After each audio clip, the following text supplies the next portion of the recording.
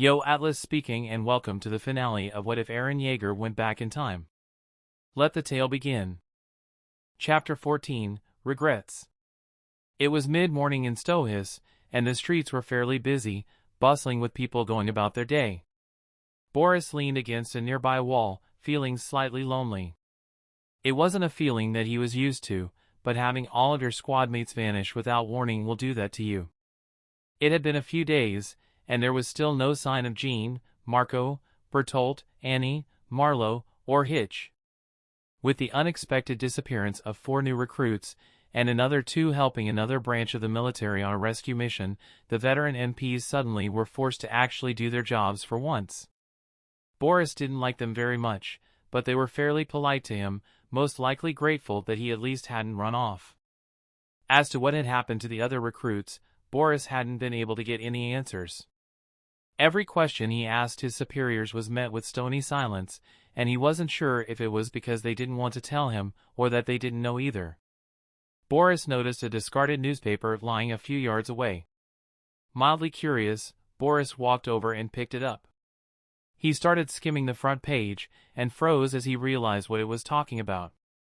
Yesterday morning, residents in the southwest region of Walrose were woken up by a strange and alarming sight. The colossal titan had reappeared, just a little distance away from the abandoned Utgard castle. Boris's eyes widened. The colossal titan appeared again? The Survey Corps had been conducting a practice run for their next mission outside the walls when several of the newer squads were ambushed by the colossal titan. Fortunately, several veteran squads showed up shortly thereafter and were able to fight the colossal titan off. However, the titan once again disappeared, and there were a few casualties. Well, that's good news, I suppose, but it sounds pretty vague. This was the story given by the Survey Corps, but some believe they may be hiding something, as witnesses from nearby villages stated that they had seen several flashes of light occur around the colossal titan, and the Survey Corps didn't offer any insight or explanation for them. Boris frowned. So, there's something more going on. But what is it? The Survey Corps were looking for Jean, Marco, and the others. I wonder, did they get caught up in it? It did mention that there were few casualties. Boris looked around, and noticed several other people throughout the street holding the newspaper, many of them talking amongst themselves nervously about the news. Boris sighed.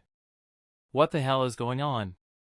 Reiner's eyes shot open, and he noticed at once that something was different. After being captured, Reiner had swiftly lost track of time. He figured it must have been a few weeks, but he had no way of verifying that, and the isolation, coupled with his complete powerlessness, were really starting to get to him. After their initial interrogation, Erwin and the others had left him all alone, apart from a few guards who kept watch over him. The guards were relentless, and they had taken no chances.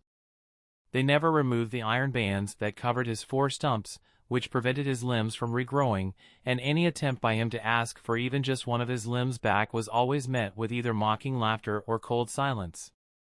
As a result, Reiner wasn't able to anything. He had to be spoon-fed, which he found humiliating, but learned to just accept it, as his attempts to refuse food had led to several beatings. They occasionally dumped a bucket of cold water over him, which was the closest he got to bathing, and he couldn't even relieve himself with dignity anymore, as they refused to let him out of the cell, and had simply dug a small hole underneath him where he could relieve bodily waste. On the whole, Reiner was scared, tired, and miserable. Part of him was angry that he'd given the island devils any information during those few moments of weakness, but his attempts at righteous anger always faded when he remembered Eren's face. And he slowly had come to realize just how thoroughly he had been defeated. Eren had known, possibly for years, that he was the one who was responsible for his mother's death. And yet he had betrayed no sign of anger, no sign of hatred, no sign of seeking revenge. Instead, he'd simply bided his time, waiting for the right moment to strike. Reiner knew it was over for him. All he could hope for was that the others, Annie and Bertolt, were okay. And so his thoughts had rotated between his friends, his enemies, and back to his friends again, round and round, never really going anywhere, the patterns of his thoughts soon as stale as the patterns on the walls that surrounded him on all sides. But today, something was different. He could tell at once that he was in a different location, as at first he couldn't see any walls, and the light was very, very dim. Reiner swallowed nervously. Where am I? His voice was hoarse from lack of use. A moment later, Erwin stepped out of the shadows and stood in front of the defeated warrior. Erwin looked down at Reiner, his expression solemn. This is the basement of one of our older strongholds. Even if you transformed, you wouldn't be able to escape. Although I doubt you can transform in your current condition. Reiner eyed him apprehensively. What do you want? It was then that he realized they were not alone. The chamber they were in was quite large, and along the back wall on the far side Reiner could see several people lined up, watching him. He didn't recognize all of them, but one face stood out among them all. Reiner whispered. Eren. Erwin grimaced. It may please you to hear that your comrades, Annie and Bertolt, got away. We were unable to capture them, and they fled into the territory of Wall Maria. Reiner's eyes widened. They're safe. Erwin nodded curtly. For now. His expression became grave. Reiner Braun. You are guilty of crimes against humanity, and of crimes against the people of the walls. Your actions have led to the deaths of hundreds of thousands, and the suffering of hundreds of thousands more. For this, you will atone, in the only way possible. Erwin pulled a small case out of his pocket and opened it up, revealing it to contain a syringe. Reiner eyed it warily. What is that? Erwin answered. This contains some of Eren's spinal fluid. When injected into an Eldian, it will turn them into a Titan. We have already selected the person who will inherit your Titan. Reiner heard several footsteps echoing throughout the chamber, and as he looked back to see who was walking forward, his jaw dropped. Krista? What dash? Why she was chosen is none of your concern. Erwin interjected.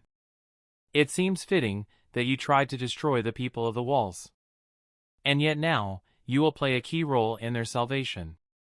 Reiner fell silent, his eyes wide, beads of sweat dripping down what was left of his body, trying to contain the terror he suddenly felt now that he knew their plans for him. During the weeks he'd been imprisoned, he had figured they were hoping to get more information out of him at some point, and he'd been mentally preparing himself to stay silent and not give in to their manipulations again. Only now did he realize that the only reason they'd kept him alive this long was so they could pass on his power. Erwin looked down at him. Do you have any last words? It took Reiner a minute to find his voice. No. Erwin turned around. Very well. Erwin began to walk toward the back of the room, while Krista walked forward to take his place. As they passed each other, Erwin handed the syringe to Krista. Her face looked fearless, though her hands were shaking slightly. As she stepped in front of him, Reiner noticed that she had tears in her eyes. She looked at him sadly. I'm sorry, Reiner. And after only a brief moment of hesitation, she injected herself with the syringe. Reiner winced at the explosion of light, but tried to remain calm. There was nothing he could do, but at least his friends were safe. He had to think about that. Don't think about anything else, don't think about anything else. As the light faded, Reiner could see that Krista had turned into a 7-meter Titan. Its body was painfully thin, but its face was adorned by the same ghoulish grin that most Titans had. It slowly lumbered forward. Don't think, don't think, don't think. But as the Titan opened its mouth, Reiner's calm facade broke, and he began to scream. No! Please stop! Oh God! Stay away! No! Please! Save me! Annie! Bertolt! But his cries did no good, and the Titan's jaws came down and bit off his upper torso, swallowing his upper half first. He was dead. He knew it. And yet his brain hadn't run out of oxygen just yet, so for a few seconds he was still aware of himself inside the stomach of a Titan. His last thoughts were of regret. I'm sorry. I'm so sorry.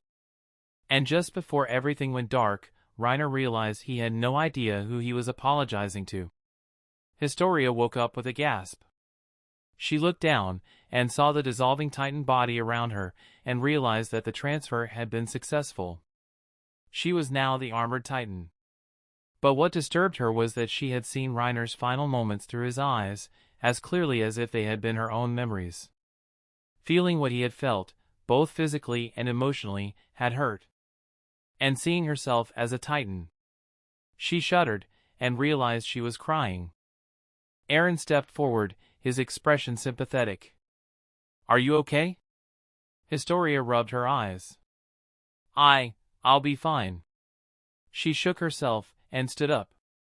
Erwin looked back and forth between Eren and Historia. "Now, we have work to do." Wind whistled through the abandoned district of Shiganshina. The houses showed signs of wear and tear from years of neglect, but most of them were still standing. One, however, was not, for it had been completely demolished by the Titan lying on top of its remains. The female Titan lay there for several moments, motionless. The left side of its face had partly caved in, and its lower jaw was completely gone. A few minutes later, someone ran toward the immobile Titan as fast as they could, their expression anxious. "Annie!" Bertolt cried. The female Titan didn't respond. More worried now, Bertolt continued to run toward her. Before long he was standing near the nape, and he gently pulled Annie out. She was only semi-conscious, a few strands of flesh still attached to her Titan. Bertolt gently pulled them off. A thunderous footstep punctuated the air, and Bertolt turned around, Annie still in his arms. The beast Titan looked down on them. "I won. Which means rescuing Reiner will come later. Retrieving the coordinate is our priority, as it should be." Bertolt scowled angrily, but said nothing. 1 week ago. Niles entered the conference room and saw that Erwin, Pixis, and Zeke had already arrived. He frowned. He had known that there wouldn't be very many people at the meeting, but he didn't think there were only going to be 4 of them there. Niles took his seat, looking at Erwin uncertainly. Zeke cleared his throat. "So let's get down to business. Erwin, you're the one who requested this meeting, but you never specified the purpose of this meeting." Erwin nodded. "Yes. I wanted to be as discreet as possible, given the sensitive nature of what we'll be discussing." Pixis stroked his mustache. "And that would be the future of the people of the walls," Erwin stated. Without warning, someone who had been hiding in one of the room's corners stepped forward. Erwin gestured at him. "I'd like you to meet one of the Survey Corps' newest recruits. This is Eren Yeager. You may also know him as the Rogue Titan." The other 3 commanders were startled by this revelation. Niles gasped. "What?" Eren brought out a knife and dragged it across his palm. A small cut appeared, but within seconds the flesh knitted itself back together as steam rose up into the air. Pixis's eyes widened. "Steam. Just like a Titan," Niles concluded. Zeke looked at Erwin seriously. "Explain." Erwin nodded.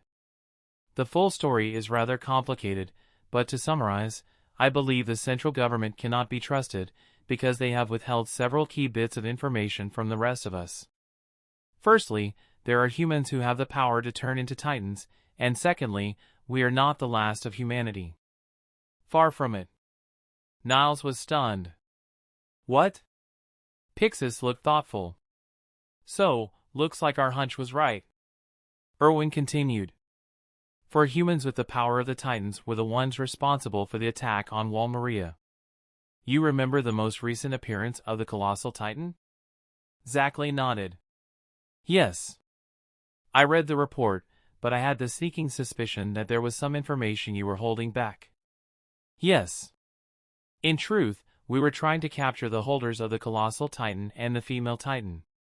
We ultimately failed, but we did manage to drive them off." "Wait a minute." Niles interjected. "What do you mean we're not the last of humanity?"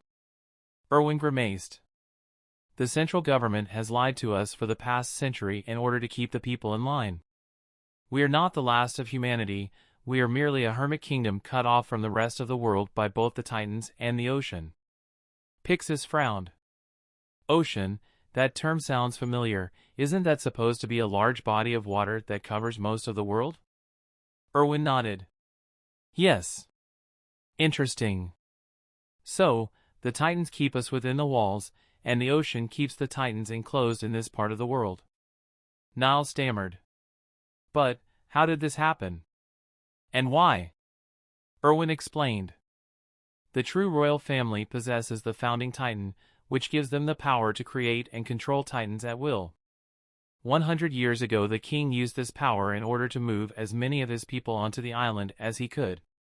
He then constructed the 3 great walls, each of which is comprised of hundreds of thousands of colossal Titans. Pixis froze. What?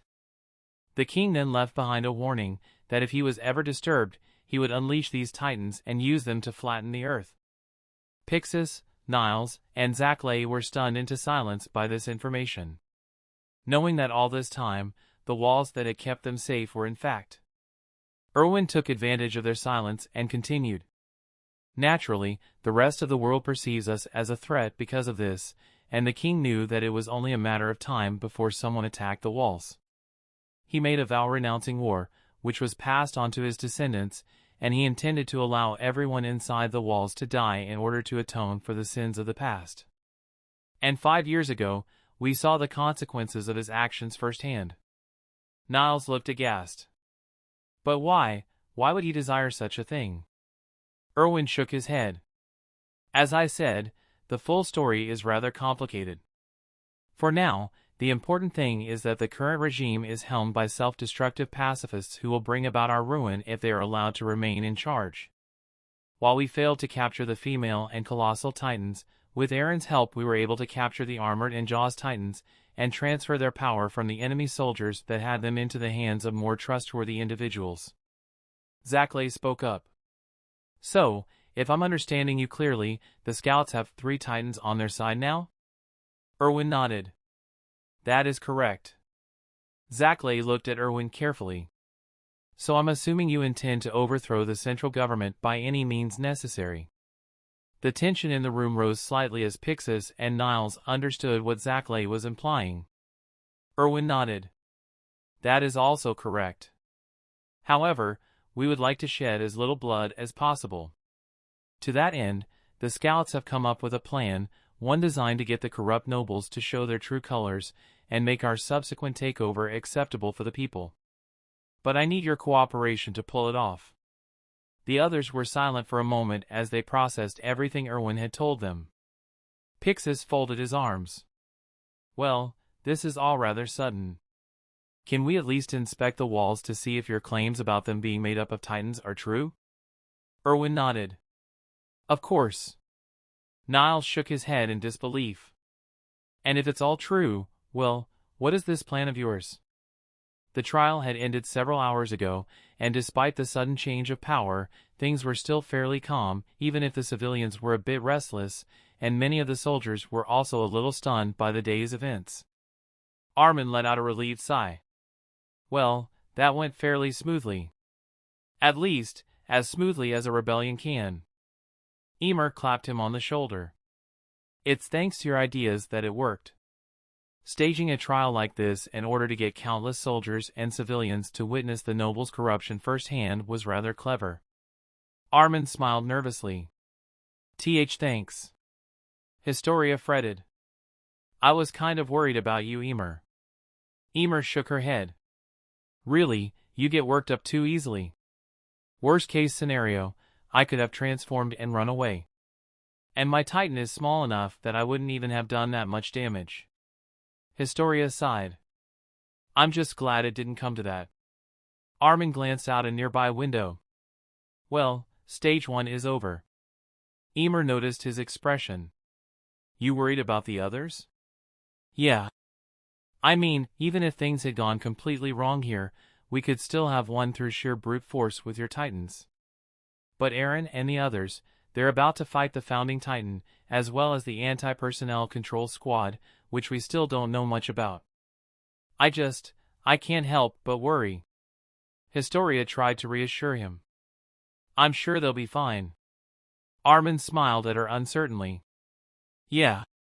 He glanced back out at the window. It's probably happening right now. Mikasa handed Eren another pair of blades. Here, Eren, that should be enough.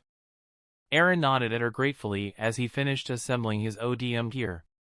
The scouts were preparing to attack the chamber beneath the rice chapel, and all around the edges of the rice estate they were bustling with activity. Eren had told them about the anti-personnel control squad, and as such he was fairly confident that they would be able to defeat the enemy with ease, since the scouts would be going all out for this operation. The newer recruits such as Sasha and Connie would remain at the perimeter of the estate in order to prevent anyone from entering or leaving. Meanwhile, several veteran squads would lead the attack. As Eren glanced around, he felt a slight jolt as he recognized the various faces of people who, at one time, had been dead. There was of course the Levi squad, with Petra, Aluo, ELD, and Gunther getting ready nearby. He knew the images of their mangled corpses in the forest of giant trees would never stop haunting him, but seeing them alive and well again did much to put his mind at ease. Then there were others such as Mike, Jelgar, Lin, Henning, and Nanaba. He hadn't seen their deaths the first time around, but had gotten to know them a little bit, and hoped that they would not have to die again, seeing how they had been unknowingly granted a second lease on life. He recognized a few other scout members, such as KG, Nifa, and Thomas, but many of them he did not. He glanced back at Mikasa, as well as Dina and Luke, who were a part of his squad. They all looked up as Levi approached. Levi looked at them carefully. Looks like you're all ready. Good. All right, remember the plan. The veteran squads will engage the enemy squads head-on. Since their specialty is guns, we'll use the gunpowder, flares, and smoke bombs to obscure the visibility of the chamber, then move in for the kill. Levi looked at Mikasa, Dina, and Luke. Your job is to keep Eren safe. Meanwhile, Eren will move on ahead and try to find Rod Rice. Now, things may get chaotic, but our goal is simple. Eren must find and kill Rod Rice. That's our primary objective. Levi glanced at Eren. To that end, Eren, do not transform until you find him, no matter what happens. We'll need the element of surprise in order to ensure nothing goes wrong. Understood? Eren nodded. Yes. Levi turned around. Right. Now, let's move out. A moment later, the scouts broke into the chapel, and then broke down the door leading to the underground chamber. Trauda and the other members of the anti-personnel control squad looked up as they heard the crash.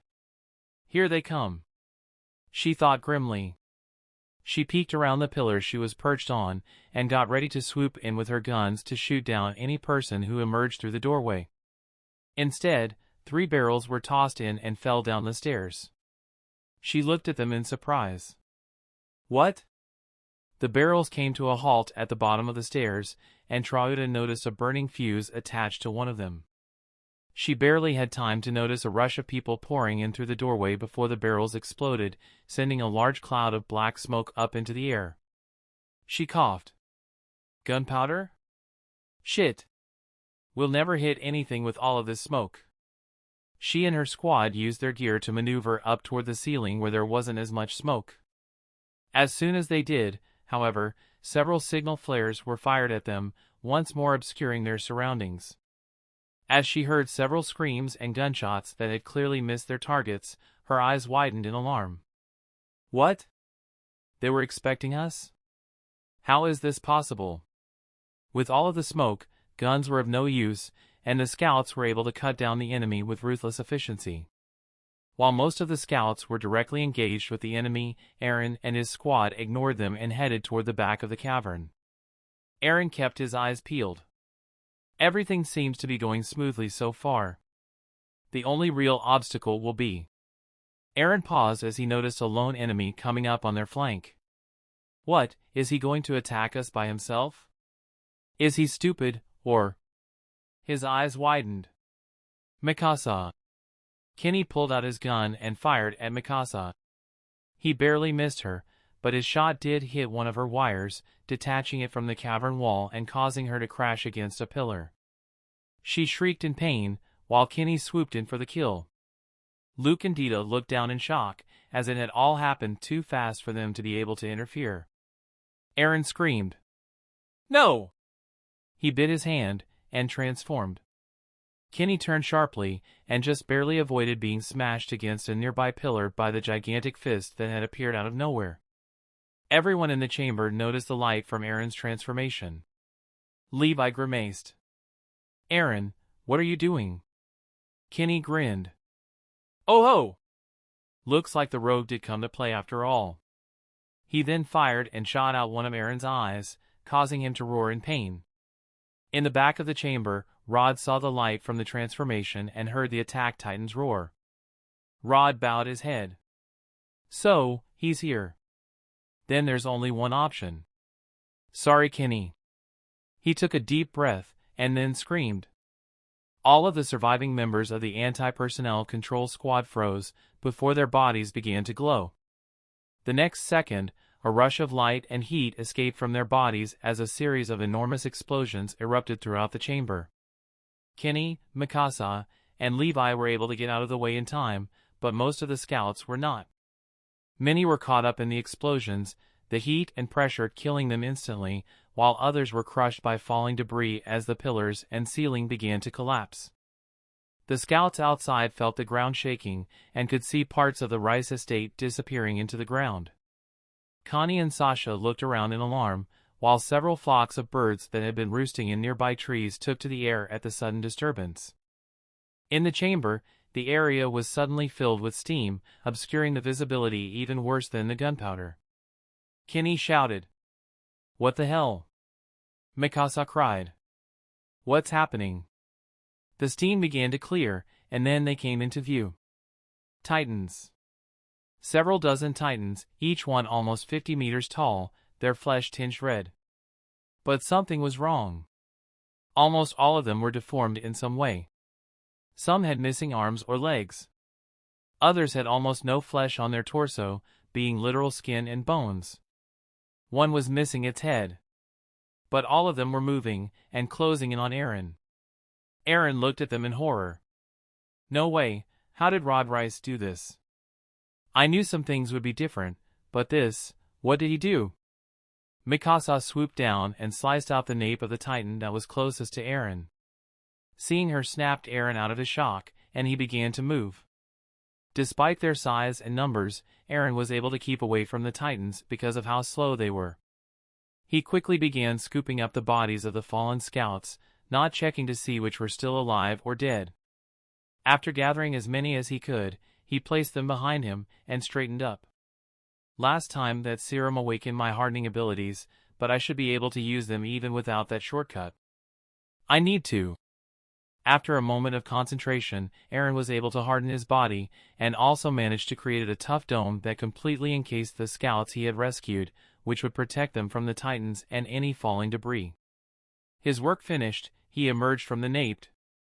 Mikasa looked at his hardened titan in shock. "How did you do that?" Eren pulled out his blades. "I'll explain later. Right now we need to help Captain Levi take care of these titans." Near the back, Rod looked down at the syringe in his hand, which was mostly empty but still had some liquid in it. He sighed. "It will all be over soon." And then, "Rod!" Rod looked up and was shocked to see Kenny zooming into the chamber. Rod's eyes widened. "Kenny!" Kenny tackled Rod, sending him crashing to the ground, and stabbed him in the leg. "Ay." Kenny snarled. "What the fuck did you do?" "My squad all turned into titans. I was nearly roasted alive." "Explain, you bastard." Rod gasped. I mixed my blood with the titan serum and put it in the refined wine." Kenny froze. "What?" Rod coughed. "From what I read, doing so would allow a member of the royal family related to the titan from whom the titan serum came from to turn those who have ingested the serum into titans." Kenny frowned. "But I drank the wine and nothing happened." "Don't tell me." Rod glanced away. I'm sorry. I don't know much about the Ackerman family line, but I do know that they can't be turned into Titans or inherit the power of the Titans. Kenny's face curled into a snarl again. You bastard. You knew this whole time what I was after, and you knew I would never be able to get it. You were just leading me on. I'm so AAA. And what the hell were you even playing at, turning them all into Titans? Rod took a deep breath. Well, I assume it did a lot of damage to the scouts, correct? Kenny hesitated. Yes. Rod spoke softly. I only plan to do it if the Rogue Titan turned up. I'm all but certain the Rogue Titan is the same one that stole the Titan power from Frida 5 years ago. If suddenly cornered by a horde of powerful Titans, I'm sure the Rogue would be eaten. Then, the person who ate him would turn back into human, only to be eaten by another Titan. And the process would repeat until there was only one person left. Rod held up the syringe. And I then plan to use this to turn myself into a Titan and reclaim the power that belongs to our family. Kenny scowled.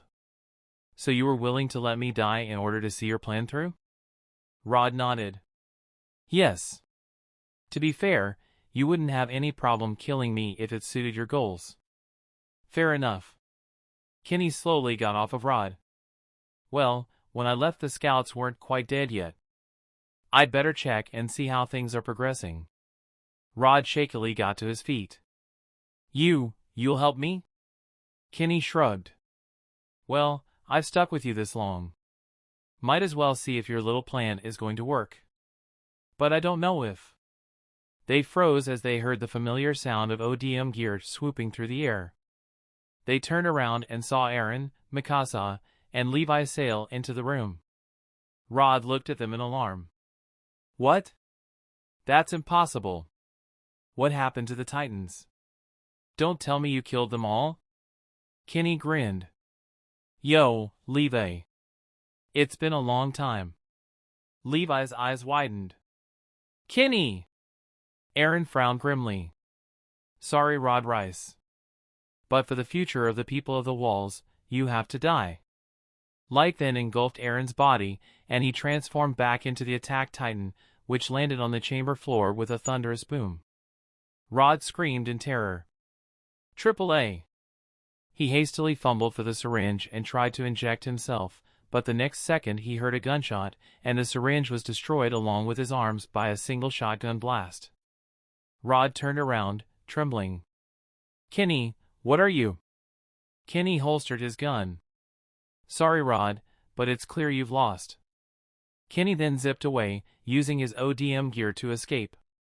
Levi considered giving chase, but ultimately decided against it. Kenny, what were you doing here? Eren then grabbed Rod and swallowed him whole. A moment later, Eren hardened his Titan again, this time creating an intricate web of crystals to prevent the ceiling above them from collapsing. Levi looked at the crystals in astonishment. Since when could he do that? The battle was over. They had won. And yet Levi couldn't help but feel uneasy and unsatisfied. After retrieving all the scouts that Eren had placed under the crystal dome, they found that most of them were deceased. Of the several dozen veteran scouts that had been a part of the attack, the only survivors apart from himself, Eren, and Mikasa were Petra, Eld, Mike, Jelgar, Nanaba, and Nifa.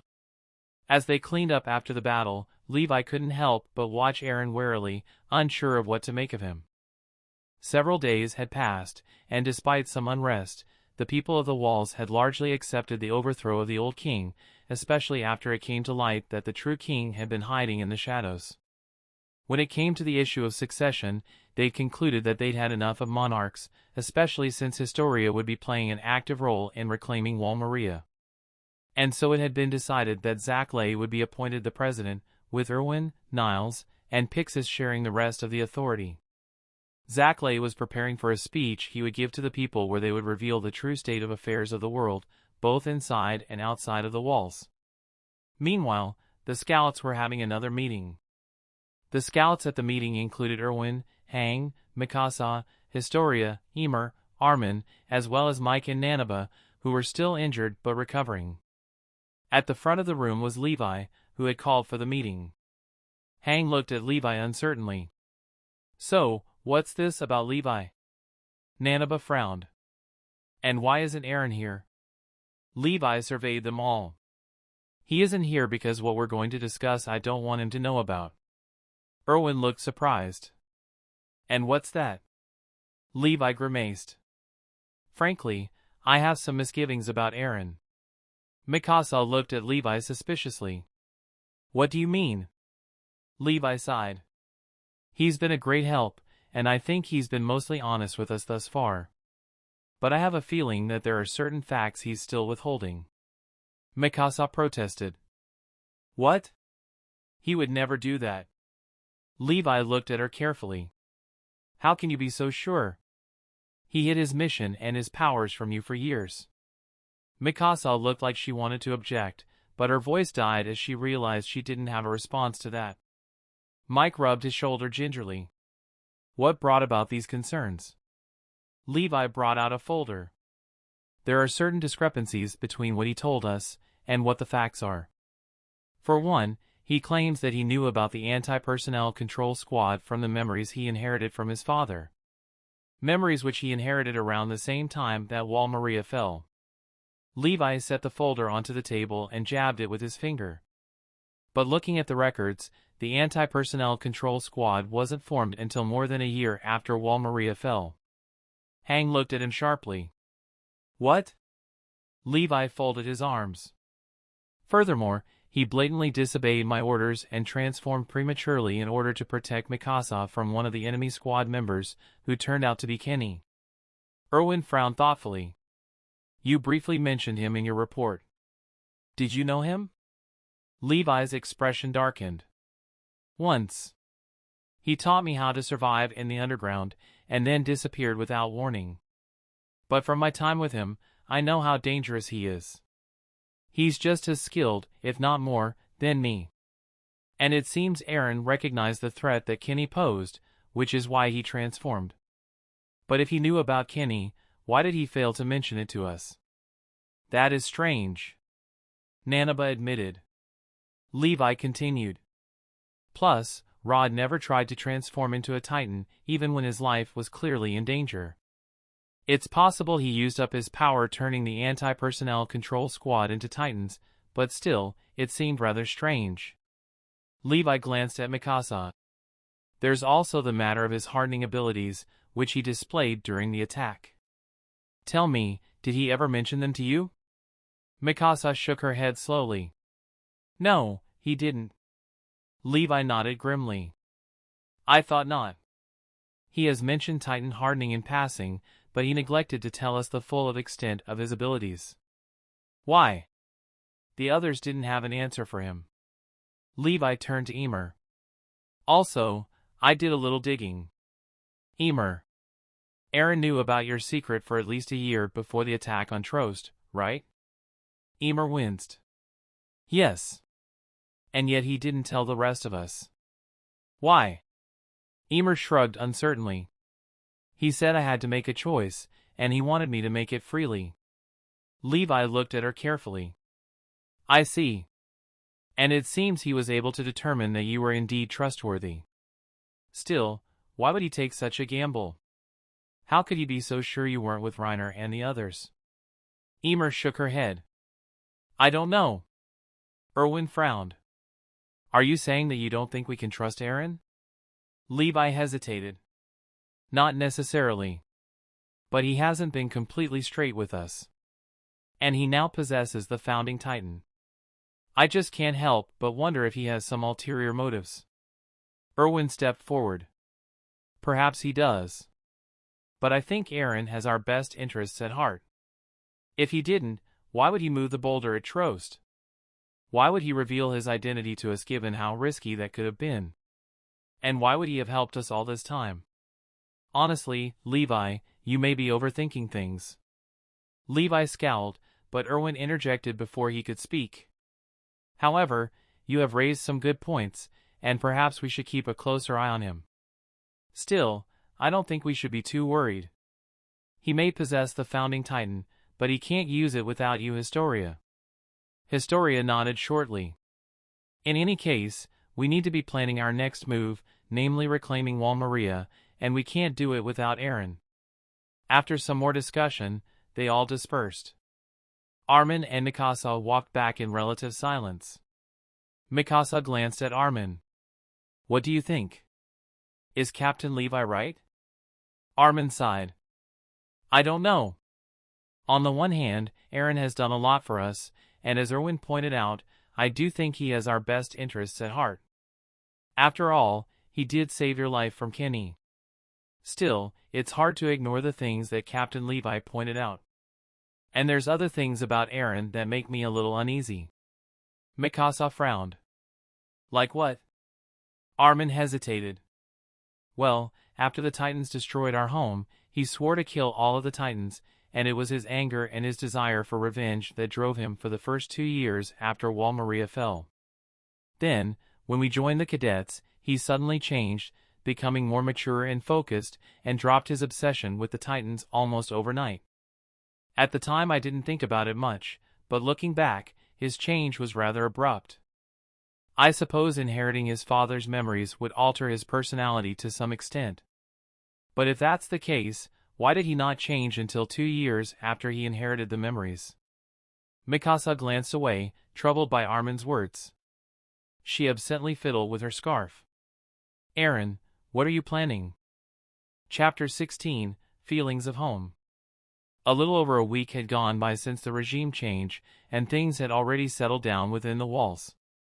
For most of the people, the king was only a nebulous entity that they didn't interact with directly, so him being removed from power and replaced didn't concern them as much so long as their daily lives remained unaffected. But while their daily lives were unaltered by the coup, their perspective of the world was beginning to shift in response to things that the new government had revealed about the world. Secrets long kept were suddenly out in the open, such as the true nature of the Titans, and the fate of humanity outside of the walls, and it would take time to adjust to these revelations. In Stohis, 4 young MPs were once again on patrol. 3 of them had witnessed some of the more dramatic events of the past few weeks, and were filling in their friend who had missed all of the excitement. Boris frowned thoughtfully. Damn.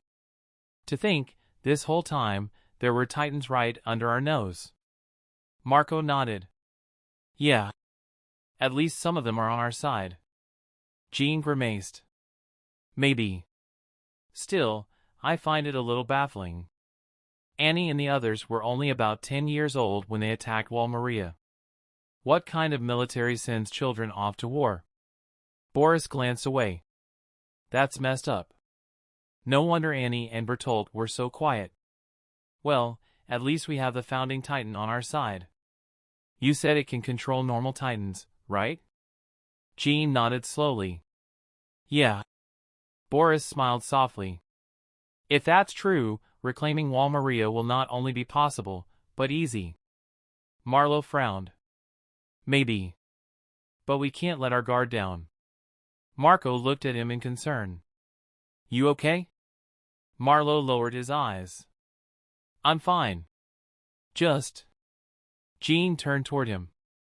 Still thinking about Hitch? Marlowe hesitated. Yeah. Jean shook his head. What happened wasn't your fault. Marlowe winced. I know, but it's hard. Jean looked up at the sky grimly. Yeah. It used to be simple. Titans were bad, humans were good. Now, though. Hey!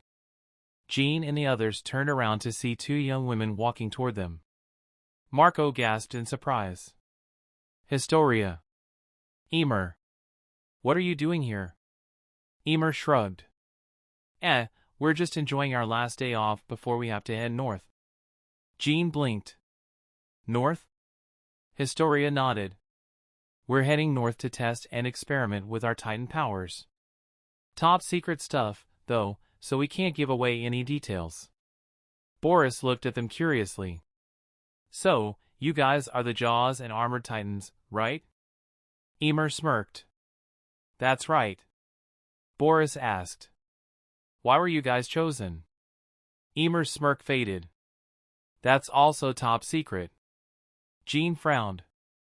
He knew from what they had said that Ymir hadn't really been chosen as the Jaws Titan, as it was pure chance that the power had ended up in her hands.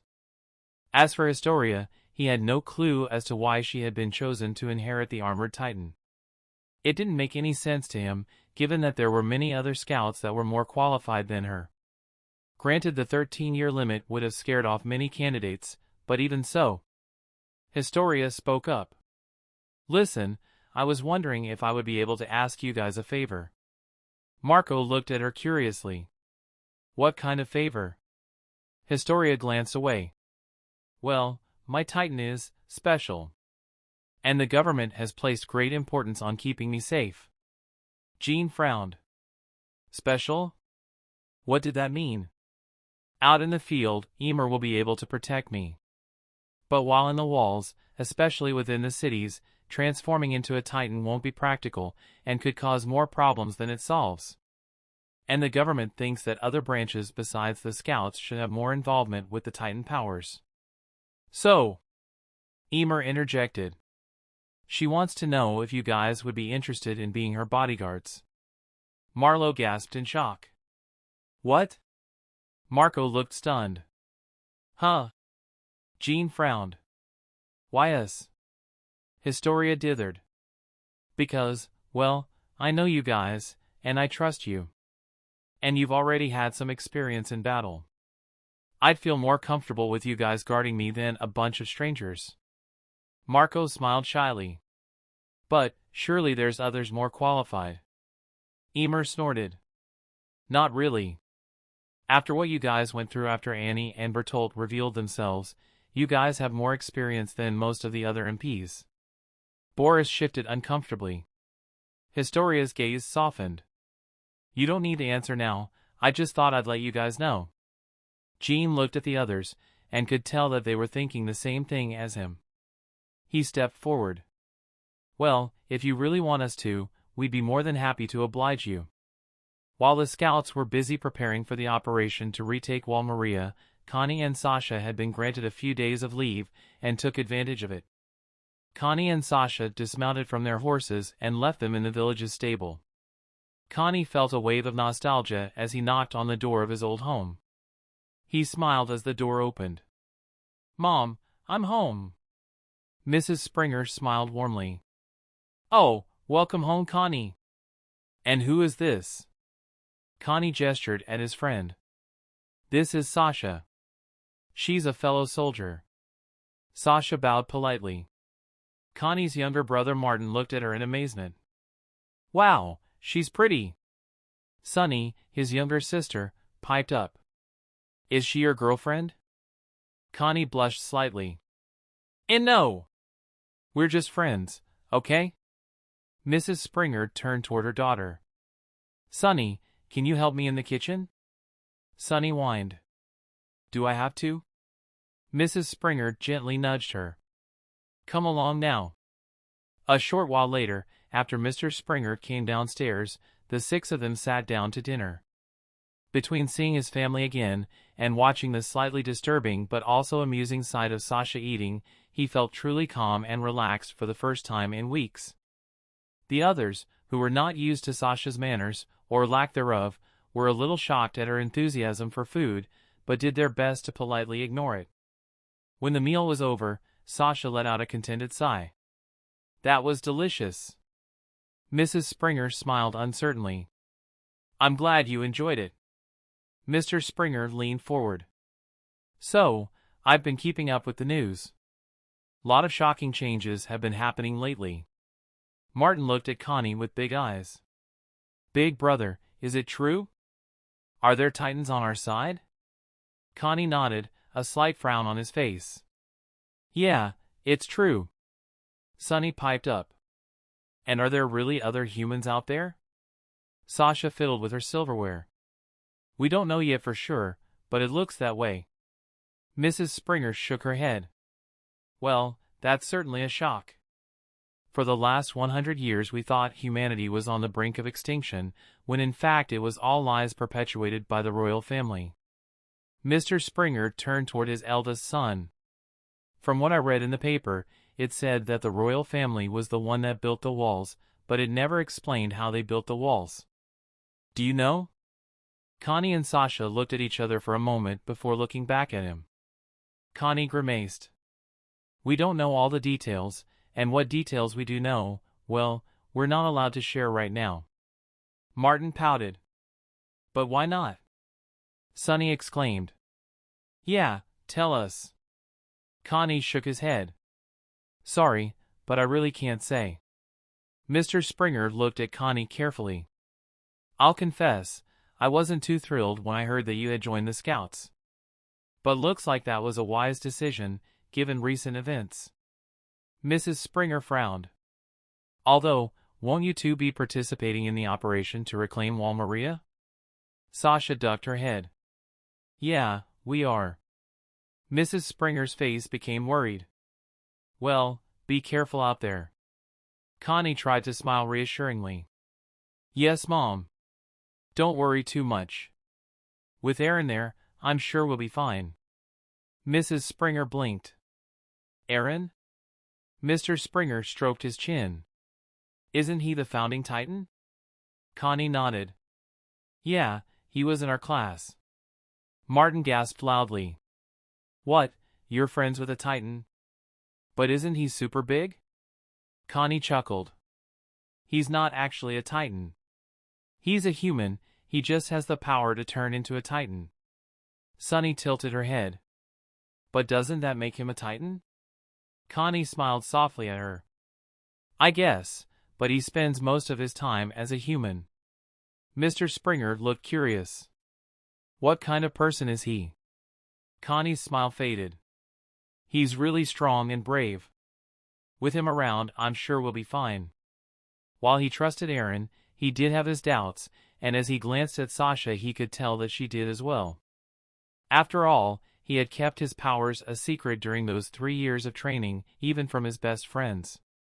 But he kept his doubts to himself, as he didn't want his family to worry. As the conversation moved on to less serious topics, Connie did his best to enjoy the moment. He knew that he and Sasha would soon be facing a world even bigger and more dangerous than he could have ever imagined. But for now, things were going well, and he was here with his family, who were safe and happy. Life was good, and he would try to enjoy it for as long as it lasted. The experiments with Eren, Historia, and Ymir's Titans had been going on for about a week, and were going well. They had been conducting the experiments near Utopia District, with most of them taking place within the walls, while a few had taken place just outside of them. Erwin had chosen Utopia District because it was the northernmost area of the walls, and was the least likely to be watched by the enemy shifters, and so they would be able to keep the results of the experiments a secret. There was one day where Hang had decided to focus more on Ymir and Historia's Titans, and so Eren was allowed to take the day off. Eren had chosen to spend his day off visiting the scouts that had been injured during the attack on the Rice estate, which included the 2 surviving members of the Levi squad, Petra and ELD. Armin and Mikasa had accompanied him, and while on the surface the 3 were getting along just like they always had, underneath Armin and Mikasa both felt unsure about Eren. When they arrived, Eren made his way through the hospital and first stopped by Petra's room. She was lying down on a bed, her arm in a sling. While she was recovering well, her injuries would take time to heal, and so she would not be able to participate in the operation to reclaim Wall Maria. Petra looked up as she saw that she had visitors. Oh! Hello, Eren. Eren looked at her anxiously. Hey! How are you feeling? Petra shrugged. Still sore, but getting better. Eren knelt down next to her and took her uninjured hand in his. I'm so sorry. Petra blinked. About what? Eren seemed unable to make eye contact with her. Gunther and Aluo. It's my fault that they. Petra shook her head. Oh, Eren, it wasn't your fault. None of us knew exactly what was waiting for us down there. Eren grimaced. But it was my responsibility. They shouldn't have died again. They deserved a chance at living a good long life. I can't let anyone else die because of me. Petra leaned back, touched by his concern. Eren. As Eren sat next to Petra, Mikasa and Armin's minds were buzzing. Mikasa felt uneasy. She had thought that she knew Eren and understood him perfectly. That idea had been shaken after learning about all the things he had been keeping secret from her, and it had been further shaken after Captain Levi and Armin had told her about the discrepancies and contradictions in Eren's story. She still loved him and would follow him into hell itself if he asked her to. But she wished she knew what was going on in his head, because now she had no idea, and not knowing frightened her. While Eren apologized to Petra, Mikasa frowned. Why does he think it's his fault? Could it really be? Meanwhile, Armin's thoughts were more focused, and he stiffened as he noticed something odd that Petra and Mikasa seemed to have overlooked. What did he mean by died again? It was the night before the operation to retake Wall Maria, and Armin and Mikasa were leaning against the wall near the inner gate of Trost. The sun was close to setting, and it wouldn't be long before it was obscured by the walls. They looked up as a member of the garrison approached them. He raised a hand in greeting. "Hey! It's been a while." Armin gasped. "Mr. Hannes. It's good to see you again." Hannes glanced at their uniforms. "So, you guys joined the scouts?" Armin nodded. "Yeah." Hannes looked around. "Where's Eren, by the way?" Armin shook his head. "I'm not sure." "Not here." Hannes frowned thoughtfully. "So, he's a Titan." "Still having a hard time wrapping my head around it. I read in the papers that he got his powers from his old man." "Is that true?" Armin nodded reluctantly. "Yeah, it's true." Hannes put his hands on his hips. "Damn. I always thought Grisha was hiding something, but I would never have guessed that he came from outside the walls." Armin shrugged, and he and Mikasa remained fairly quiet. Hannes looked at them uncertainly. "What's the matter? You two look kind of down." Armin dithered. "Well, it's just, Eren never told us about his powers or his mission. During those 3 years of training he kept it all to himself. The first person he told the truth was Commander Erwin. Not us." Mikasa fiddled with her scarf. "I know he still cares about us. He's saved our lives multiple times. But..." Armin sighed. "He's kept so much of himself hidden, and now, he's almost a stranger. I thought I understood him, but now, I don't know anymore." Hannes smiled. "Maybe you don't understand him. But maybe that's okay." Armin and Mikasa looked at him in surprise. Hannes looked up at the sky. "As long as I've known him he's always run off and done his own thing. It's gotten him into plenty of trouble. A lot of the stuff he did back in the good old days was just plain dumb. But when push comes to shove, he always stood up for his friends. And he might not always do the right thing, but he always tries to do the right thing." Hannes glanced at them. "He may not have told you everything, but he's been there for you guys. And I'm sure that when he's ready to talk, you'll be there for him." Mikasa smiled softly. "Yes. Thank you, Hannes." Armin looked at the sky thoughtfully. His doubts weren't gone, but he did feel slightly better than he had before. Chapter 17, Total Defeat.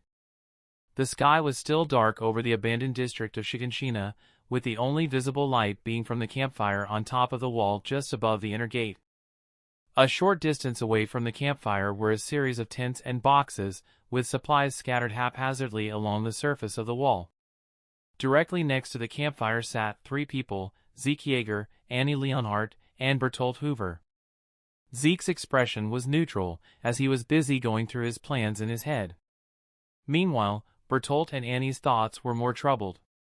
Bertolt had been having a reoccurring nightmare for the past few nights. It wasn't anything new. After their attack on Wall Maria, he'd suffered from periodic nightmares, haunted by the knowledge of what he'd done and the suffering it had caused. In the end, though, he'd always shoved these feelings aside, and tried to be like Reiner, focused solely on the mission. But these nightmares were different. They felt so much more vivid and real than normal dreams, and it took longer than usual for him to convince himself that they were just dreams once he woke up. Because in the dreams, over and over again, he kept seeing Marco being eaten alive. The young soldier had overheard their plans, and Reiner had ordered them to leave him to be devoured by a titan. He didn't want to do it, and he could tell that Annie didn't either, but as always, they had no choice.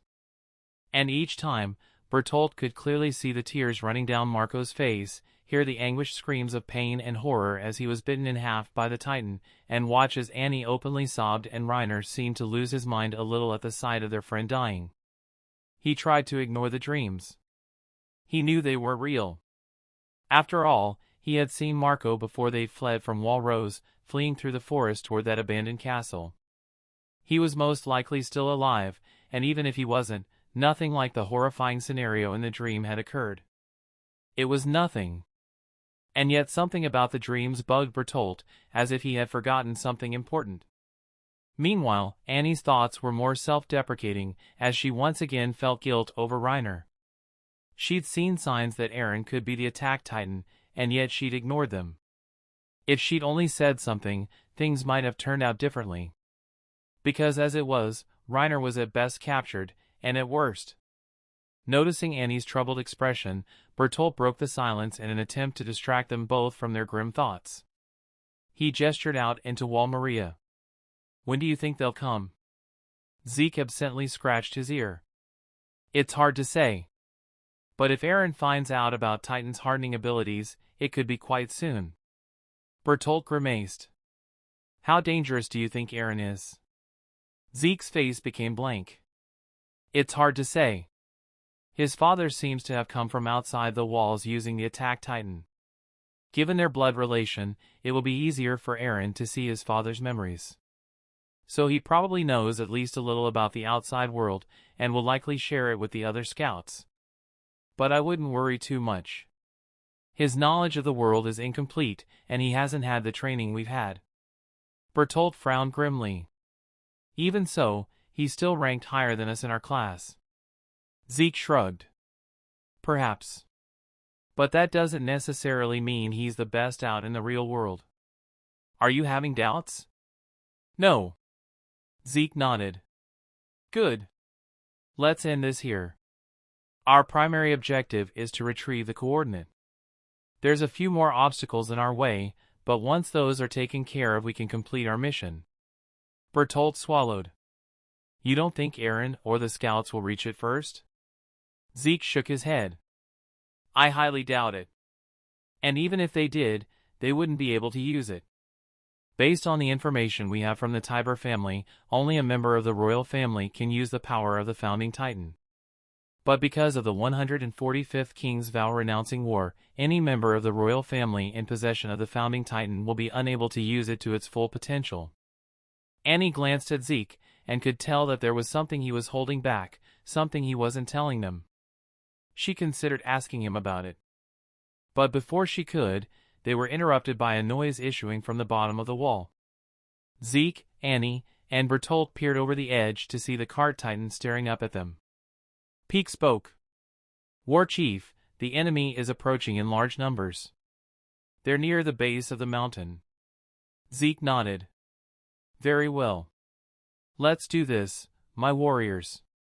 After clearing out their campsite, Zeke left with Peak, as he didn't have ODM gear, while Annie and Bertolt ran further along the wall.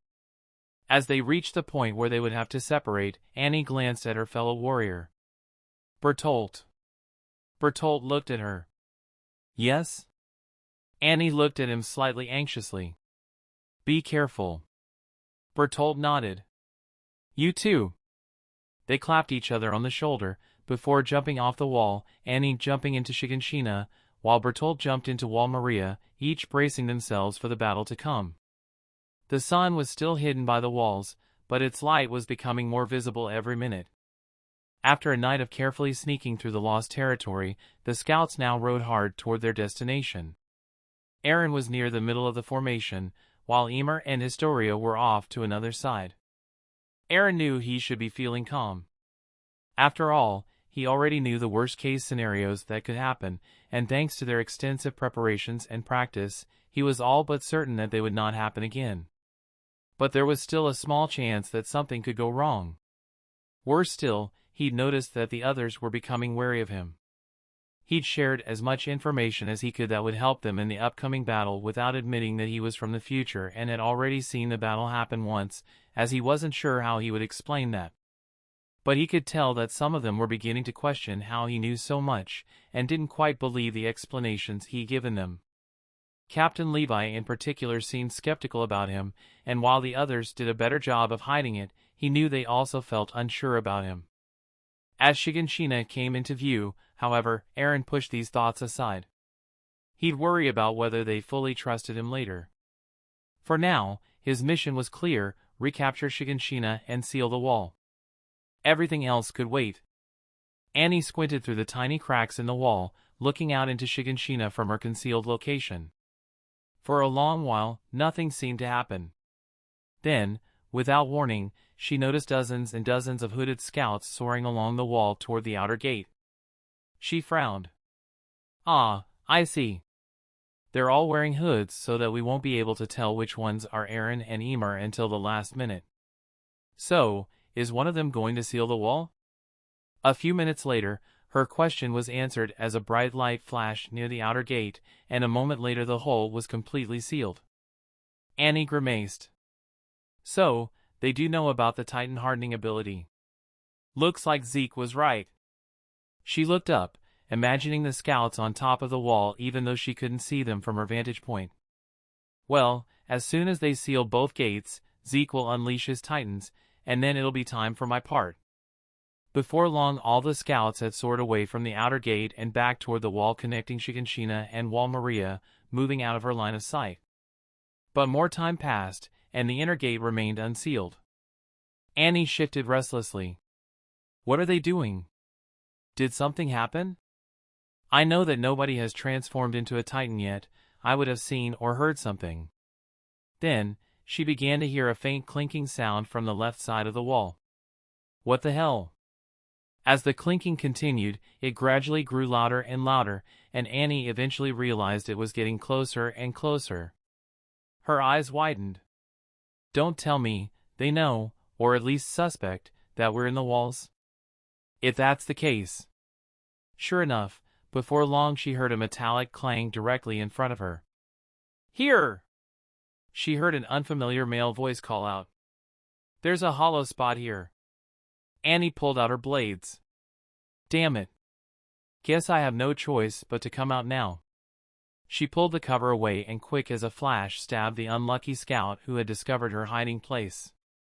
She kicked his body away before turning around, readying her ODM gear and preparing to attack any other scouts that were too close.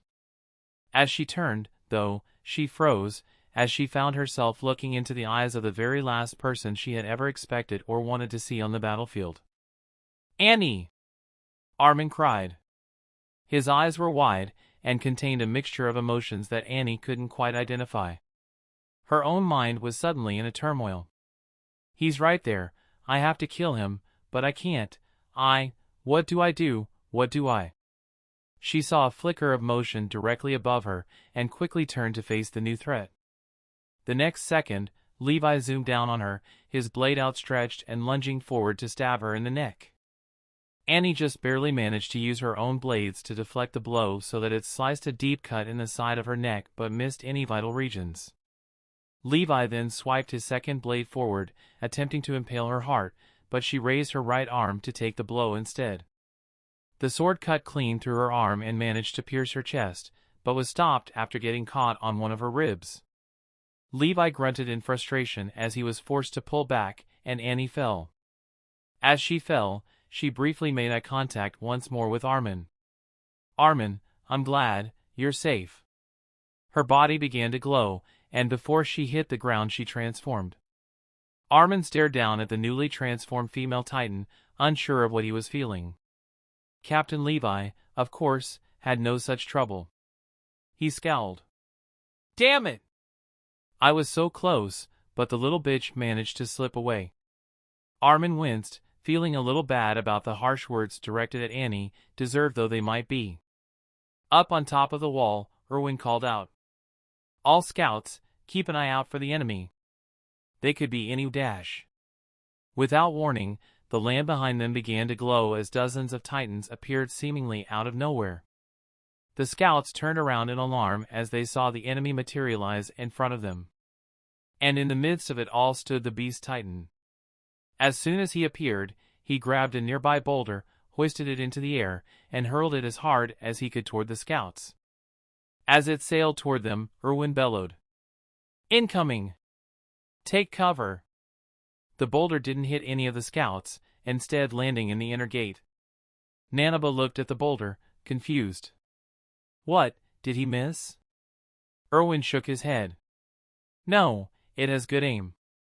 Now our horses can't get through. They're planning to cut us off and annihilate us here. Like us, they want to decide things here and now for good. Erwin grinned.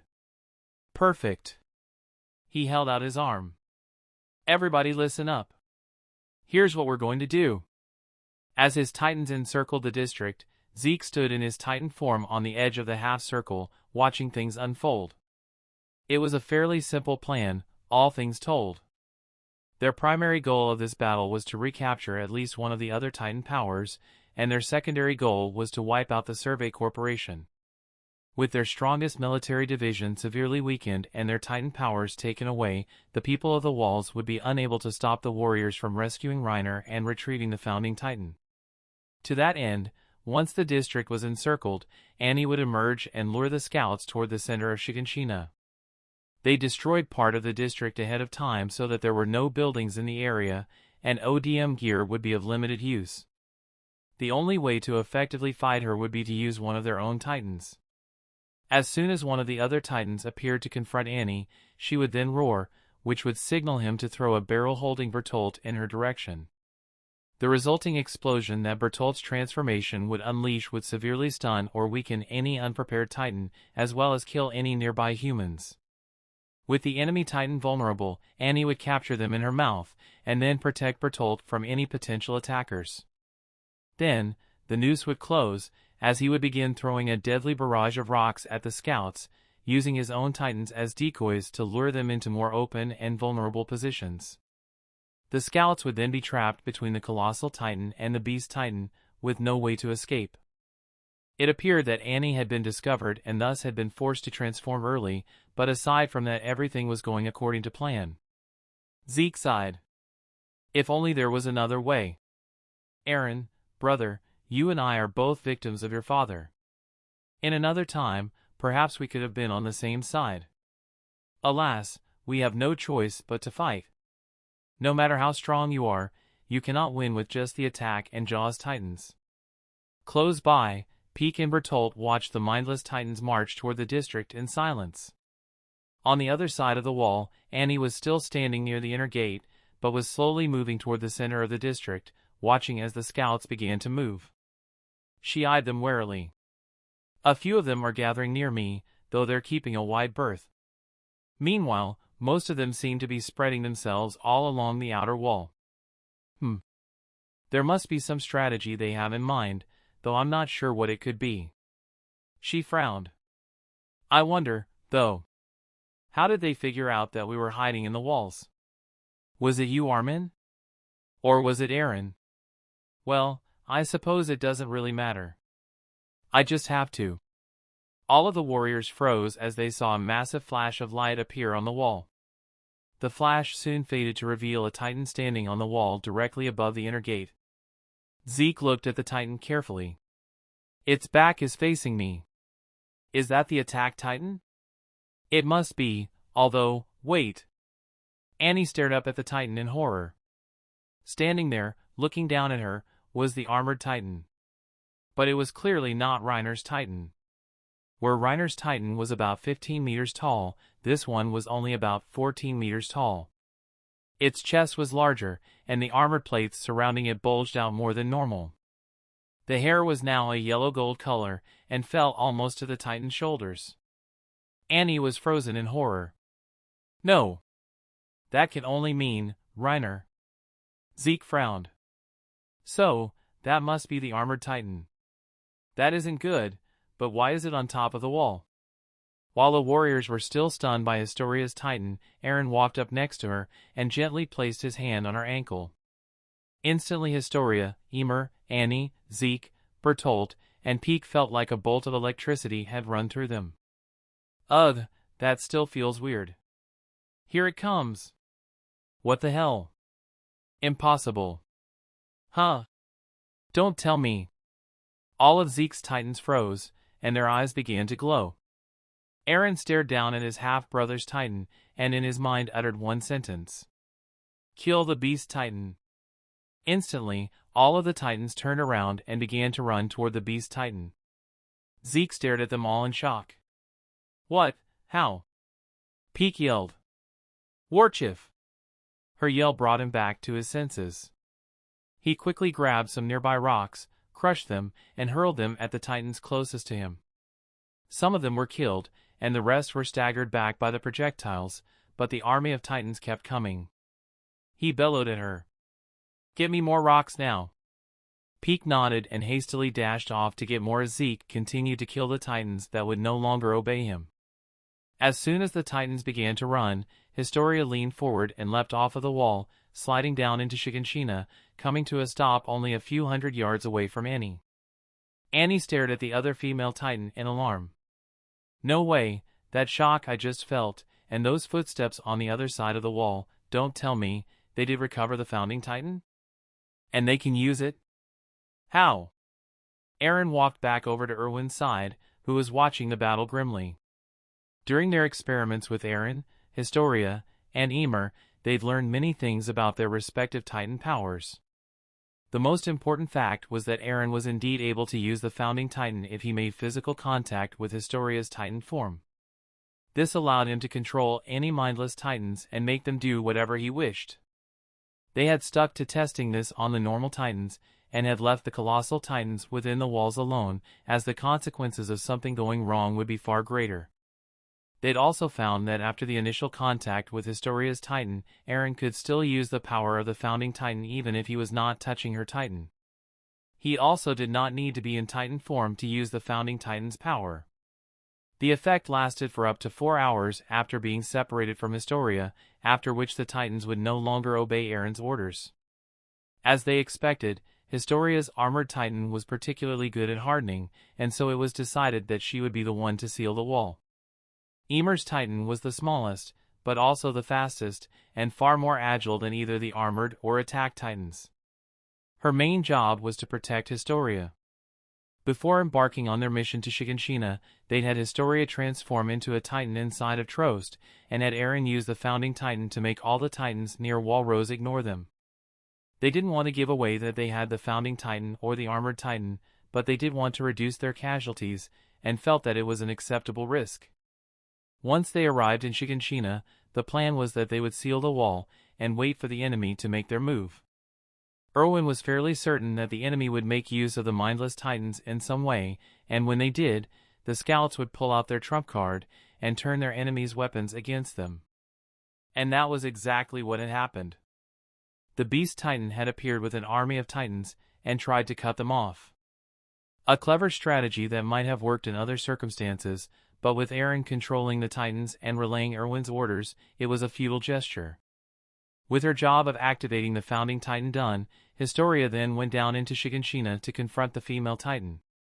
Ymir and a few other scouts were nearby in case something went wrong and Historia needed help. As for the beast titan, Erwin knew that even with the founding titan they shouldn't underestimate their enemies. Based on the information they had collected from Reiner, they knew that the beast titan had a very powerful and deadly throwing capability. With this ability at his disposal, it was possible, however unlikely, that the beast titan would be able to kill any normal titans they sent at him. So in addition to turning his titan army against him, Erwin also had several squads of scouts on horseback who would go after the beast titan. They would stay well away from the titans and appear to be heading back into the interior before circling back around and coming at the beast titan from the rear. The beast titan would then be trapped between the titans and the scouts. By this point the other enemy titans would be forced to show themselves, and from there Erwin, through Eren, could modify the normal titan's behavior accordingly depending on the situation. Erwin stared down at the beast titan. So, Zeke Yeager, what will you do under these hopeless circumstances? Within Shiganshina, Annie and Historia were battling it out. Annie was still in shock from the unbelievably bad situation they were in, and as such wasn't as focused as she should have been. Even so, she still held her ground, and Historia was having trouble finding any openings or weaknesses to exploit. On the other side of the wall, Zeke hurled barrage after barrage of rocks at the Titans sprinting toward him, but for every one that fell, another took its place, a little closer than the one before. Despite Peak's help, he knew it was only a matter of time before he was overwhelmed. He grimaced. Damn it. I guess I underestimated Father. It seems he not only somehow acquired the attack Titan, snuck into the walls, and raised a new son to brainwash, but it also appears that he stole the founding Titan, and somehow discovered the secret to unlocking its power, and passed that knowledge onto his son. He picked up some more rocks. Although, perhaps not all is lost. If I play my cards right, I may be able to take advantage of the circumstances. After all, I'm sure Eren will be as shocked as I was to discover that he has a brother. And if we could come to some sort of agreement. He glanced at Peak. Still, for all I know they might just kill me, and in that case. He hurled another barrage of stones before speaking. Peak! She looked up at him. Yes, War Chief? It's clear we've lost this battle. We cannot win under these conditions. Our only chance is to try to get as many of us out of this alive as possible. In order to do that, there is only one way. Erwin watched as the Beast and Cart Titans appeared to be having a heated discussion while trying to slow the horde of Titans descending upon them. He smirked. For too long we have been the ones in desperate, hopeless situations. It's about time the tables were turned. It's not so nice on the other side, is it, Zeke? Then, without warning, the Cart Titan collapsed to the ground. A second later, Zeke picked up one of the barrels that was on her back. Erwin frowned. What is he doing? Zeke then hurled the barrel as hard as he could, and it soared through the air. Erwin's eyes widened in shock as he realized what was happening. Soldiers! Get ready! The colossal Titan is about to come down on us from above. The scouts along the wall quickly descended down, moving to get out of the way. But the barrel flew well over their heads, and continued into Shiganshina. Erwin watched it in confusion. Huh? Did he miss? But that doesn't make any sense. Why would he? Then, a second barrel flew through the air just a little ways behind the first, this one also clearly having been hurled by Zeke. Both barrels slowly began to descend down toward the outer gate, and as they neared it, both of them exploded in a flash of light. The first barrel was obliterated in an instant by an enormous explosion, and the next second the colossal Titan was standing next to the outer gate, its hands resting on the wall, its back facing the inner gate. The second barrel exploded in a smaller but still large flash of light, and a quadrupedal Titan appeared out of nowhere. It flew through the air before landing roughly on the colossal Titan's back, where it quickly grabbed on, digging its fingers into the colossal skin in order to get a good grip. After securing itself, the Cart Titan bellowed at the top of its lungs. Annie! Retreat! Annie and all the scouts looked up in shock at the words. Hang frowned. So, they're cutting their losses and trying to escape while they still can. Ymir yelled. Request permission to transform. Granted! Hang replied.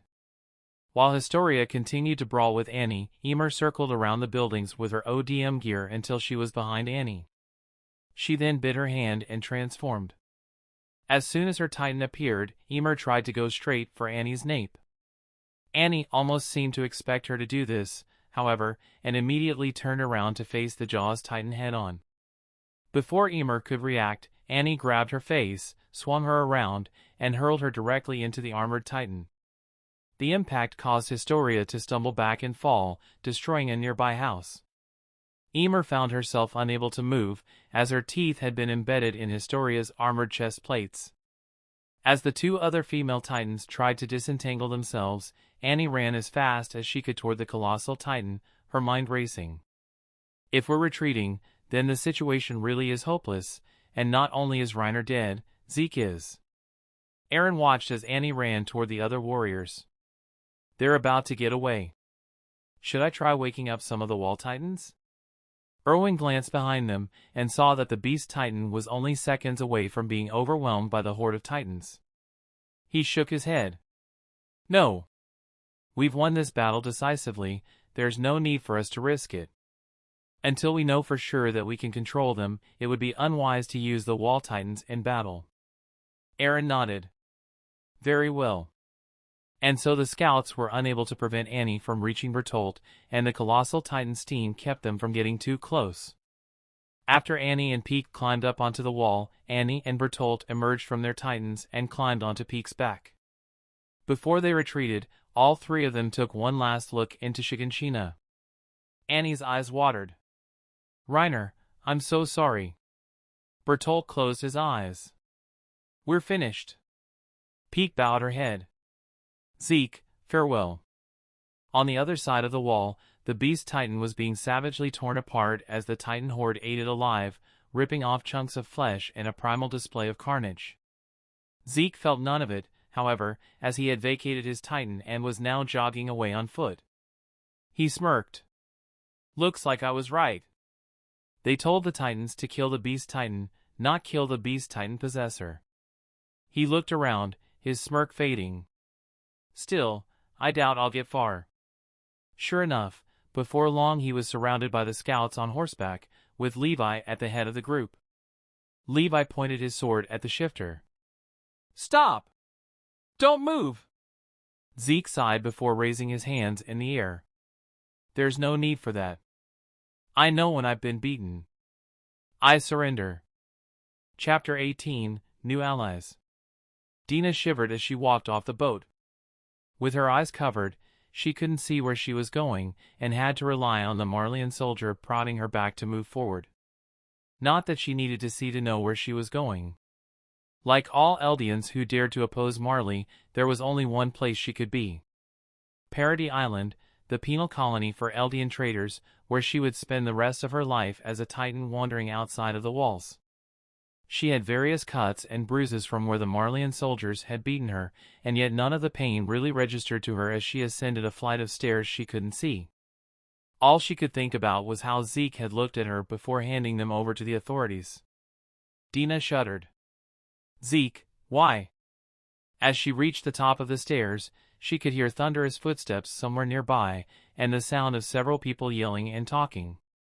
Before long she was escorted across the wall and forced to her knees. Oh! A woman? What a waste. If only she wasn't a devil. At last, the blindfold was removed, revealing a sight she wasn't quite prepared for. She was on top of a massive wall, right at the edge. Starting at the base of the wall and stretching into the distance were a series of sand dunes. And throughout the sand dunes were several dozen titans, some walking, some crawling, some running, all of them moving away from the wall and heading further inland. She stared at them in horror. Those must be our comrades. Even now, she was able to recognize some of them, though their faces were now twisted into a horrible nightmarish facade of their once human selves. Dina. She looked to her right and saw Grisha staring back at her. She breathed. Darling. Grisha, at least, I got to see you one last time. Grisha looked at their captors in alarm. Why is she here? I told you everything. She ought to be valuable to you Marleyans. She has royal dash without warning. The Marleyan soldier behind him slammed him to the ground and covered his mouth. Shut up. He growled as Grisha struggled. The Marleyan officer behind her looked at his peer in confusion. What's the matter? The Marleyan soldier shook his head. I couldn't stand listening to his nonsense. Continue your work. The Marleyan officer sighed. Geez, just turn him into a titan already. Dina smiled softly. Thank you for trying to protect me, but... She felt a sudden pain in the back of her neck and looked at her husband one last time. She smiled, tears streaming down her face. Grisha, no matter what form I take, I promise I'll find you. Grisha looked horrified, but Dina knew there was no escaping their fate. And so she kept smiling, trying to reassure him in their last moments. "Ha ha, how lovely. You'll make a great Titan couple." With that tasteless joke, the Marleyan officer kicked her off the wall. As she fell, the last thing she heard before everything went dark was Grisha's scream. "Dina!" Her body felt very heavy and sluggish, like she'd been asleep for a very, very long time. She wasn't quite awake yet, and at the moment just wanted to go back to sleep. But there seemed to be some voices nearby that had other ideas. "I think she's waking up. Does she look okay? Let me see." Wondering what the other voices were, Dina reluctantly forced her eyes open. The first thing she saw was the clear blue sky, a few clouds dotted around it here and there. The second thing she saw was a young man with short black hair, wearing some sort of uniform. He knelt down next to her and extended a hand. "Hello. Are you okay?" Dina blinked and slowly took his hand. "Yes." As her hand touched his, she suddenly realized that apart from a cloak that had been draped around her, she was naked. She also noticed the enormous wall that towered over them just a few yards away, and her memories suddenly came flooding back. She scooted away, looking at the young man in alarm. "What? Where am I? What's going on?" He smiled gently. "Take it easy. You're safe now. You're in Wall Maria. Come this way." He extended his hand once more, and this time she accepted it and allowed herself to be pulled to her feet. As she stood up, she got a better look at her surroundings. A few yards away was a 50-meter-high wall that extended as far as she could see in either direction. While most of the wall looked fairly old, there was a large gate nearby that looked much newer. It appeared to be made of some sort of crystalline substance and didn't look nearly as neat as the rest of the wall. At the moment it was closed, and she wondered where it led. She also noticed several tents set up near the gate, and realized that there were many soldiers moving around the camp, several of them staring at her curiously. As she was wearing nothing but the large cloak that had been provided for her, she felt a bit self-conscious, and was relieved when she was given a set of actual clothes she could change into in one of the private tents. Once she was dressed, the young man then escorted her to a more official-looking tent. There were two women waiting for them inside, one of them wearing glasses, the other having more oriental features. Both were wearing the same type of uniform as the young man. The young man gestured at her to sit down, and she reluctantly complied, still wondering what was going on, but being too nervous to ask just yet. The young man passed her a water flask. "Would you like some water?" Dina accepted it gratefully. "Yes, thank you." She took a long drink, and then looked at him expectantly. He leaned forward. "You're probably wondering what's going on." She nodded silently. "Tell me, what's the last thing you remember?" Dina lowered her eyes. I was brought to Paradis Island. They injected something into my neck, and then, nothing. But before that, I saw others turned into Titans." She looked up at him. Is that what happened to me?" He slowly nodded. "It would seem so." She stiffened. "I see. How long was I a Titan? What year was it when you were brought to Paradis?" She tilted her head. "Let's see, it was 832.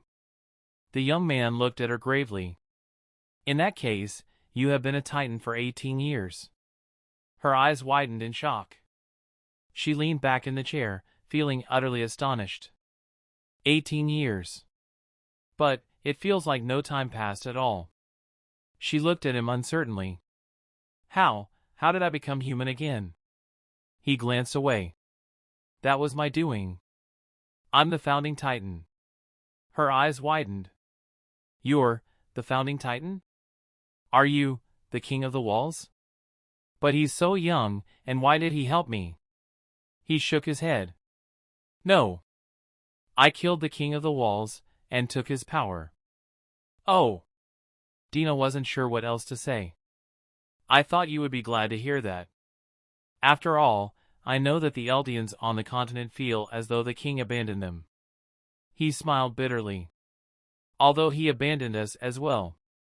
Dina frowned. What do you mean? He sighed.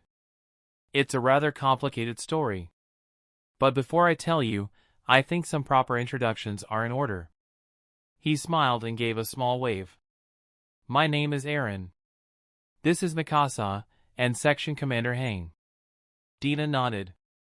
I see. It's nice to meet you. My name is Dina. Hang leaned forward, looking at Dina curiously. We would appreciate it if you could tell us what's been going on in the outside world. We've been trapped inside these walls for the past 100 years, so we could use an outside perspective. Very well. Dina then told them her story. She told them how she had been a member of the Eldian Restorationists in the Liberio internment zone, how she had married their leader, Grisha, and how they had had a son named Zeke who later betrayed them.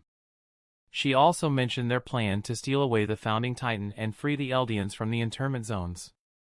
One thing she omitted from her story, though, was the fact that she was descended from the royal family.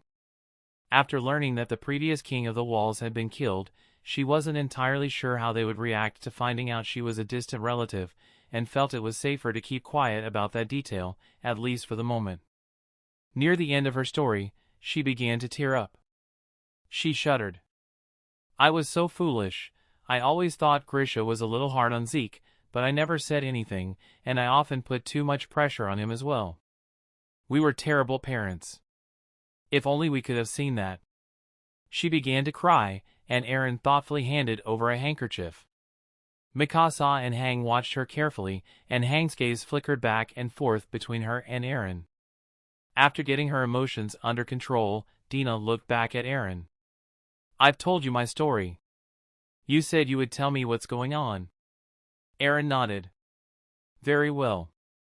First of all, after creating the walls and leaving behind his threat to the rest of the world, the 145th king erased our memories of the outside world and led us to believe that we were the last of humanity in a world overrun by titans.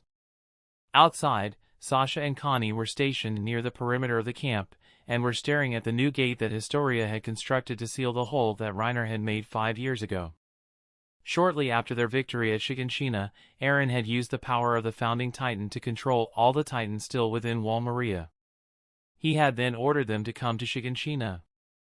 A few days later, and it appeared that all of the Titans had arrived, and were then sealed inside the district. Most of the scouts then left to survey the land and verify that Wall Maria was indeed Titan-free, while a few remained just outside of Shiganshina to keep an eye on the gate and to oversee further experiments of the Founding Titan's power.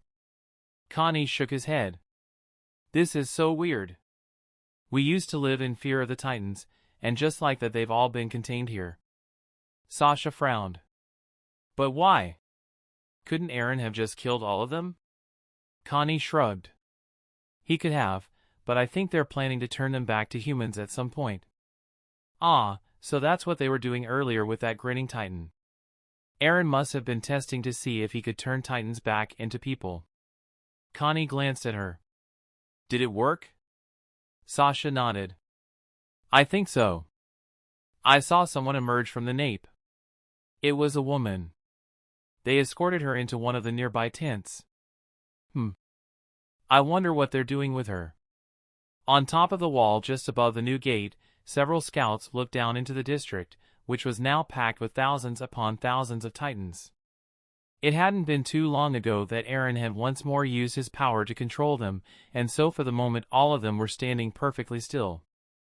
Erwin, Historia, and Ymir stood near the edge, looking over a row of Titans just below them. Historia looked at her friend uncertainly.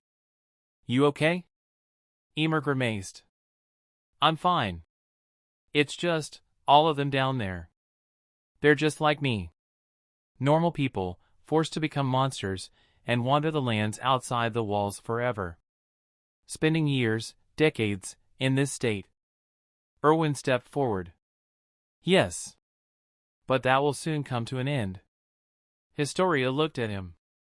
So, you are planning on turning them all back into humans? Erwin nodded. Yes. But not all at once. We'll need to carefully plan the logistics. As Titans, they'll do whatever Eren tells them to do, and the only sustenance they need is sunlight. But as soon as they become human again, they'll need actual food and water again, and they may not be as cooperative. Historia narrowed her eyes slightly. Are you going to tell Eren to erase their memories? Erwin dithered. With Dina, I had Eren keep her memories intact, apart from the years she spent as a Titan. He glanced at Ymir. From what you said, those are times best forgotten. She nodded grimly. Yes. Erwin returned his gaze to the Titans below. And if we manage to find any more of the Eldian restorationists among the Titans here, we will probably also let them retain their memories. But for the rest, I think it's best if they start off with a fresh slate. After all, for many of them their families back on the continent will have died long ago, and their chances of getting back are slim to none. Plus, there are probably some here who actually were dangerous criminals. Best to leave their memories of their old lives behind. Historia frowned. But isn't that what the 145th king did 100 years ago? Take away the people's memories so that he could get them to do and believe whatever he wanted them to? Erwin shook his head. No. We'll tell them the truth, both about where they came from and where they are. We'll just let them think that the memory loss was a side effect of becoming human again. But we won't force them to do anything, they'll be free to do with their lives what they want to.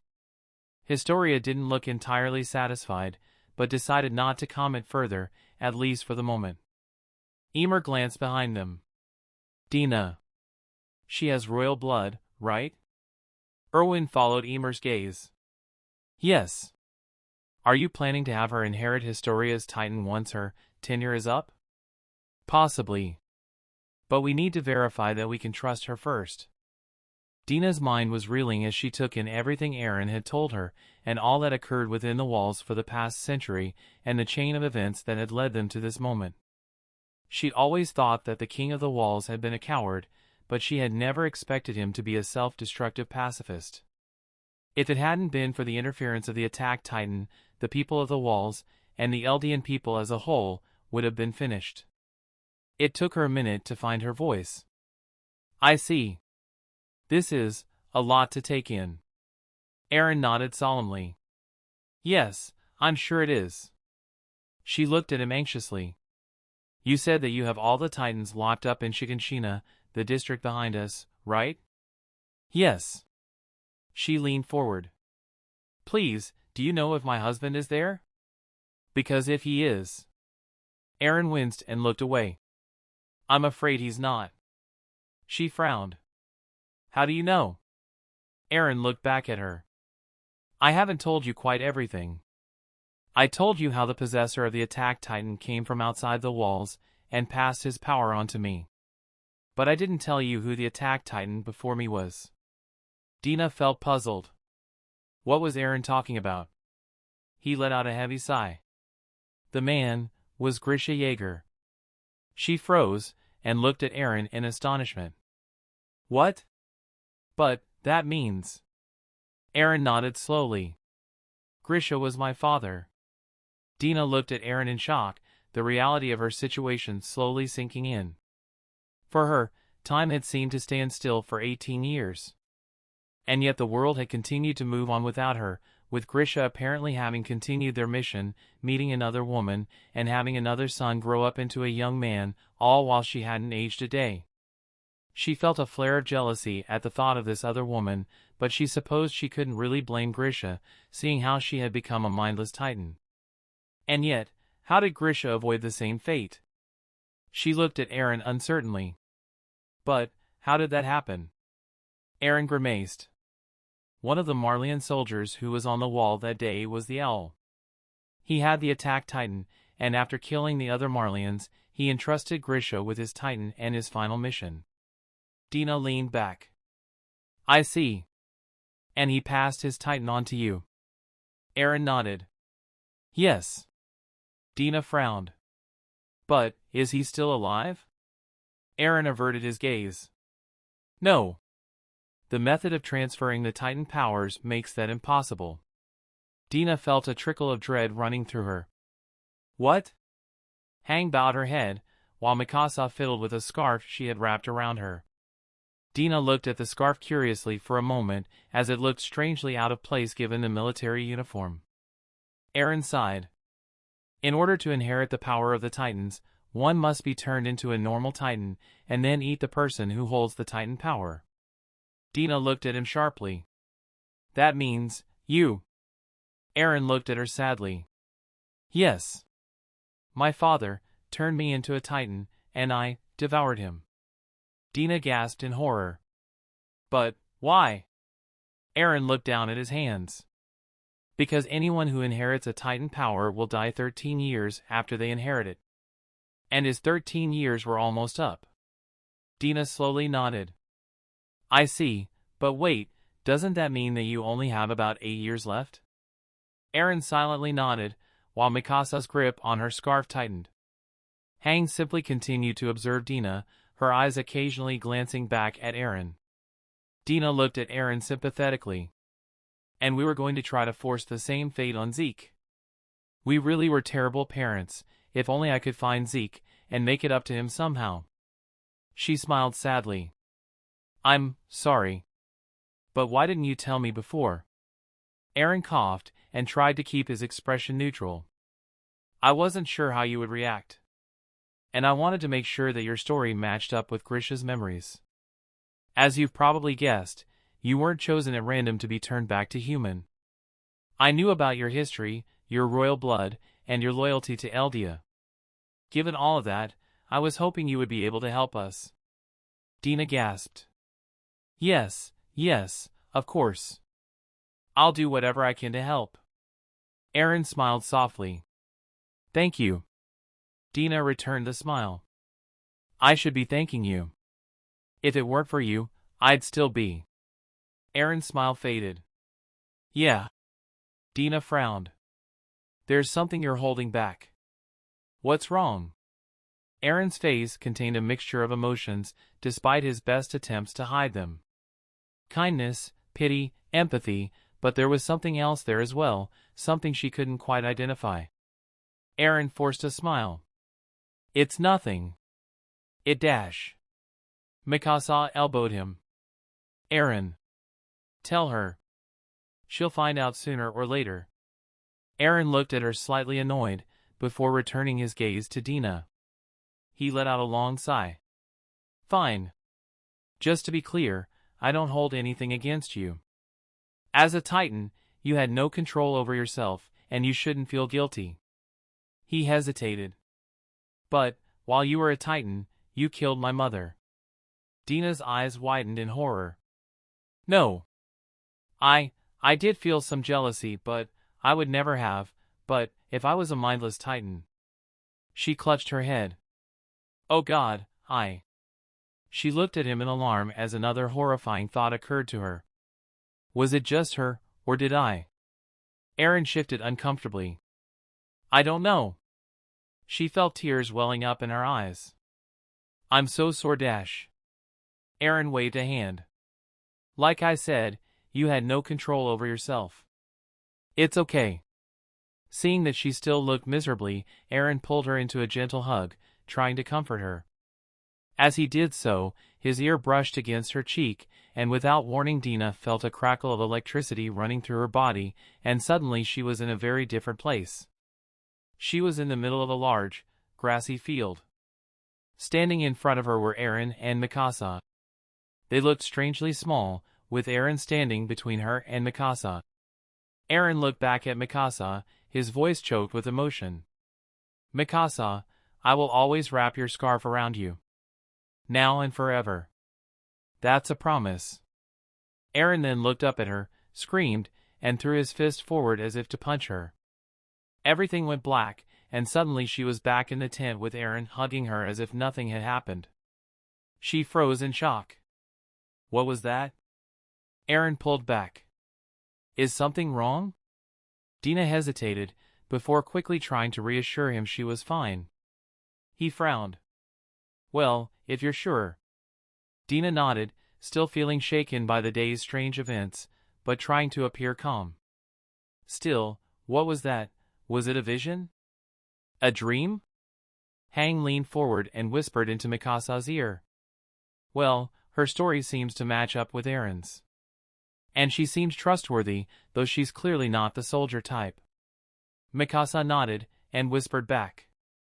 Do you think we should tell her about Zeke? The city of Trost had been the first to receive the good news of reclaiming Wall Maria, and before long the news had spread throughout the walls, and people were eagerly anticipating the day they would finally be allowed to return to their lost homes. But while the people celebrated, the scouts were still busy at work. Some were still at Shiganshina. Most were surveying the lands of Wall Maria. And a few veteran squads, which included the Levi and Mike squads, were stationed inside Wall Rose just outside of Trost, looking after a special prisoner. Their camp was set up in the middle of a forest, where their ODM gear could be used to its full potential without endangering civilians. Some of the scouts were perched up in the trees, while others were patrolling on the ground. And sitting in the center of the camp were two people, Captain Levi and Zeke Yeager, the Beast Titan. Zeke seemed oddly relaxed for someone who was ostensibly a prisoner, and Levi wasn't sure what to make of him. He had orders from Erwin to both keep an eye on him and to try to find out what kind of person he was. Levi looked at Zeke carefully. So, you say you're willing to cooperate with us. You'll forgive me if I don't take your word for it. Who are you? I know you're Eren's half-brother, and of course I know you're the Beast Titan, but outside of that we know pretty much nothing about you. So start talking. Zeke nodded. Very well. Did Eren tell you about Grisha and the Eldian restorationists? Levi frowned. Yes, he did. He also mentioned how you were the one who betrayed them. Zeke nodded. I see. That's good, you already know some of the context.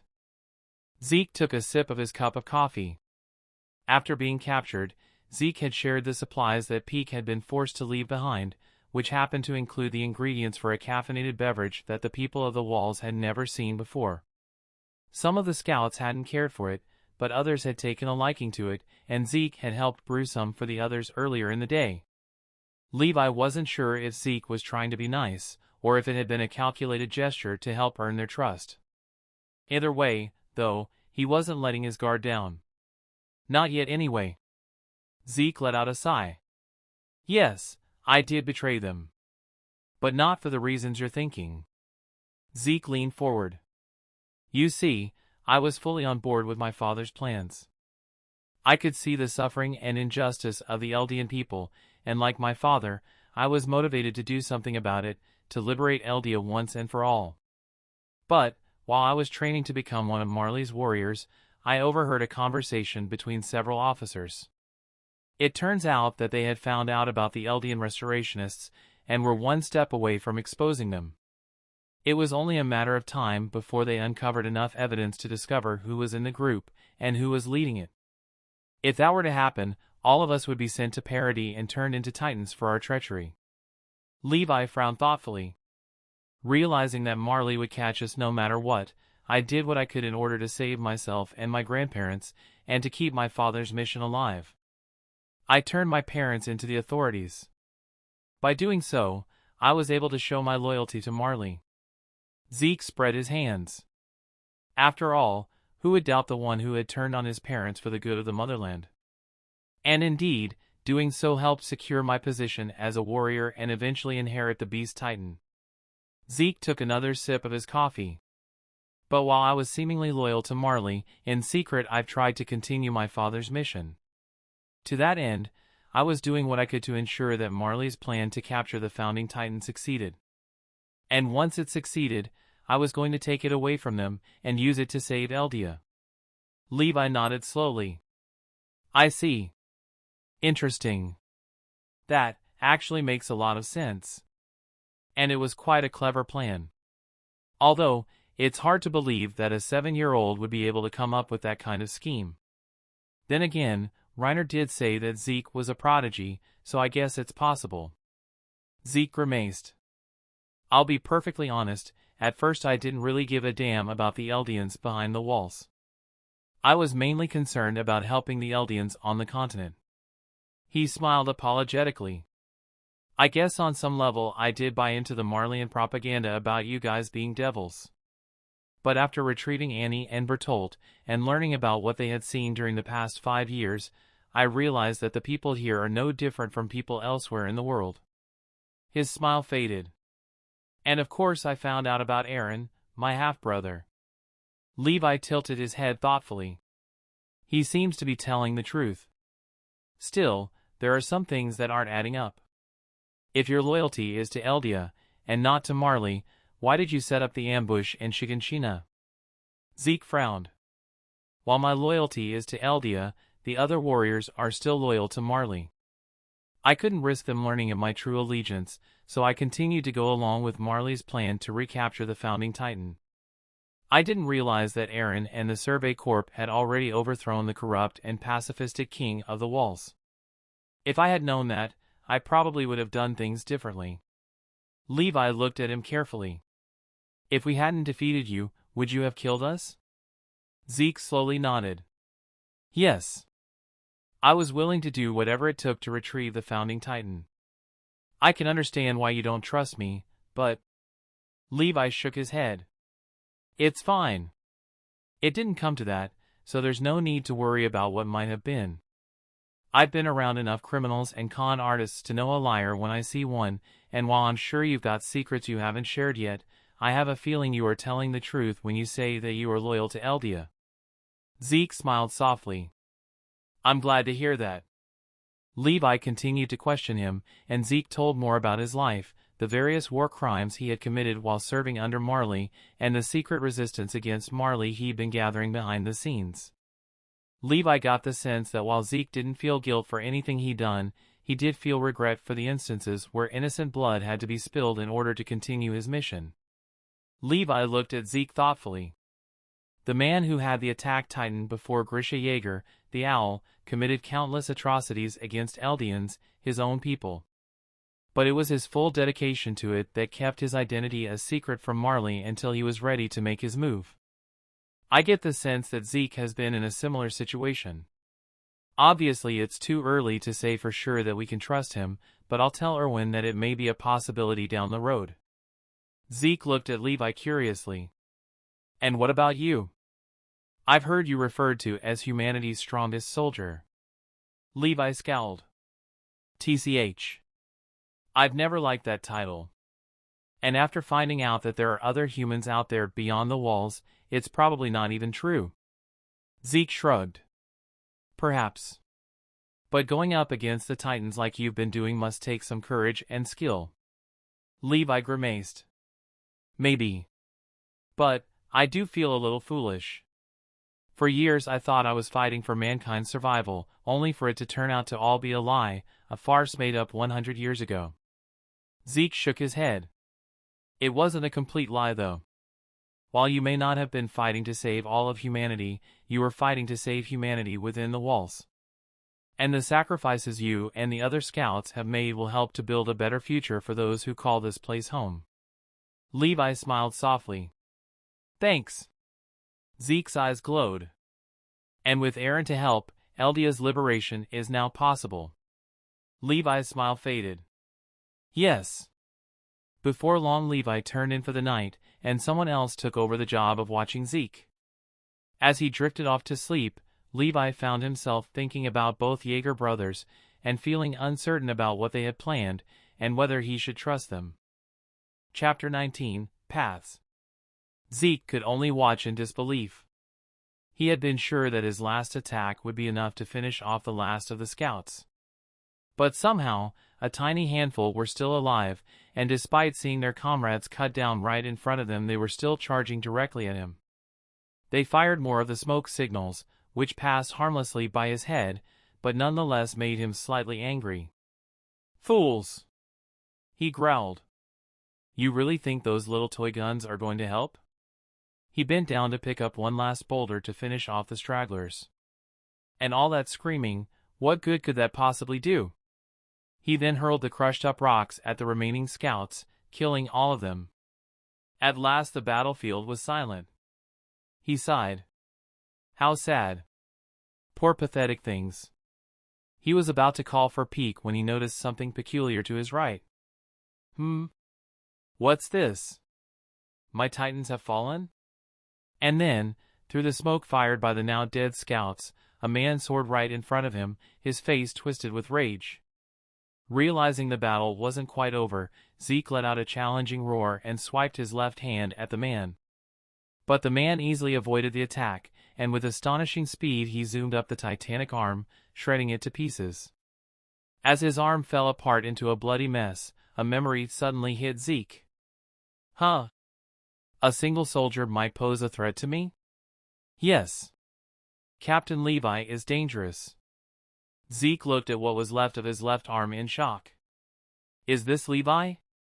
His eyes widened in alarm. My nape! He quickly covered his nape with his remaining hand, but the next second the world went black. What the? I can't see. Did he take out my eyes? The next second, he felt a deep gash being cut into each of his feet. My legs! No longer able to support his weight, his legs folded beneath him and his body collapsed to the ground with an almighty crash. What's wrong? Not enjoying yourself so much anymore? In desperation, Zeke tried to focus. Harden, I won't make it in time. Come on, let's have some fun. The man then sliced up the beast titan's arm and back, and before long Zeke was forced out into the open. Before he could move, the man had thrust his sword into his mouth, forcing him onto his back. The man, who was drenched in titan blood, gazed at him intensely. After transforming, if your body is severely damaged, it's too busy healing to let you resume your titan form. Isn't that right? As he had a sword in his mouth, Zeke couldn't have answered even if he wanted to. The next second, the sword had been pushed forward so that it sliced through his cheek, adding to the already not inconsiderable amount of pain he was in. Hey, I asked you a question. It's only polite to answer. Zeke jolted upright, his eyes wide in fear. Levi, who was leaning next to a nearby tree, glanced at him uncertainly. What's wrong? Zeke slowly relaxed as he took in his surroundings. He was back in the forest, being guarded by the scouts, and it was the middle of the night. He shook his head. Nothing. Levi frowned. Bad dream? Zeke nodded. Yeah. Levi then walked away, leaving Zeke alone with his thoughts. Zeke rubbed his chin. Strange. Bertolt said that he had been having unusually vivid nightmares, and now this. Based on what they said, Bertolt's nightmares must have begun around the time that Eren started using the Founding Titan. Perhaps this is what they call past visions of what might have been, or what will be. Based on what I saw, this must have been a vision of what would have happened if the scouts had tried to recapture Shiganshina without the Founding Titan. He glanced at the nearby sleeping scouts warily. So, it seems that Levi's skills weren't exaggerated. I'll have to be careful. Mikasa felt unbelievably tense, and she wasn't sure why. She was at a round table with Armin and Eren, the two people she cared about most in the world. But she wasn't sure how she had gotten there, and there seemed to be something very wrong with Eren. Eren's gaze was cold. It turns out that Marleyan scholars still barely know a thing about the Titans. But what came about by accident from the Eldian Empire's fiddling around with the subjects of Ymir during its long history was the Ackerman clan, who maintain a human form, but in some cases can manifest the power of the Titans. The Ackerman clan was designed in order to protect Eldia's king. As a result, the instincts in their blood will still activate once they recognize someone as a host. Mikasa frowned in confusion. Huh? Eren's eyes narrowed. In other words, you only cling to me because of your instincts as an Ackerman. Mikasa froze as her thoughts went back to that day. You obeyed my order in that moment when you were facing death. Fight! Apparently, when all of those conditions are met, the instincts hidden inside the Ackerman clan's blood will awaken.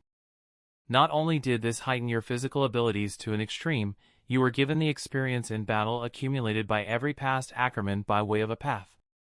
All because you happened by chance to trick yourself into believing I was the host you had to protect. Mikasa had started to shake slightly, but forced herself to speak. You're wrong. Eren eyed her coldly. I am? How? She looked at him anxiously. It wasn't by chance.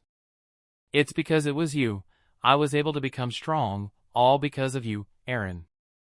Eren tilted his head slightly. Apparently once an Ackerman awakens, they often find themselves suffering from sudden headaches. They say this happens out of the true self trying to resist being forced to protect its host. Sound familiar? Mikasa's eyes widened. No. What I'm saying is that the real Mikasa disappeared in that mountain hut at 9 years old, leaving only you behind, ever faithful to your Ackerman instincts. She felt like there was a hole in her stomach, and that it was sinking deeper and deeper with every word Eren spoke. No. A clan who lost their true selves, created only to follow orders. In other words, slaves. Stop it, Eren! Armin cried. Eren ignored him and kept his gaze focused on Mikasa. Do you know what I hate most in this world? Anyone who isn't free, who behaves like cattle. Eren! Armin shouted. Just looking at them made me so angry. Now I finally understand why. I couldn't stand to look at an undoubting slave who only ever followed orders. Eren's eyes grew even colder. Ever since I was a kid, Mikasa, I've always hated you.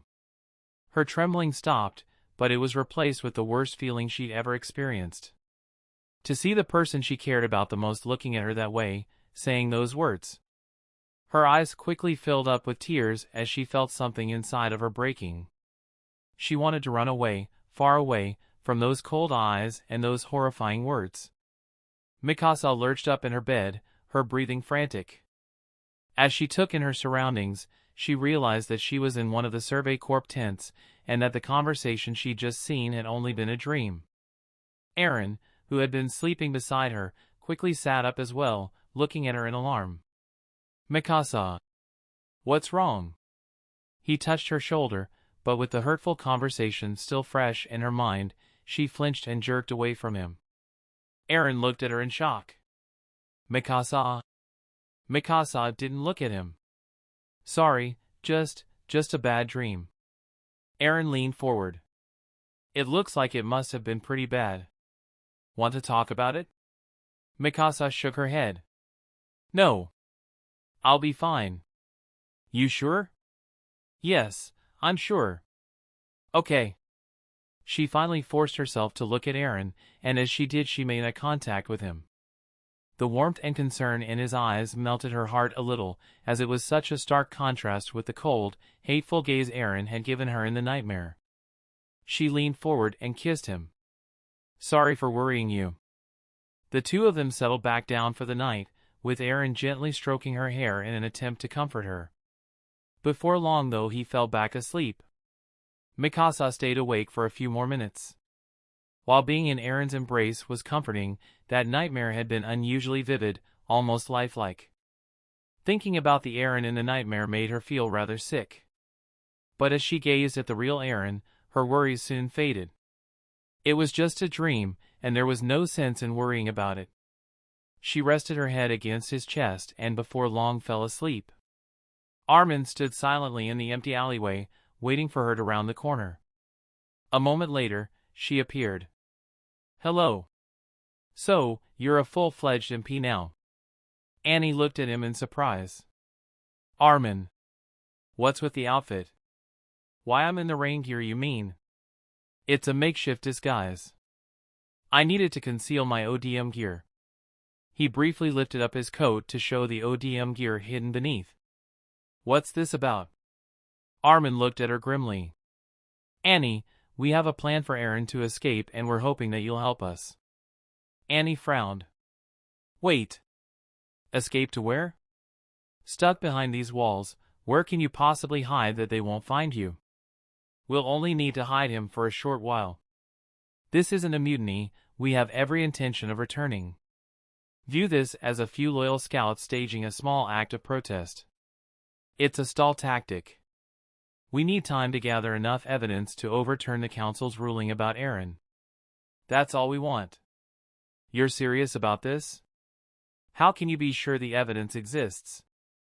And what is it? Armin grimaced. I can't say. I'm sorry. Annie turned around. Sorry, Armin, I'm going to have to decline. My lips are sealed though. Best of luck. She started to walk away. Hold on! Annie, please, they're going to kill Eren. She stopped. Armin continued. They'll kill him for no better reason than they fear what they don't understand.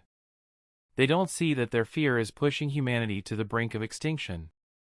Maybe it's too late to change their minds, but what if we can? We have no choice but to bet everything on that chance. He glanced to the side. I'm sorry, the last thing I want is to cause you grief, but the only way to sneak him through the walls and hidden checkpoints is with the help of someone in the military police. It's our only hope. Annie glanced back at him. Then why me? Do I really look like a good person to you? I don't know. I'd never placed much value on those sorts of labels. The way I see it, good is merely a word applied to people who are convenient to our needs in some way. It's purely subjective. Armin's gaze hardened.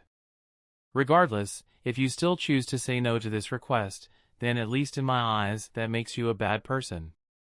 Annie was silent for a moment before letting out a small sigh. All right. Let's go. Armin frowned. Part of him was glad that she was cooperating with them, part of him was worried. It could mean that she's a good person. But unfortunately, her desire to protect Eren only adds to the evidence indicating that she is the female Titan. An innocent albeit more selfish person would have refused to help and left it at that. But Eren being killed would be counterproductive to the mission the female Titan was trying to carry out. And if Annie is in fact the female Titan? As he led her to where the others were waiting, Armin felt a mixture of nervousness and dread, hoping he was wrong while deep down knowing he was right. As he walked down the alley, his head began to grow heavy, and his surroundings slowly faded into darkness. A moment later, he opened his eyes and found himself back in his bed. Huh? He slowly sat up. What was that? Ever since her departure, Armin had had several dreams about Annie. Some were pleasant, revisiting good memories he had of her, a few even recreating the night of passion they'd shared together. Others were more horrific, as he saw visions of her Titan trudging through the burning streets of Shiganshina, with the corpses of his friends at her feet. Both kinds of dreams gave him anguish upon waking up, though for different reasons. But this dream was different. He rubbed his forehead. This dream, it was unusually vivid, even more vivid than the dreams that revisited that night when Annie and I. His face flushed for a moment before becoming serious. It's almost like, it felt like a memory, but that situation, that conversation, it never happened. It couldn't have happened. He shook himself. Must have just been a strangely realistic dream. Still, he had a feeling that there was something more to it, and he didn't get any more sleep that night. The sun shone over the outer district of Shiganshina, where the scouts were already busy with the day's work. Several scouts had already returned from surveying the lands of Wall Maria, and said that there had been no signs of any Titans anywhere, which seemed to confirm that Eren had successfully used the founding Titan's power to corral all of them within Shiganshina. Only the team surveying the northern territories had yet to report back, though most were confident that Wall Maria was now Titan-free, and resettlement could begin before long. Right after breakfast, Eren and Historia began to conduct more experiments with their Titan powers. They started off by sorting through the Titans gathered in Shiganshina. Using Eren and Dina's memories, they were trying to see if they could find any more of the Eldian restorationists who had been turned into Titans. After several hours of searching, they managed to find 10 Titans that matched with what Eren and Dina had seen, and separated them from the others. They concluded that the rest must have been killed by the scouts or the garrison at some point or another, and so couldn't be helped. Eren had then turned them back into human, and Dina, along with a few other scouts, was there to greet them when they awoke and explain to them what was going on. Later in the day, Eren began practicing controlling the Wall Titans, carefully testing to see what he could do, how precise his control was, and what the Wall Titans were capable of doing. They'd started off by waking up only 3 of the Wall Titans, and keeping a close eye on the others. While these experiments were going on, Mikasa and Armin had decided to enter Shiganshina in order to see what had become of their old homes. Despite the district being full of Titans, All of them were as motionless as statues, as they were still under Eren's influence, and would remain that way for the rest of the day. As they made their way through the abandoned town, they were accompanied by an unlikely guest. Armin glanced at her. "I'm surprised you're not over there, seeing how they're experimenting with the wall titans now." Hang sighed. "Yes, I'm dying to see them up close. But you guys mentioned yesterday that you were going to try to check out what was left of your house, and since Grisha Yeager lived there, it's possible we might find something of interest." Mikasa glanced at her. "So you're curious?" Hang chuckled. "Yes. To be perfectly honest with you, I had a weird dream last night about visiting the basement, and I figured who am I to say no to the whims of fate?" Mikasa and Armin both felt uneasy upon hearing this, though they said nothing. They made their way down the streets, doing their best to ignore the titans that were standing all over the place. They also tried to ignore the pangs they felt upon seeing places they remembered from long ago, and observing how they had changed in the intervening years. Eventually they came to what was left of the Yeager's house. The sight of it made Mikasa feel slightly sick, as she still remembered that day. Armin stared at it sadly. "Looks like most of it is gone." Hang peered at it closely. "The basement looks intact though." After moving a few boulders out of the way, they descended down the staircase. Hang laughed nervously. "Ha, it looks almost exactly how it looked in my dream. That's a strange coincidence." When they reached the door, it wouldn't budge. Mikasa frowned. "It's locked." Armin stepped forward. "Here." He pulled out a small tool and used it to pick the lock. After a few moments, there was a click and the door swung open. Mikasa looked at him in surprise. "Where'd you learn that?" Armin grimaced. "Annie taught me."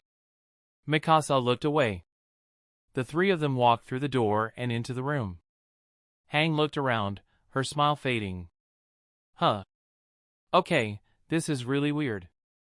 Armin glanced at her. "What is it?" Hang took a step forward.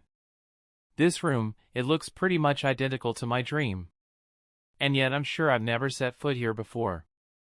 Armin and Mikasa looked at her in shock. After a brief pause, Armin asked, "What happened in this dream?" Hang walked toward the desk. "Well, it was me, Levi, Mikasa, and Eren investigating the basement. After searching for a while we found a hidden keyhole under the desk, right here." She leaned down and spotted a small keyhole. The three of them were silent for a moment. Eventually Armin stepped forward and tried picking the lock. It took considerably longer than the door had, but eventually his efforts paid off and the drawer opened. Armin frowned. "Empty?" Hang reached forward. "In my dream there was a false bottom, and..." She quickly found the false bottom and the 3 books underneath. She then pulled one of them out and took out a photo that had been on the inside of one. After examining it closely, she set it down with a grim expression. "Okay, this is getting creepy." Armin looked at her carefully. "You saw this in your dream as well?" "Yes, but how?" The three of them began to read the 3 books that Grisha Yeager had left behind. Most of the contents of the books were things that they had already known about, and the majority of things Eren had left out were gruesome details that they didn't really need or want to know. But there were several interesting facts that Eren had not mentioned. Hang rubbed her chin. So, the Titans come through something called paths, invisible connections that bind all Eldians together. How does that work?" Armin let out a sudden gasp. Mikasa looked at him sharply. "What is it?" Armin's eyes were wide as he faced Hang. "The owl said, he said that even memories can be transmitted through these paths. And you said that your dream matched up perfectly with what we found here. But what if it wasn't a dream? What if it was a memory?" Hang frowned. "A memory of what though?" "While a lot of it was similar, things didn't happen exactly the same here as it did in the dream." Armin nodded. "True. But maybe it's not a memory from this time." Mikasa blinked. "What do you mean?" Armin flipped through a few pages. "Here, Grisha says that the owl told him that he had to save Mikasa and Armin. He then asked the owl who they were, and the owl said he didn't know, and he wasn't sure whose memories they were from. Mikasa peered at the writing closely. But neither of us had been born yet. Armin nodded. Which means that the owl must have seen either Grisha or Eren's memories. In other words, he saw the future. And if it's possible to see the future, then it may be possible to change it.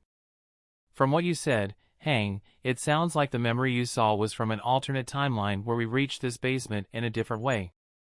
Armin stepped back, looking thoughtful.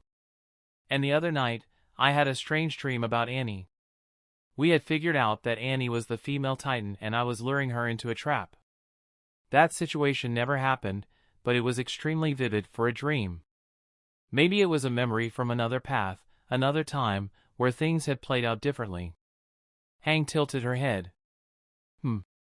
Now that you mention it, Ymir and Historia both reported having unusually vivid dreams after we started the experiments with their Titans and Eren's Titan. Armin looked at her eagerly. Really? What did they see? Historia said she had a few dreams where she was the queen. As for Ymir, she said she had one dream where she and a few of the other members of the 104th, including Historia, were trapped on a tower surrounded by Titans, and that the dream ended when she decided to use her power to save them. What about Eren? Did he have any of these dreams? No. Or at least, he says he didn't. Armin frowned. Hang's face became puzzled. But if you're right, and these are memories from a different time, why have we suddenly started seeing them? Armin glanced at 3 books.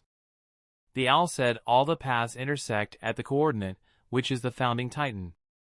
These memories started appearing after we began using the founding Titan's power. So, Mikasa's voice was deathly quiet. So, these memories, they actually happened? Armin nodded. Yes. Not in this time, the one we're living through, but in other times, yes, these memories did happen. Hang frowned. But why would we see memories from this other time? I don't know, but I think maybe, what's wrong Mikasa? Armin and Hang looked at Mikasa in concern. Her face had grown unusually pale, and several beads of sweat had formed on her face. She swallowed nervously. Armin looked at her carefully. You saw something too, didn't you? Mikasa silently nodded. What was it? She stepped away from them, her gaze resting on one of the corners of the room. We were older. Eren was telling us about the Ackerman clan. It was a bloodline created to protect Eldia's king. He said that when an Ackerman recognizes someone as a host, their instincts awaken and they become irrationally attached and loyal to that host. He said that was the only reason I cared about him, that I was no better than a slave, and Her voice had started to tremble. He said he'd always hated me because of it. A stunned silence followed. Mikasa slowly turned back toward them, though her eyes were still on the ground. I thought it was just a dream. But if what you're saying is true, then... Armin stepped forward. Hold on. Even if I'm right, and there was a timeline where Eren said that doesn't mean that Eren hates you now. Mikasa closed her eyes, which were threatening to tear up. I know. But, even so, what he said about the Ackerman clan, if it's true. Do we have any proof other than what Eren said? Mikasa hesitated. Well, no. Armin glanced at the scientist. Hang, has Levi exhibited any of these traits? Does he have a host? Hang shook her head. As far as I can tell, no.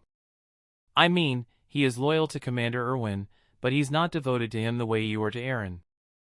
Mikasa looked at Armin anxiously. But if it's not true, then why would he say it? Armin folded his arms. Without context, it's impossible to say for sure.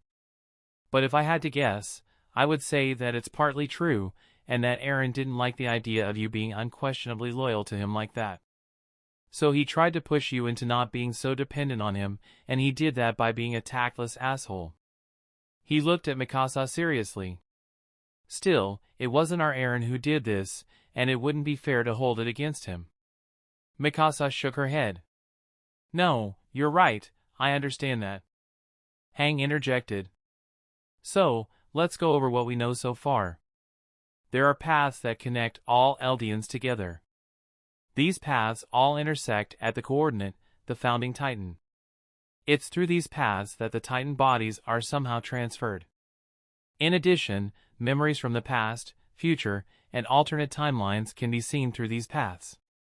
Using the power of the founding Titan seems to have opened up some of these paths, making various, seemingly random memories available to several different people, including us.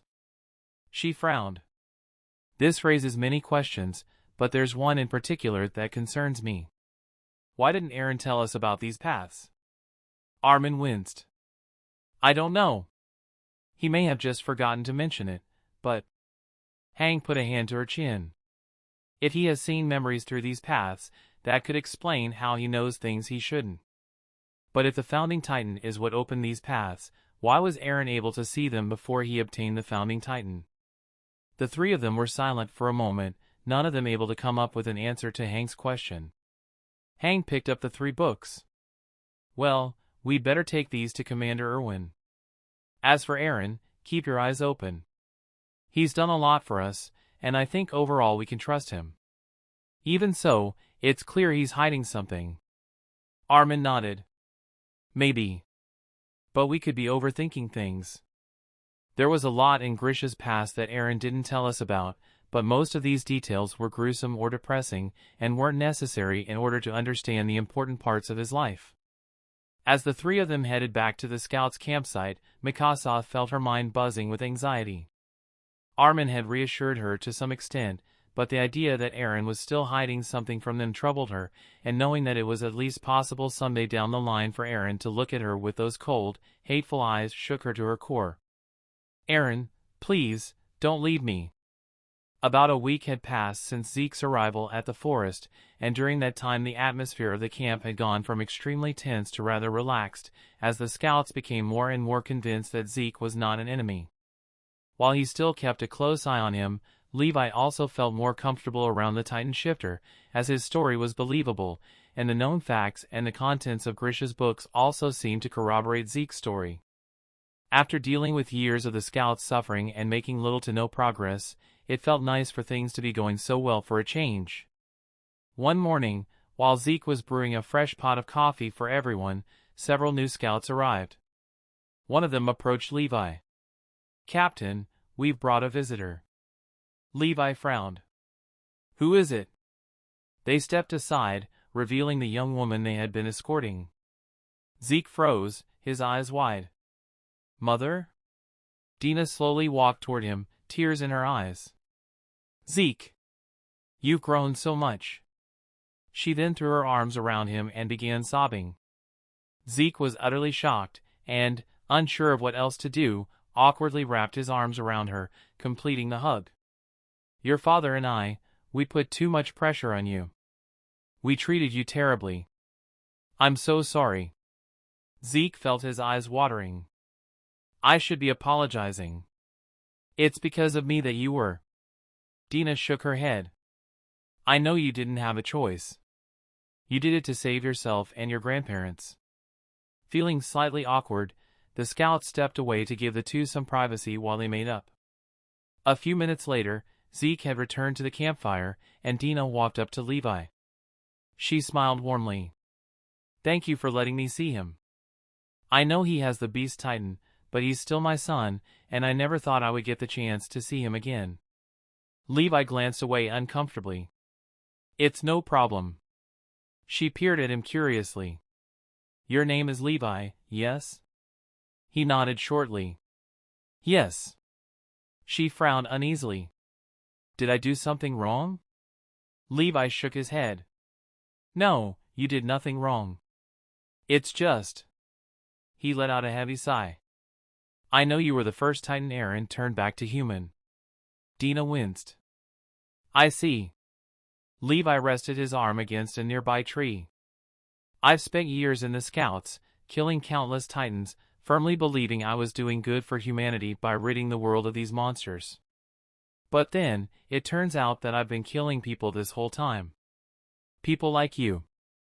I used to make fun of Hang for trying to study and understand the Titans, but it turns out she had the right idea all along. And now, all I can think about is all the blood on my hands. She gently touched his shoulder. You shouldn't blame yourself, you couldn't have known. They may have been people once, but when they became Titans they lost themselves. They were suffering, and you ended that suffering. I know that I would rather have died than continue to exist like that. Especially since... She choked up. Levi looked at her in concern. What is it? Several tears fell from her eyes. It's just, from what they told me. I killed at least one person while I was a Titan, Eren's mother. Levi looked at her sadly. You weren't in control, you shouldn't feel guilty for that. As he watched Levi converse with his mother, Zeke found his thoughts wandering. Mother, I never thought I would see you again. He glanced away.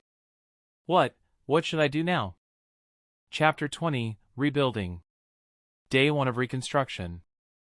As the morning sun rose into the sky above the walls, the air was heavy with tension. Everyone had been warned about this day ahead of time, but even so people were still nervous. City streets that would have normally been bustling with activity were empty, with a few stray cats and dogs being the only signs of life. Fields where farmers would have been out working were likewise deserted, and roads connecting the various towns and cities of the walls were devoid of any travelers. Connie swallowed nervously as he looked out the window of his home, his gaze fixed on Wall Rose, which was not too far away.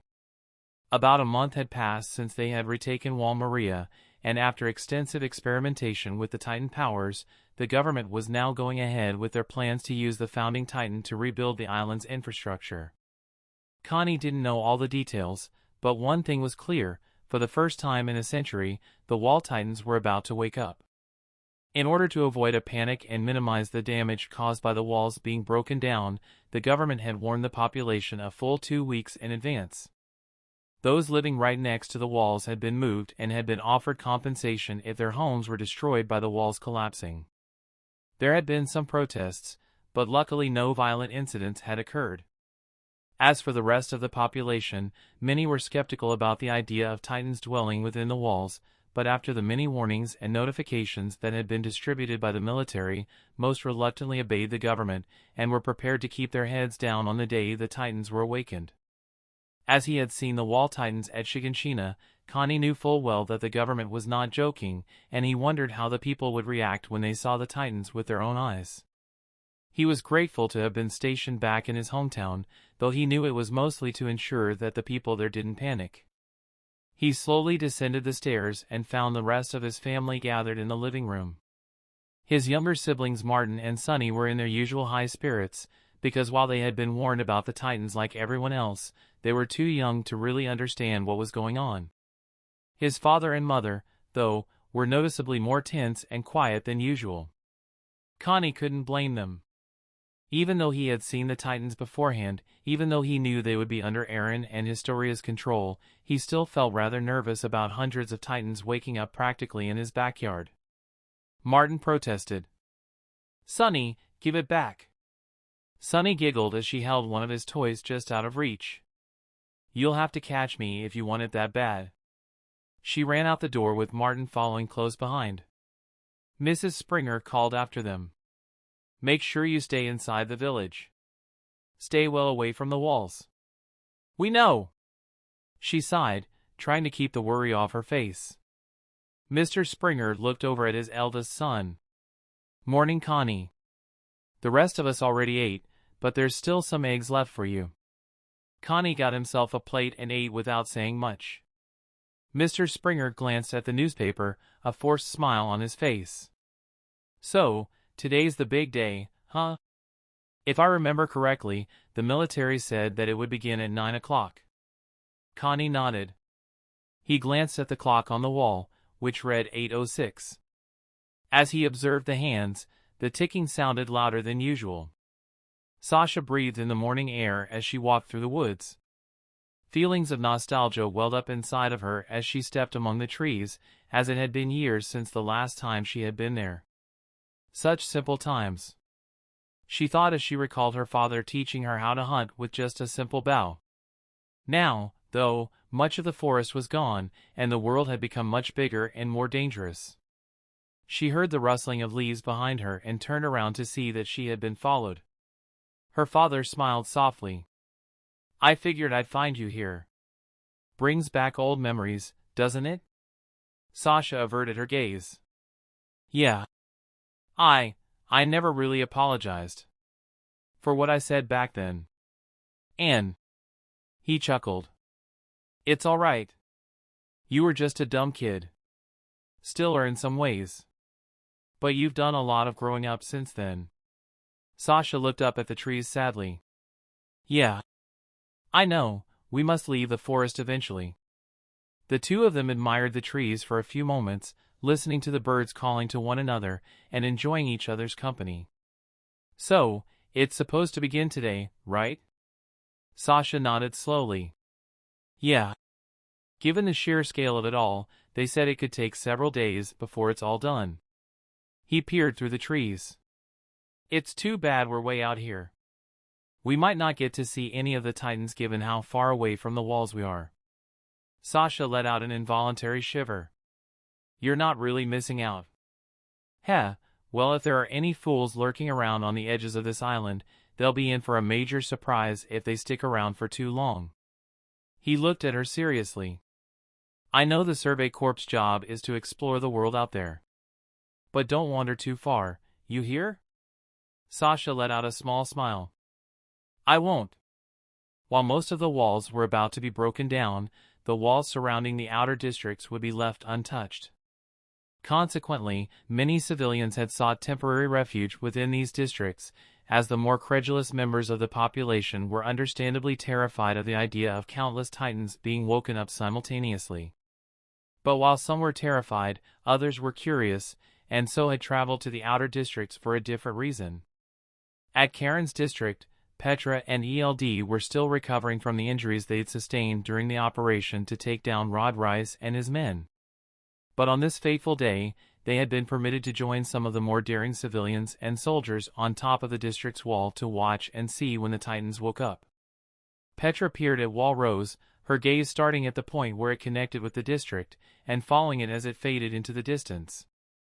A mixture of nervousness and excitement coursed through her. She glanced at ELD. The view is nice up here. We'll be able to see everything. ELD nodded. Yeah. I just wish they could be here to see it. Petra's gaze lowered, as she knew he was referring to their deceased squad mates Gunther and Aluo. A woman walked up behind them, looking anxious. ELD, don't get so close to the edge. ELD raised an eyebrow. This isn't close, there's plenty of room in front of us. Her face paled slightly. You think this is plenty? You crazy scout. ELD smirked. Well, Catherine, you agreed to marry me, so who's the real crazy one? Petra eyed her with new interest. Oh, is this your fiancé? ELD nodded, looking at Catherine fondly. Yep, this is the future Mrs. Jin. Not really sure what she sees in me, but I'm lucky to have her. Catherine silently nodded, still looking pale. Petra frowned. Something wrong? Are you afraid of heights? Yes, actually. Then why did you come up here? Catherine placed her hand over ELD's. Because I wanted to be with ELD today. I mean, we are safe here, right? ELD nodded. Yep. The scouts have everything under control. While the Titans would be under Eren and Historia's control, as a precaution several squads of the garrison had been stationed throughout the territory of Wall Rose, and several squads of the scouts had been stationed throughout the territory of Wall Maria, and would quickly report if the Titans displayed any abnormal behavior or disobedience. Given that Eren had been able to successfully control the Titans without fail whenever he and Historia activated the founding Titan's power, though, it seemed unlikely anything would go wrong with time. Petra tried to push down the feelings of jealousy she felt as she watched Eld and Catherine and returned her gaze to Walrose. While she still felt grief over the scouts who had died, at the moment she was just happy to be alive. And with everything that had been happening lately, she was hopeful that the high mortality rate of the Survey Corps would soon come to an end. While most of the walls were quieter than normal, there was one place that was much busier than normal, and that place was Trost. The military had temporarily taken complete control of the town, and almost all of the important high-ranking officers were present. This included Erwin, Pixis, Niles, and the commander-in-chief Zackley. At present they were standing on the section of the wall directly above the outer gate, and they were not alone. Off to one side stood Jean, Marco, Marlowe, and Boris, who had escorted Historia through the city, and were now on standby. While their assistance hadn't been strictly necessary, Niles had wanted the military police to at least look like it was doing something today, since most of the important events that had been going on lately had been accomplished by the scouts. Off to another side, Zeke and Dina stood together, and were being closely watched by Mike's squad. And standing in the center directly above the gate were Eren and Historia. Ymir was standing near Historia, while Mikasa and Levi were standing near Eren. Behind Erwin and the other commanders stood several other members of the different military branches, one of which was Armin. As he took everything in, Armin let out the breath he'd been holding. "This is it. The moment we've been planning for." While he tried to savor the moment, he felt his heart sink as he noticed Levi. While Mikasa was simply watching Eren, Levi was noticeably on edge, with his hand hovering over one of his pockets and his fingers twitching every few seconds. Armin grimaced. "I understand your concern, Captain, but there's no need for that. Eren is on our side. He has to be." He glanced away, his thoughts returning to the meeting they had 2 weeks ago. 2 weeks ago. Armin was rather nervous as he looked up at Commander Erwin, and he was very conscious of the other 2 veteran scouts who were also in the room. After reclaiming Wall Maria and doing extensive experiments with the Founding Titan's power, all of the key government officials would soon gather to finalize their plans for the walls going forward. But before that, there was a matter that needed to be addressed. Namely, if they could still trust Eren. Erwin frowned. "I see. So, you've uncovered more information about these paths, as well as the very real possibility that Eren has deliberately withheld information from us." Hang nodded. "Yes. But Armin has a possible theory about Eren's behavior." Armin did his best to fight down his nerves as he presented his theory. "Well, as you know, after we began to experiment with the Founding Titan's power, several of us experienced extremely vivid dreams about events that didn't actually happen. From what we uncovered in the Yeager's basement, we concluded that these were not actually dreams, but memories. Specifically memories from another time, where things played out very differently. We also deduced that Eren had seen some of these memories before obtaining the Founding Titan, which would explain how he knew things that he shouldn't. But we still didn't know how he saw these memories, nor why the rest of us began to see them after he started using the Founding Titan. However, after reading over Grisha's books, I think I have an idea. From what the owl said, there are invisible paths that connect all Eldians together, and that memories can be sent through these paths. With this in mind, it could be possible to use these paths to alter the past, and, consequently, the future." Armin swallowed nervously. When he was visiting Petra and ELD, the surviving members of the Levi squad, he seemed to blame himself for the others' deaths, and said that they shouldn't have died again. Again. At the time I was confused about what he meant, but in light of everything we've uncovered, it's starting to make sense. I think Eren lived through this other timeline, a timeline in which things didn't go as well for us. At some point during this timeline, he came into contact with the Founding Titan. He then used its power in order to send his memories through these paths, transferring his knowledge of the future to his past self, essentially traveling back in time. He smiled weakly. I realize this sounds a little crazy, but it would explain a lot. Eren claims that when his father gave him the Attack Titan, he inherited all of his memories, and his mission. Naturally, gaining someone else's memories should have a significant impact on someone's outlook and personality. But Eren didn't exhibit any major changes until we started training, about 2 years after he supposedly inherited his father's memories, which makes no sense. However, it's possible that when we started training happened to be the point in time that his future self sent his memories back to. That would explain why he changed at that time instead of after he inherited his father's titan. Levi scowled. It sounds like a solid theory, given the facts. But it raises the question, why didn't he just tell us the truth? Armin shook his head. I don't know. My guess is that he was worried we wouldn't believe him. Saying he just inherited his father's memories is much simpler than trying to explain about paths, especially since even he might not fully understand it. He would also have to tell us at least some of what occurred in the previous timeline. And if things went much worse for us in that timeline, talking about it could bring back thoroughly unpleasant memories that he would rather not recall. Erwin looked thoughtful. It seems like a plausible theory. Of course, whether it's true or not, the government would probably confront Eren over this if we were to reveal this information. But, at least for the moment, I think we can keep this information to ourselves. Armin, Hang, and Levi looked at him in surprise. What? Levi asked incredulously. You don't think we should confront Eren about what he's hiding? Erwin looked at him calmly. Eren has done a lot for us, and I think he's earned the benefit of doubt. And in any case, we do have some contingencies. While Eren is the one in control of the Founding Titan, his control isn't absolute. For one, he cannot activate it by himself, he needs Historia nearby. And as long as he and Historia maintain physical contact, Historia can also use the Founding Titan, though admittedly only if Eren allows her to. Furthermore, as long as they maintain physical contact, Historia will always be able to tell exactly what Eren is doing with the Founding Titan's power. And if, for whatever reason, Eren is rendered unconscious, Historia would be able to take control of the Founding Titan and override anything Eren may have done. Therefore, I think we can go ahead with our reconstruction plans. Eren has been cooperating with us so far, and I think it's unlikely that will change. But if he does go rogue, or has some ulterior motive, Historia will be able to tell us immediately. He nodded at Levi. If that happens, you can then use a tranquilizer to knock Eren out, and Historia can take over from there.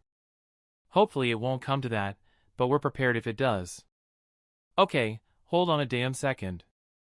Levi looked at Erwin impatiently. This isn't like you. Why are you trusting Eren so much even after knowing he's lying to us?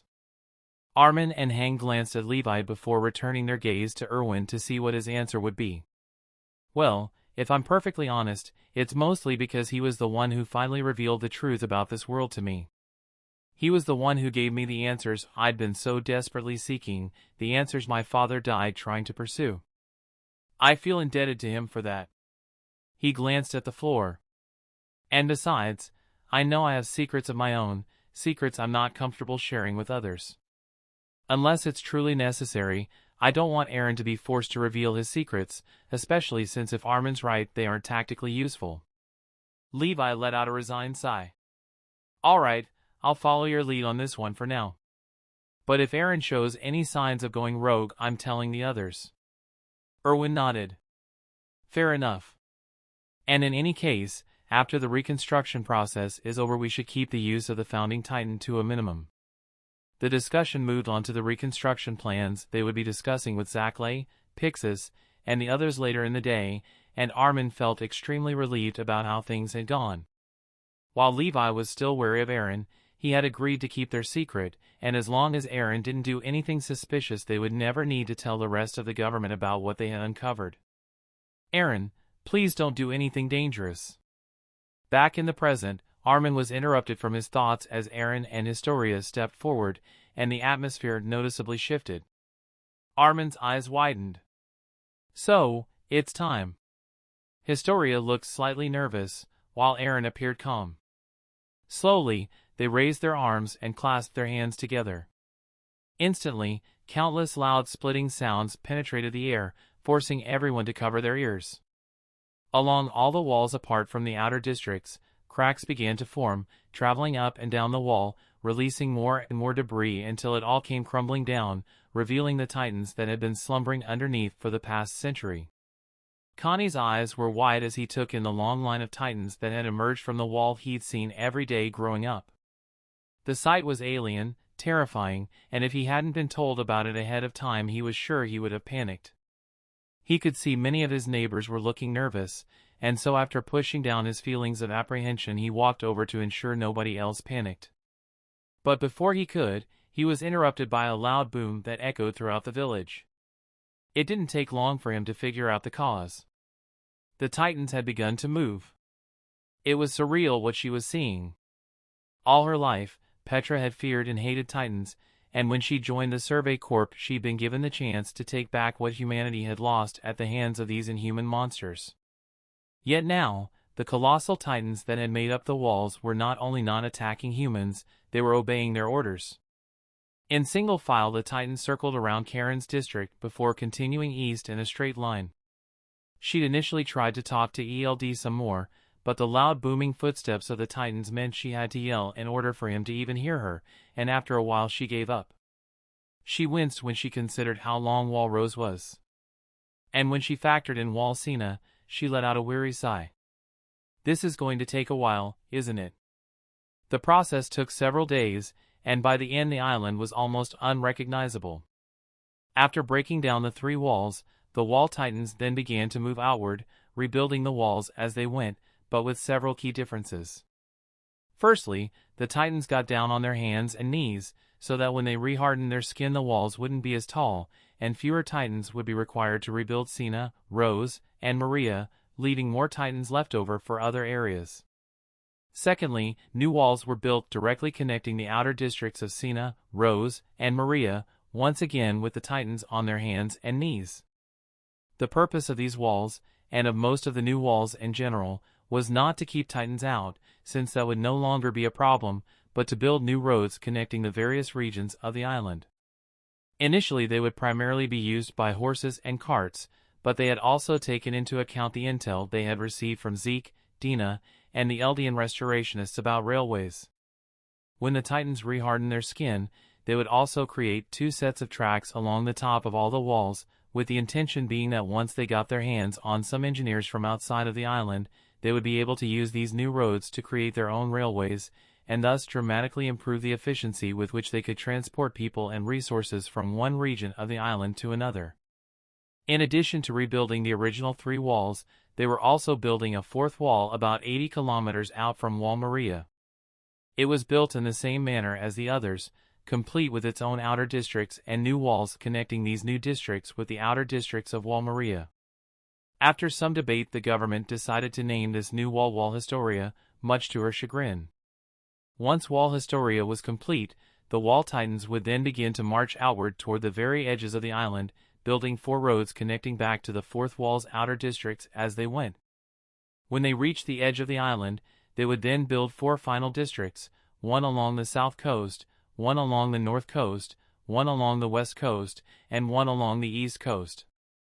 These coastal districts would be used for both defense and exploration, as they would make it easier to guard against any future invaders, and they would serve as a gateway to the outside world as soon as they were able to build their own harbors and ships. They weren't sure how many colossal titans would be left over at this point, so once the districts were built, 20,000 titans would be set aside for each district. They would harden into a single mass relatively near the coastal districts, ready to be awakened if the island was ever attacked again. If after this there were still any colossal titans left over, they would be turned into pure titans, and then confined within the newly built outer districts for the time being. While the scouts were not able to witness it directly, the colossal titans did exactly as they were told, and once the remaining ones had been turned into normal titans and had placed themselves inside one of the 4 rings of titans that would become the new coastal outer districts, as one the titans rehardened their skin. Starting from Wall Sina and moving outwards, the long lines of titans on their hands and knees were suddenly encased in a layer of hardened skin. This new layer spiraled outward at phenomenal speeds, erasing the titans from sight in an instant as it traveled from Wall Sina, to Wall Rose, to Wall Maria, to Wall Historia, and finally to the coastal districts. In a matter of minutes the new walls were completed, and the island was once more silent. Day 4 of reconstruction. While the biggest part of the reconstruction was now finished, the work was far from over. The walls had been rebuilt to improve how quickly and efficiently people could travel from one part of the island to another, but there was still a significant problem that the government needed to address. Namely, the issue that they didn't have enough manpower to properly utilize and defend all of these new walls. After Wall Maria had fallen, the old government had sent approximately 250,000 people to be killed by the Titans in order to improve the food shortage crisis. The people of the walls still had not recovered from this disaster, and defending and maintaining even just Wall Maria would be difficult given the current population. Fortunately, they happened to have an easy way to rebuild their population and to settle and defend the new walls and outer districts that had just been constructed, the pure Titans currently being held within Shiganshina. They didn't have an exact figure, but based on several observations and calculations, there were somewhere between 500,000 and 600,000 Titans, plus however many of the wall Titans were left over from the initial reconstruction. All of these Titans could be turned back into humans, and they would be more than enough to repopulate and rebuild the island. While being controlled by the founding Titan, the Titans would be used to build and construct the towns and cities in and around each of the new outer districts. They would then be turned back into humans, with the towns and cities they just built becoming their new homes. After some deliberation, it was decided that these people would have their memories wiped when they were turned back into human. They would still be told the truth about where they came from, but starting with a clean slate would make the transition smoother and less painful, at least in theory. While the founding Titan was being used to rebuild, the bulk of the scouts would explore the island in order to fill the gaps in their knowledge about the lands outside of Wall Maria. A handful of squads would also follow the new roads all the way to the coastal districts in order to keep an eye out for any outsiders. It was believed that the presence of the Wall Titans would scare anyone who happened to be around away, but it was better to be safe than sorry.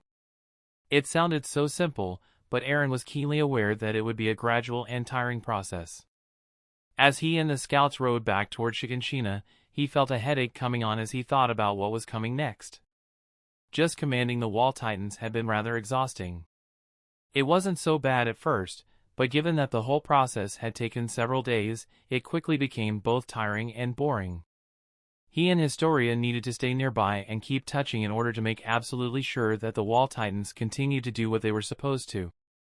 As such, even sleeping was difficult, as they had to take turns, with one of them always awake and maintaining control of the founding power. And Eren knew it would only get more headache-inducing once they started building the new towns and cities. At least with the Wall Titans, the orders he'd given had been fairly simple, basically just build a wall in these places, and don't step on anyone. But constructing the new settlements would require more specific and complicated orders. Worse still, he wouldn't get a break until all of the reconstruction was finished, since he had the founder and therefore would be needed every step of the way. Whereas Historia might be allowed to take breaks if Zeke behaved himself, since he was also a Titan with royal blood. Speaking of which, Eren turned to his left and saw that Zeke had pulled up next to him on his own horse. A short distance away, Levi was keeping an eye on the beast Titan shifter, but otherwise didn't move to stop Zeke from speaking with his half-brother. Zeke looked at Eren curiously. "So, Eren, we haven't really had a chance to talk yet. Shiganshina is your hometown, yes?" Eren nodded slowly. "Yes, it is." Zeke smiled apologetically. "I'm sorry you had to go through that." Eren shrugged half-heartedly. "It wasn't your fault." Zeke glanced ahead before returning his gaze to Eren. "Before that day, what was your childhood like?" Eren's eyes softened. "It was fairly normal. It was less restricted than yours, I suppose, given what you had to go through in the internment zone. But growing up, I did hate living behind the walls and being cut off from the outside. I've always strove for freedom, and I'm glad I have been able to help our people regain their freedom after it was taken away 5 years ago. Plus, I want to help fulfill Armin's dream of seeing the outside world." Zeke frowned thoughtfully. For a while they talked about fairly neutral topics, comparing their experiences growing up, reminiscing about the fun times and lamenting the bad, and discussing what they hoped to see and do during the remaining years of their respective tenures. Eren tried to avoid talking about their father as much as possible, as he assumed it would be a sore topic for his brother based on what he had read in his father's books, and what he had seen in his father's memories. "Did you have any other siblings?" Eren shook his head. "No. But my parents did take Mikasa in when I was 9. Zeke looked at him sharply. "Mikasa? Isn't she your girlfriend?" Eren winced slightly, as girlfriend was insufficient to describe what Mikasa meant to him, but nodded. "Yes. But why did your parents take her in?" Eren averted his gaze. "Well, one day when my father and I were supposed to visit Mikasa's family, her parents were murdered by a trio of sex traffickers. They tried to kidnap Mikasa, but I wasn't going to let that happen, so I killed them." Zeke's eyes widened. "What?" "Well, Mikasa killed one of them." Eren's eyes hardened. "There are many things in my life I've regretted, but this wasn't one of them. They were scum, animals in human form, and they got what was coming to them." Zeke was visibly disturbed, and Eren smiled apologetically. "Sorry, I know that was rather dark." Zeke slowly shook his head. "Oh, no, I understand it was self-defense. You did what you had to do." Eren nodded. "Yeah. I'm sure you know all about doing what needs to be done. Turning your parents into Marley must have been hard, but it was a very clever idea. I certainly wouldn't have thought of it." Zeke glanced away. "Yes." Outwardly Zeke tried to remain calm and continue to converse with Eren, but inside his thoughts were very troubled. "So, it's just as I feared." Once again, Grisha pushed his ideology onto his child. Only this time it appears he was more receptive and doesn't understand that he's been brainwashed. To the point that he was able to kill several people in cold blood at such a young age. In fact, I wouldn't be surprised if it was some kind of twisted test that Grisha devised to see how dedicated Eren was to the cause. And now he has the power of the founding titan. "Brother, what are you planning? What did Grisha tell you?" Day 6 of reconstruction. A week had passed since the wall titans had torn down and rebuilt the walls. While for many people life carried on as it had before, for others things were quite different. After Eren and the other scouts returned to Shiganshina, they had once more taken control of the pure titans contained within the district and moved them, ordering most of them to relocate to the eastern outer district of Wall Historia, while a smaller number were directed toward the southern outer district, which was the first set of towns and cities that would be built. With Shiganshina now empty, and all of the pure titans now within Wall Historia's territory, Wall Maria was officially declared safe to resettle, and a mass migration of people had occurred, consisting of people returning to their old homes, or residents of Wall Rose or Wall Sina seeking out new lands and opportunities in the newly available territory. Meanwhile, at the southern outer district of Wall Historia, which had yet to be given a proper name, several engineers, architects, and designers were overseeing the process of building the new settlements. Like the outer districts of the Maria, Rose, and Sina, the outer districts of Wall Historia were surrounded by 50-meter-high walls, in contrast to the rest of the walls which were now 15 meters high, and would be the foundation for the resettlement process. While the Titans were extremely useful, as they were essentially an enormous supply of workers who never got tired and would do whatever they were told, making sure they worked as efficiently as possible, stayed out of each other's way, and didn't accidentally ruin what they had just built was proving to be rather tricky. Fortunately, they had found a fairly simple solution. Zeke had a fair amount of experience directing Titans while in his Beast Titan form, and so had been enlisted to help. After Eren had instructed the Titans to do whatever Zeke told them to do, within reason, things began to go much more smoothly, and already the first town was beginning to take shape. Near sunset the team called it quits, and the Titans were confined inside the outer district for the night, while the scouts and handful of human workers headed for bed inside some of the newly constructed houses. As Zeke exited his Titan form, Levi was waiting for him, looking over the newly built town with a slightly impressed expression.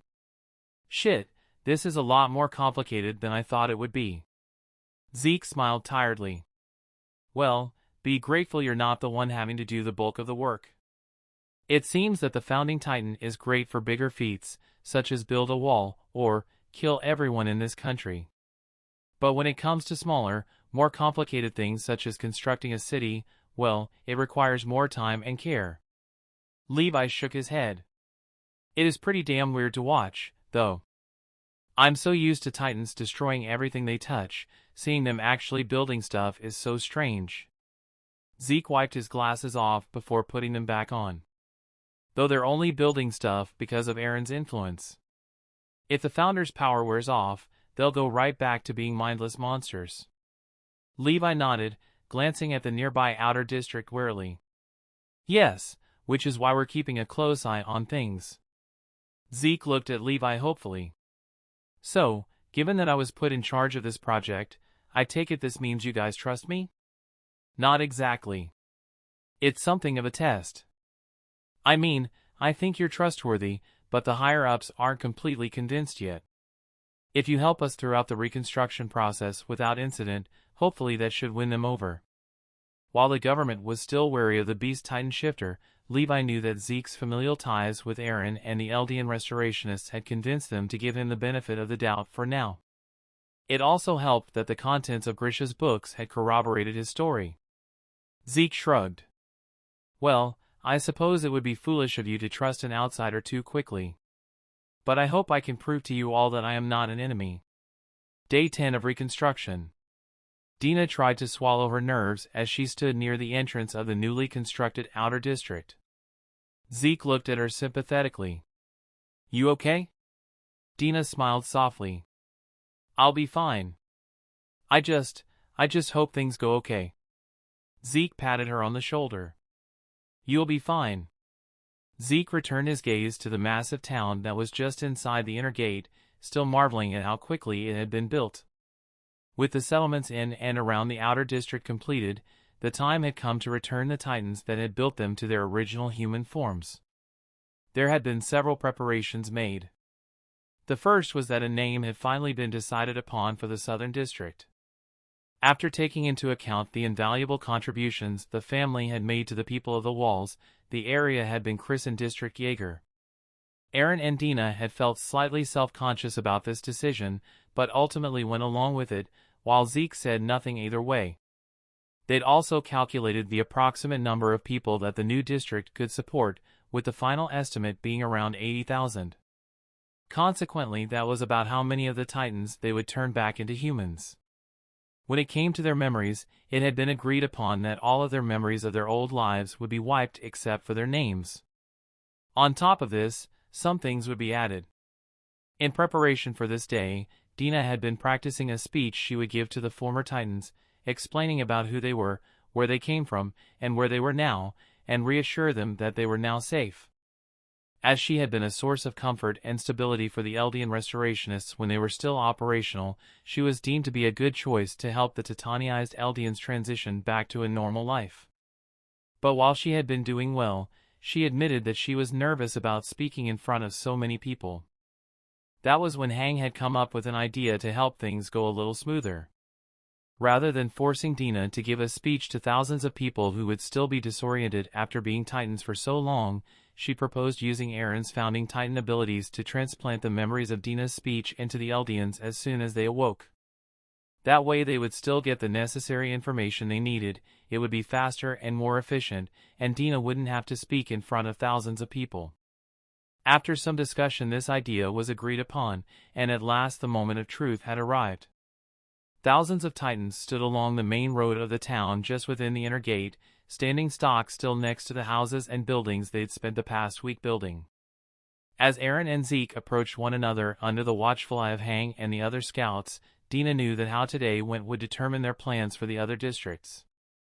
If all went smoothly, they could continue the reconstruction process without delay. But if something went wrong... Eren and Zeke clasped hands and reactivated the founding titan. The next second, as all of the titans slowly laid down on the ground before their bodies began to dissolve in a cloud of steam.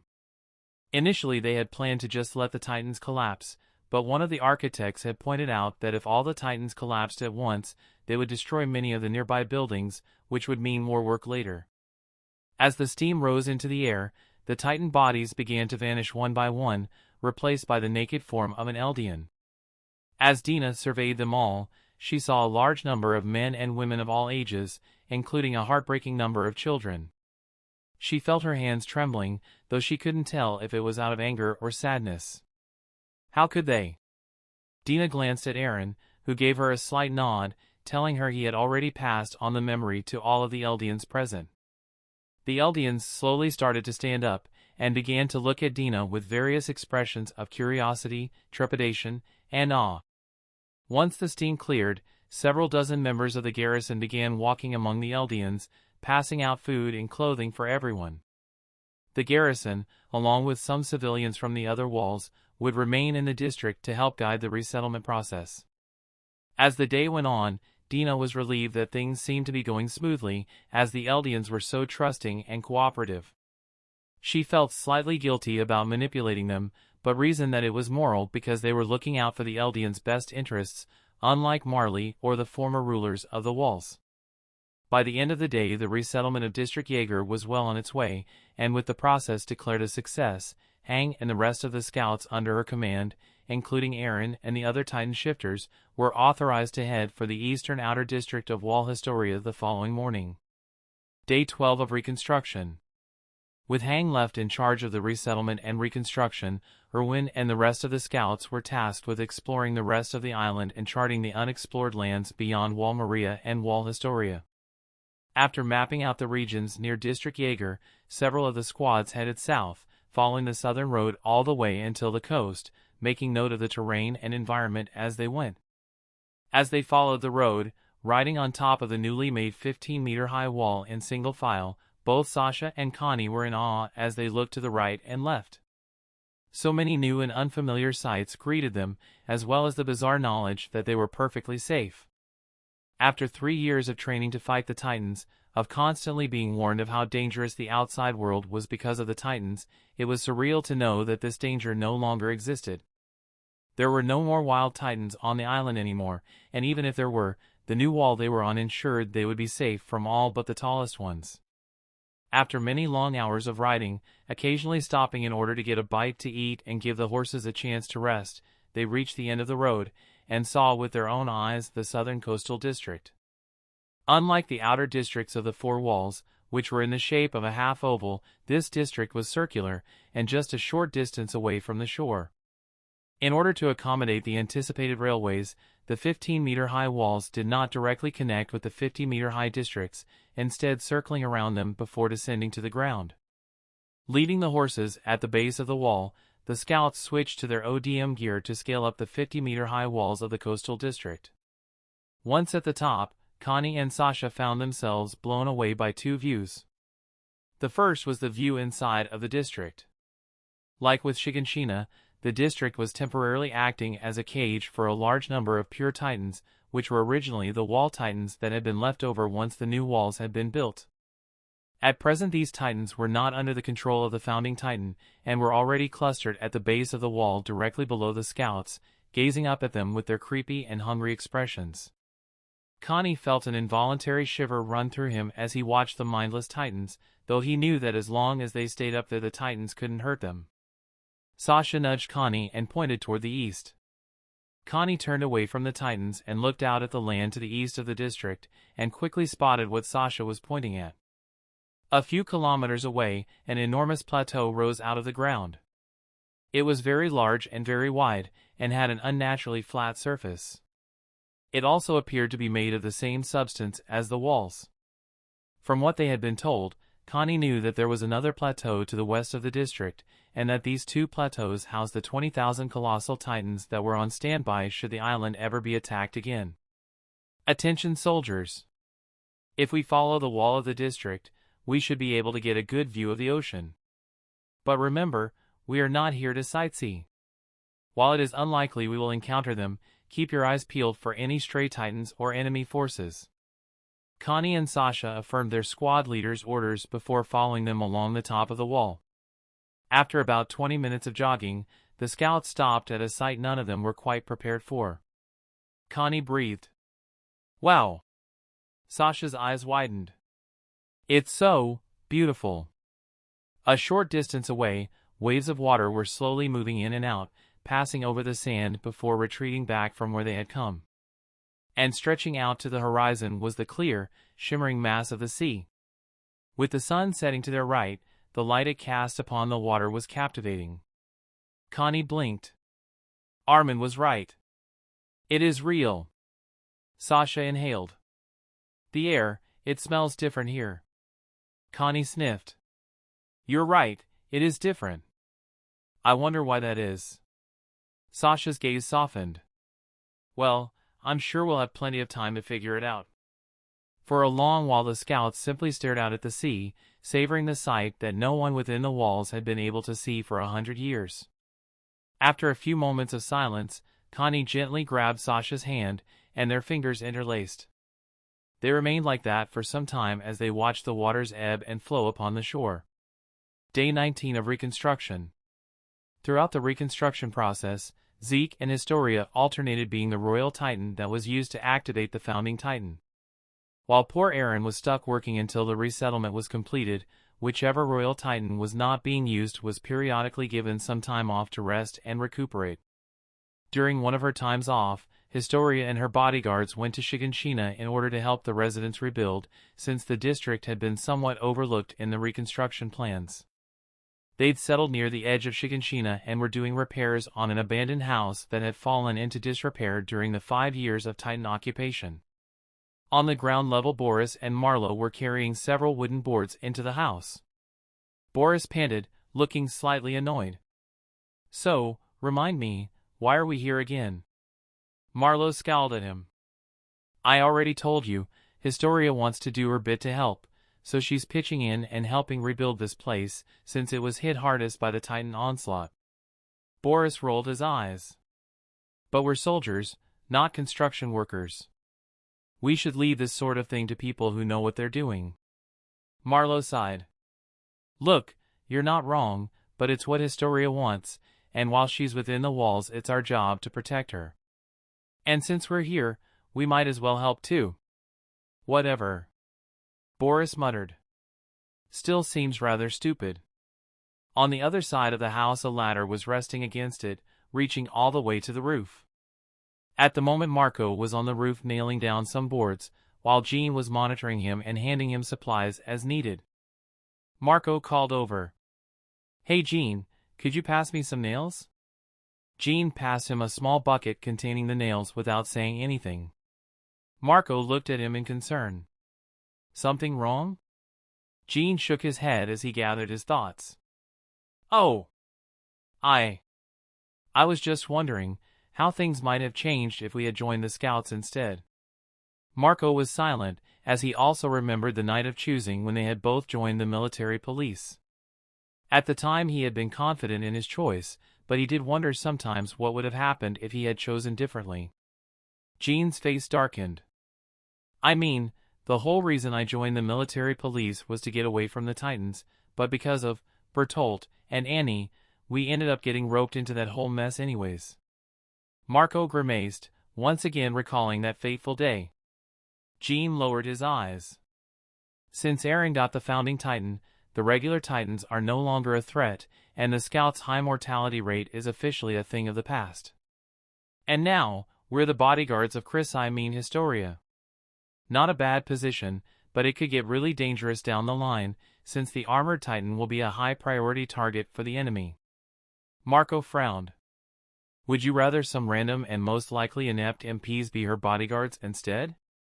Jean shook his head sharply. Of course not. I just can't help but wonder how things would have turned out if I had chosen differently. Marco shrugged.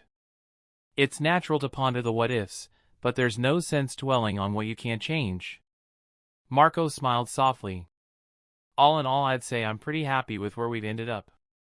Jean nodded. Yeah, I can't really complain. He let out a small smirk.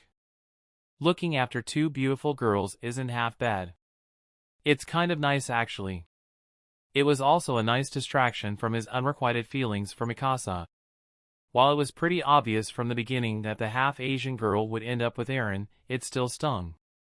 Although, Eren does only have about 8 more years to live, so after that, just maybe. Jean stopped himself. It still probably wouldn't happen, and regardless, that kind of thinking was horrible. Problem? Jean forced a smile. Oh, nothing. Let's get back to work. Inside the house on the second floor, Historia and Ymir were busy fixing several holes in the wall and floor. Ymir held up a water canteen. Historia, here. Historia accepted it gratefully. Thanks. After she had her drink, Ymir placed her hands on her hips. Babe, why are you doing this? Historia looked at her uncertainly. Huh? Ymir gestured out the window. There are plenty of other people who are more qualified to do this work. Why did you insist on coming here? To an outsider, Ymir's tone would come across as rude and condescending, but Historia knew her well enough to know that she was simply curious. Historia glanced out the window. Well, out there, I'm mostly important because of my Titan and my royal blood. It's just kind of a nice change of pace to be able to do something useful that doesn't involve either of those things. Ymir's expression became serious. Do you regret agreeing to inherit the armored Titan? Sometimes. Historia admitted. The curse of Ymir, it's rather frightening. She looked at Ymir, her gaze softening. But, after learning that it would happen to you, I didn't want you to be alone. Ymir's eyes widened, visibly touched. After hesitating for a moment, Ymir pulled Historia into a slightly clumsy hug, which Historia eagerly reciprocated. They held each other for a few minutes, before the sound of Boris dropping something heavy on his foot and the resulting imprecations brought them back to reality. Day 32 of reconstruction. Several weeks had passed since the reconstruction process had begun. At the beginning, the southern coastal district stood still and silent, a solemn reminder of the founding Titan's power that had yet to be visited by any humans. But over time, more and more people began to arrive near the district, until eventually the number had grown to include most of the scouts and a large number of other military personnel, including the commanders of each of the branches. There were also some civilians who had come as well. The reason for their presence was clear. All the outer districts of Wall Historia had been built and settled by the newly restored Eldians, and all of the other coastal districts had likewise been completed. Only the southern district remained, and so many had come to witness the completion of the reconstruction. Eren, Historia, and the other workers were already directing the remaining Titans to work, and while they mostly seemed bored, since they had done this 7 times already, those who had not seen the construction of the other districts were in awe, and even the more reserved soldiers couldn't keep their looks of curiosity and amazement hidden. A short distance away from the other civilians, Zeke and Dina stood side by side, watching the construction unfold. Dina smiled softly. Well, this is it. The last one. Zeke nodded. Yes. The end is in sight. I'll be glad when this is all over. Dina turned toward him. What will you do then? Zeke folded his arms. I'm sure there will still be work to do when it comes to securing Eldia's future. But it would be nice to take a little break. From the reports, there hasn't been a single sighting of any ships along the southern coast, indicating that Marley was indeed scared away by the presence of the Wall Titans so close to the ocean. And since the Titans didn't go beyond the island, Marley will have a hard time convincing the other nations that the founding Titan actually is a threat now, and so should leave us alone for the moment. His eyes darkened. I just hope we never have to make good on that threat. Dina frowned. Indeed. War is an ugly thing. But I can't say I have much sympathy for Marley after everything they've done. Zeke grimaced. But Marley's actions are somewhat understandable given the Eldian Empire's bloody history. Dina looked at him sharply. But that doesn't justify the atrocities they've perpetuated against the Eldian people for the past 100 years. Zeke sighed. I know. The point is that, as long as both sides continue to hold a grudge, the cycle of hatred will continue. Someone has to end it, and I intend to do what I can during the few years I have left. Dina's eyes widened for a moment before closing. I'm proud of you. They stood in silence for a few moments before Zeke spoke again. This time his voice was full of concern. "Erwin, what did he talk to you about the other day?" Dina blinked.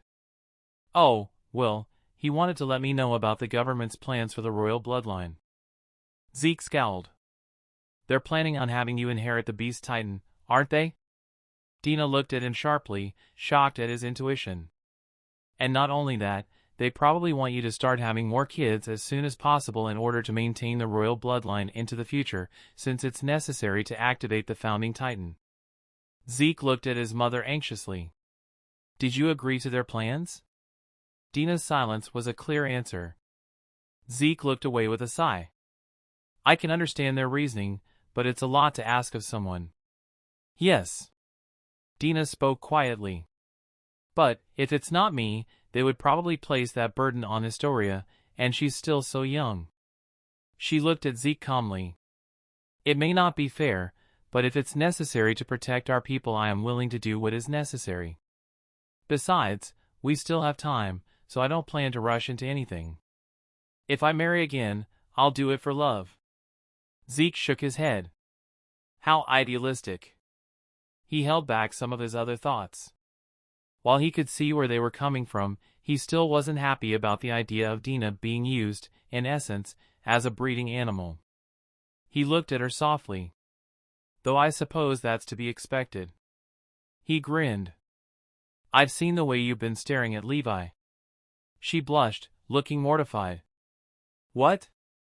Was I that obvious?" Zeke laughed at her expression. "Strange, even though she's my mother, because she hasn't aged during all this time, she feels more like my sister now. Either way, I'll have to keep an eye on Levi just in case. Though he seems like a good man, and if it does happen I'm sure he would treat her right." His smile faded after Dina returned her gaze toward the district. "Dina, I can't promise that I will never hurt you, but I can promise that I will do what is best for our people." Day 33 of Reconstruction. Mikasa gazed out at the ocean, watching the waves as the light from the setting sun slowly faded away. As night began to take hold of the sky, Mikasa shifted her gaze toward the massive wall that surrounded the southern coastal district, the newly christened Port Dina. At long last, it was over. The resettlement process had officially ended that morning, with the last of the pure Titans being returned to their human form and settled into their new homes. There was still work to be done, of course. Much of the island was still uncharted, and there were still some logistical details that would take time to sort out. But none of those required the use of the founding Titan, and so Eren at long last would be allowed to rest. She smiled softly and began to head back to their tent. While she and Eren had been sharing the same tent over the past few weeks, most nights Eren was too tired to do anything other than sleep. She respected this and did her best not to bother him too much, but she was hopeful that now that his power was no longer needed, they would have more time to spend together. She lifted up the flap of the tent and stepped inside. She'd expected to find Eren asleep, so was surprised to see that he was still awake and appeared as though he had been waiting for her. She sat down next to him. "You okay?" Eren nodded. "Yeah. I'm glad we're finished." Mikasa hummed in approval. Eren leaned forward. "Mikasa, I have something I want to say." Mikasa blinked. "Oh?" As she looked at him up close, she noticed that he looked extremely nervous, which made her slightly worried. Eren lowered his eyes.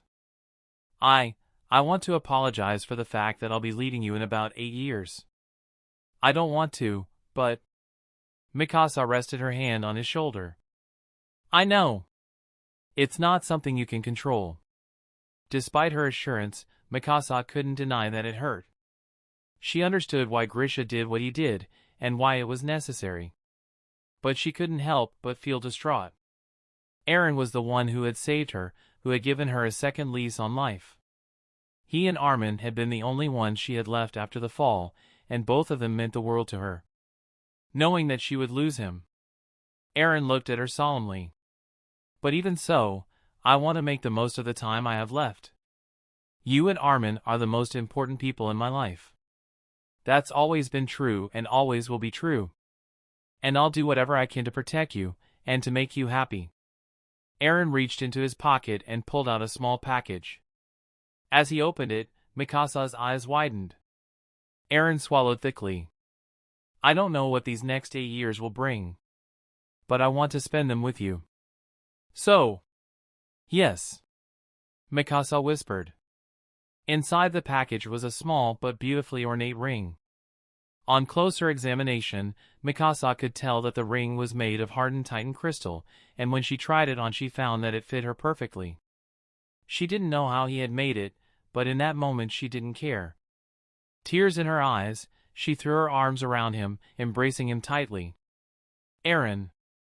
While it wouldn't last forever, knowing that he would remain by her side for as long as he could help soothe her aching heart. 3 days after reconstruction. Hannes looked out at the ocean, genuinely impressed. For his first trip outside of the walls he'd hoped to see something grand, and it didn't get much grander than this. All along the shore countless civilians were enjoying the sunshine and the waves, basking in the new and enthralling environment. A number of soldiers were also present, officially to keep an eye out for any enemy ships, but mainly also there for recreation. Getting to Port Dina had been surprisingly easy, if a bit time-consuming. As he had been stationed in Trost, all Hannes had to do was keep following the new southern road, passing right by Shiganshina district and later the new Yeager district before finally making it all the way to the coast. While he had been content to live his life behind the walls, he couldn't deny that being able to freely travel beyond them was quite the liberating experience. As Hannes made his way along the shore, it didn't take long for him to spot the ones he was looking for. With their feet immersed in the water and bright smiles on their faces stood Eren, Armin, and Mikasa. Once 3 frightened children, they had grown into fine young adults. Hannes grinned and called over. Well, it's been a while since I've seen the 3 of you. They turned around and were pleasantly surprised to see him. Mr. Hannes! Armin cried. What are you doing here? Hannes chuckled. I requested some time off to come and see the newest districts for myself. He looked out at the sea thoughtfully. It's so strange. Once upon a time Shiganshina was the furthest south you could go, and look at us now. For a moment the 4 of them gazed out at sea, enjoying the peaceful moment. Eren reminisced over everything he had done since he had returned. I wasn't perfect. I made some mistakes, and there were still sacrifices that had to be made. He glanced back at Hannes, his eyes softening. But, in the end, it was worth it. A moment later, Hannes' expression became more serious. There's a war coming, isn't there? Eren nodded grimly. Yes. Hannes sighed. Those troublemakers from Marley were driven off, but they'll be back at some point, won't they? Armin frowned. Probably yes. But at least we're in a position of strength now instead of being helpless and ignorant like we were 5 years ago. Hannes folded his arms. True. But that's no reason to let your guard down. Whatever happens, make sure you 3 watch out for each other, okay? Mikasa gently grabbed Eren's hand and let out a small smile. We will, she said softly. Hannes smiled when he noticed the ring on her finger, though he said nothing. After a bit Eren, Mikasa, and Armin headed back toward the city. As they passed, Eren turned toward him. Mr. Hannes. I just wanted to say, thank you. For what you did back then. Hannes nodded silently. A moment later he was by himself in front of the endless expanse of blue that stretched all the way to the horizon. I don't know what the future holds. But given how far we've come in such a short time, I doubt there's any challenge we can't overcome. He reached into his jacket and pulled out a flask, and for the first time in 5 years enjoyed the taste of alcohol passing his lips. Chapter 21, Repercussions. Peak surveyed the landscape below her, carefully perched on the edge of the cliff overlooking the enemy fort. Dust thrown up by the various explosions and gunfire obscured the visibility of the battlefield somewhat, but the keen eyes of her Titan still picked up the enemy movements. Carlo, there's an enemy unit trying to flank Annie. She called out to her gunner. Right, he replied, quickly shifting the barrel of the modified cannon that was strapped to Peak's back and taking aim at the enemy. A second later, the cannon roared, firing a shot that screamed across the battlefield before obliterating the distant enemy. Pyke temporarily hardened part of her titan in order to protect both her real ears and the ears of her titan, but the other soldiers in the gunner's nest had no option but to cover their ears, which didn't help much. With the threat eliminated, Pyke focused her gaze once more on Annie's progress. The other female titan was rampaging directly in front of the fort, slaughtering the enemy soldiers and taking out the cannons one by one, either destroying them outright or smashing parts of the fort to block them and ensure they could no longer be used. Before long, Annie had damaged or destroyed most of the key targets, with Pyke and her crew taking care of the rest. Pyke looked over the fort carefully before nodding in satisfaction. "Carlo, inform the General Magath that we can proceed with the final operation." Carlo nodded before reaching for a nearby radio. Pyke shifted her gaze away from the fort and down to the harbor that lay below. Betrayal was its name, Pyke recalled, and it was the last refuge for the Mid-East Allies fleet. But not anymore. A moment later, after their submarine unit had gotten into position and released a specially modified one-person capsule, the harbor was obliterated by an enormous explosion. A second later, as the smoke cleared, all that was left was a mess of wreckage and debris, with the colossal titan standing in the center. And with the fort's long-range guns damaged or destroyed, they would be unable to shoot at the enormous target. Carlo called down to her. "Pyke, we've just received confirmation. The remaining enemy forces are surrendering. I repeat, they're surrendering." Pyke let out a long sigh. At last. The war was finally over. 3 years had passed since the failure of the operation on Paradis. After learning that the islanders had managed to obtain the full power of the founding titan, Marley had tried to rally the rest of the world to attack Paradis, as they could now release the wall titans and destroy the world if they wanted to. But many of the other nations, including the ones that would become the Mid-East Alliance, were unconvinced of this immediate threat. To them it appeared as though Marley was simply trying to distract them from its failure and force other nations to waste their time and resources on this foolish endeavor. They also believed that if Marley continued to antagonize Paradis, it would spell the end for them all, and that it would be wiser to leave the island alone. The final straw came when Marley warned the world that the wall titans had been spotted moving on the island and that they needed to act soon or they would all perish. This got many nations to mobilize their respective militaries, but when the wall titans failed to show up and begin destroying the world, many of these nations lost all trust in Marley.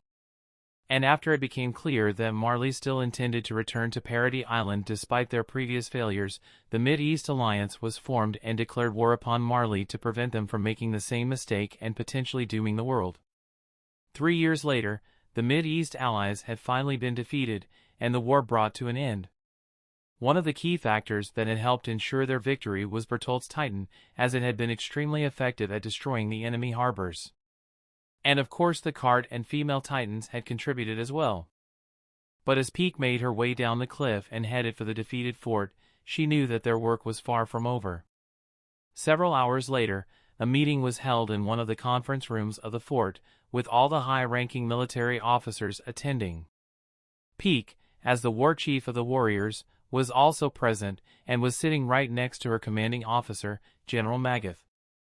Admiral Calvi sat at the head of the table and looked over the diagrams he had placed in front of him. He frowned.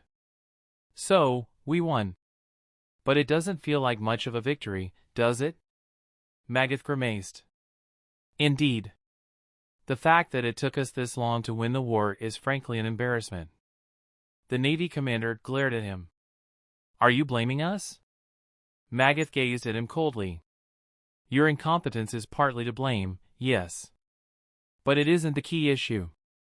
He leaned back with a sigh. "The truth is we vastly overestimated the power of the Titans, and became too dependent on it. This arrogance caused us to lose the armored, Jaws, and Beast Titans to Paradis Island, and also encouraged the other nations to invest in developing weapons that can counter the Titans. The result is that our Titans are no longer the overwhelming force they once were, and the rest of our military has not kept up in terms of technology compared to other nations." He glanced at Calvi. "The only reason we won this war was our superior numbers and resources.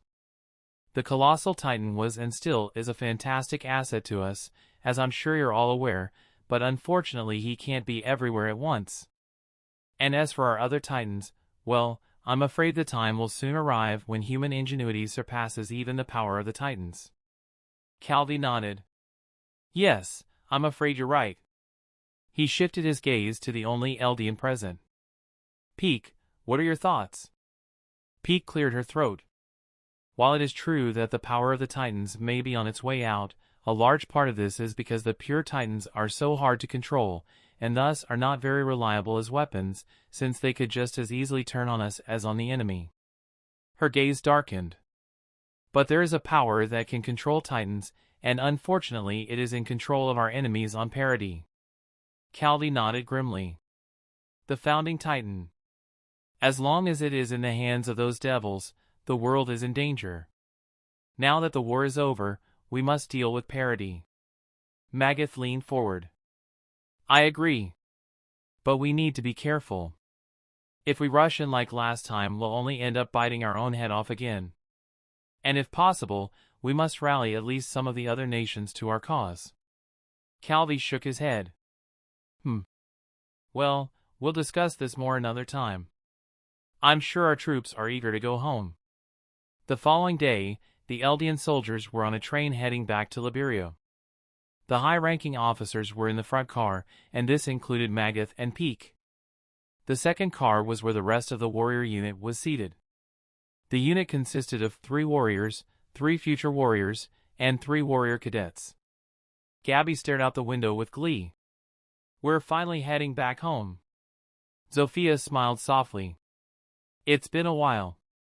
It will be nice to see everyone again. Udo sighed. I'm just glad we're all still alive. Gabby clapped him on the shoulder. Don't be such a downer.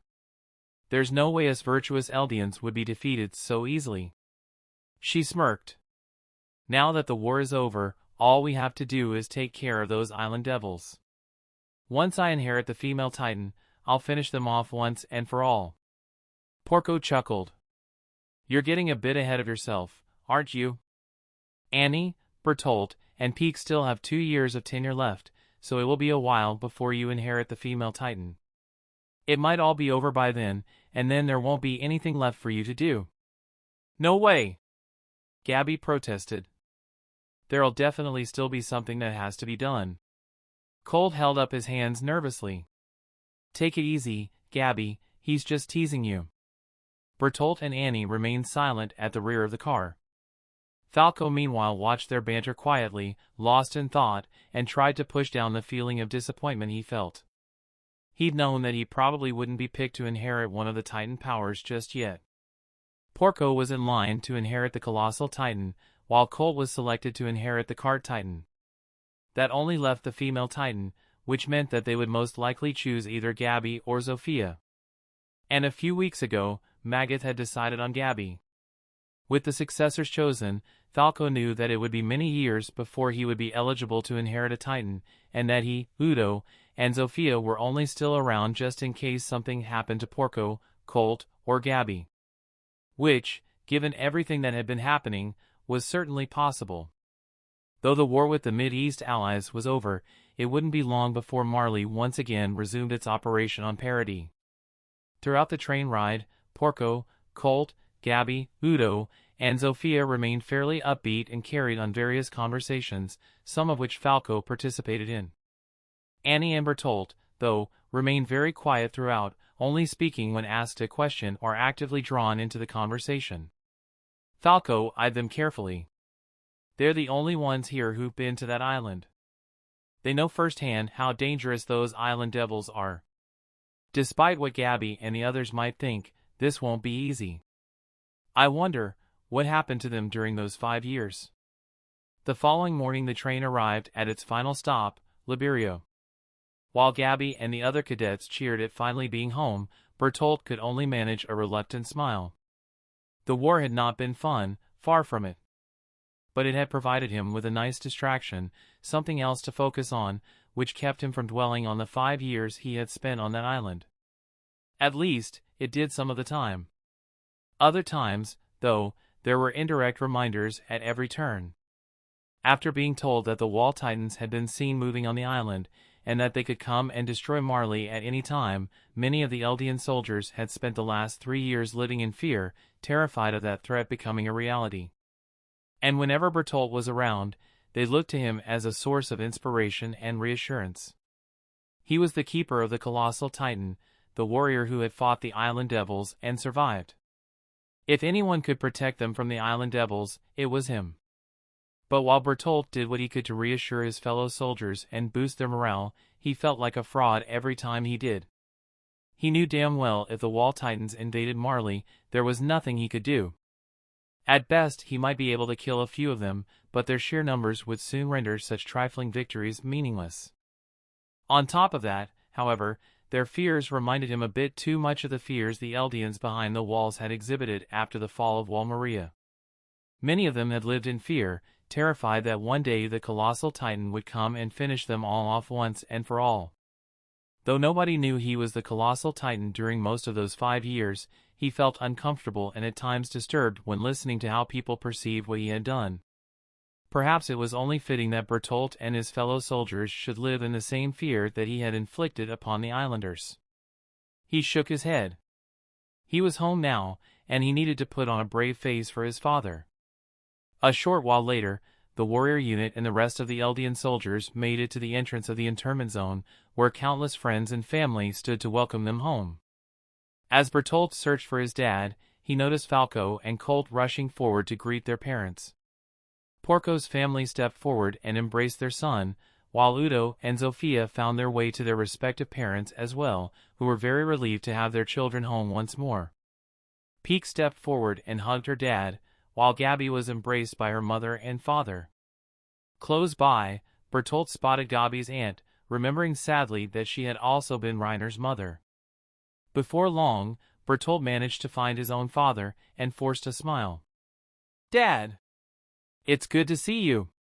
His aging father held out his arms. "Son! I'm glad you made it back." Bertolt embraced his father, struggling to hold back tears. His father patted him on the back. "I heard all about your heroic deeds. I'm very proud of you." Bertolt's smile faded. "Yeah." He looked up and saw Annie disappearing around a corner walking next to her father. As they headed back to their home, Annie and her father didn't say anything, but the silence wasn't uncomfortable. Instead, they simply took the time to enjoy each other's company and to savor the peaceful moment while it lasted.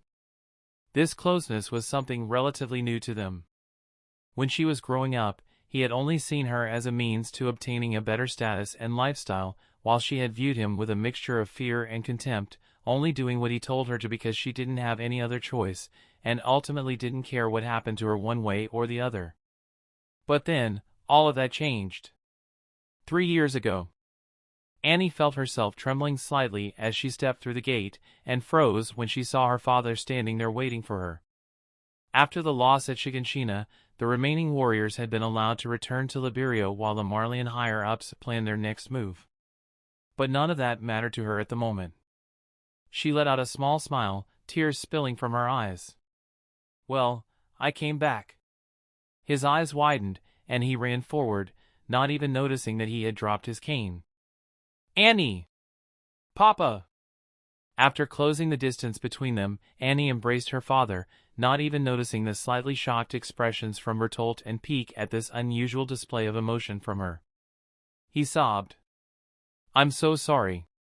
Over the next few days, they repeatedly visited the one area inside the internment zone that had a few trees, which was tucked off to one side. Despite the trees, it was a rather bare and dreary area, and there were rumors that it was haunted, which kept the more credulous Eldians and Marleyans well away. But for the more skeptical Eldians, it provided a little privacy. While they were alone in the wooded area, Annie ended up telling her father everything that had happened to her while she was on the island. She told him about how Marcel had died. She told him how Marcel had sacrificed himself for Reiner. She told him how Reiner had died, how it was her fault for not seeing the warning signs, and how Marcel's sacrifice was in vain because of her. She told him about reaching the wall, and how Bertolt and Reiner had broken it down.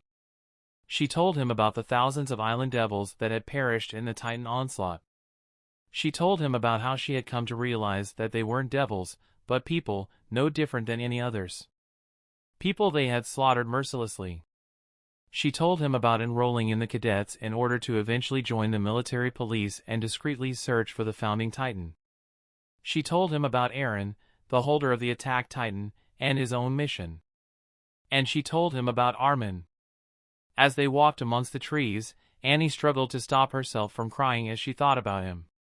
He was, without a doubt, the single most kindest, purest, and thoughtful person I've ever met. She closed her eyes. And I think, no. I know I loved him. And I know he loved me. Somehow, he saw something good in me. Despite all the blood on my hands, all the sins, all the deception, he still liked me for me. God knows why, but... She shuddered. When he found out what I truly was, the look on his face. At this she couldn't keep it in any longer, and she began to sob. Her father pulled her in for a hug, shedding his own silent tears, trying to comfort her while she confessed her darkest secrets, the secrets no one else could know.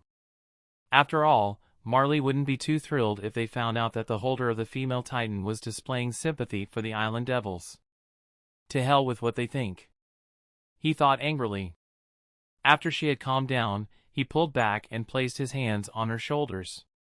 She had grown quite a bit taller over those 5 years, and while most parents would be pleased by this fact, it only reminded him of his sins and what his beloved daughter had been through the past 5 years. His voice trembled. Annie. I'm so sorry for putting you through this hell. It was my selfishness that led you to suffer. I can't ask for forgiveness, nor would I deserve it even if you could give it. But, know that I will always be by your side. And the one thing I want more than anything is for you to be happy. Even if that means throwing away the honor of being a warrior, even if that means making an enemy of the whole world. Do what makes you happy. If there is anyone who deserves happiness in this world, it's you, my daughter. 3 years had passed since then. Life had moved on, and the war with the Mid-East allies had kept her fairly busy. Fortunately, her Titan wasn't as vital to the war as Bertolt's was, so she had been allowed a few more occasions when she could visit her father. They both loved each other, and at last were living like a normal father and daughter. But it still felt like something was off. It was truly ironic, Annie reflected as she stared out the second-story window of their home. While she had been on the island, the thought of her father, and keeping her promise to him, had sustained her, and kept her focused on completing her mission. But now that she had returned and was back with her father, she found her thoughts continuously returning to the naive boy from Shiganshina, either reminiscing on fond memories or wondering how he was doing. Magath walked down the street cautiously, his hand resting on his pistol. He probably wouldn't need it, but he wasn't taking any chances. A few minutes later he had reached his destination, an abandoned warehouse. Not the cleanest or most comfortable meeting place, but it had served him well in the past. After looking around to make sure he hadn't been followed, he discreetly entered the warehouse. Once inside, he noticed several large bloodstains on the floor, one of which was fresh. Magath scowled. He really wished the bastard had less violent hobbies. He raised his voice. I know you're here. Come out. We need to talk. Yo! It's been a while, hasn't it, General Magath? A tall man stepped out of the shadows, and Magath found himself looking into the grinning face of Kenny Ackerman. Chapter 22, Secret Maneuvers. 2 years ago. The gulls cried out to each other as they flew overhead. Aside from the sound of the waves ebbing and flowing along the shore, the area was calm and quiet.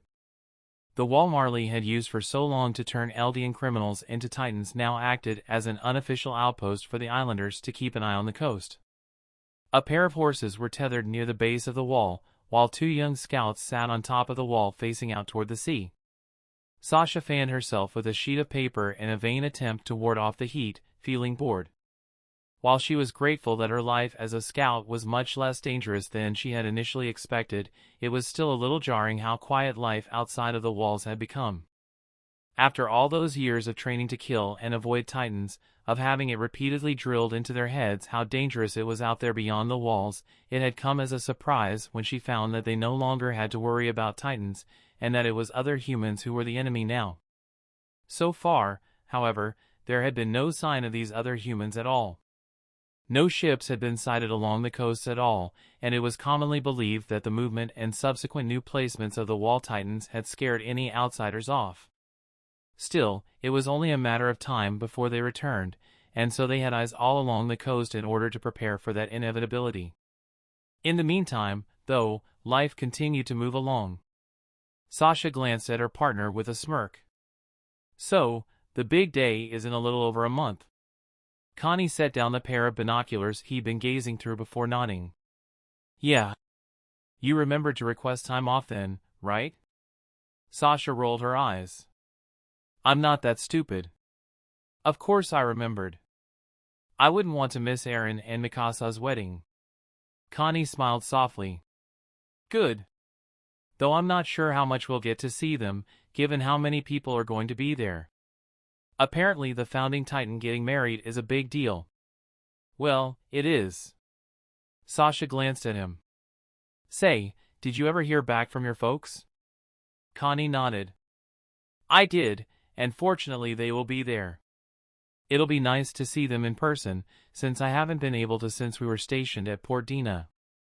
As the southernmost district and the biggest settlement along the coast, most of the scouts were now stationed at Port Dina in preparation for any future invasions, since any attacks would most likely come from the south. The rest of the scouts were based in the eastern, western, and northern coastal districts, with the garrison looking after the 4 districts of Wall Historia. With the large number of restored Eldians living in Wall Historia and the coastal districts, the total population of the island had increased greatly, and the scouts and garrison had seen a large influx of new recruits from among the former Titans. The only regiment that had not seen a large increase was the military police, which was still mostly content to remain behind Wall Rose and Wall Sina, and leave the more dangerous and uncharted work to the other 2 branches of the military. As a plethora of new opportunities and territories now lay beyond Wall Rose, the laziness and cowardice of the MPs went mostly unchallenged. Sasha smiled. That's good.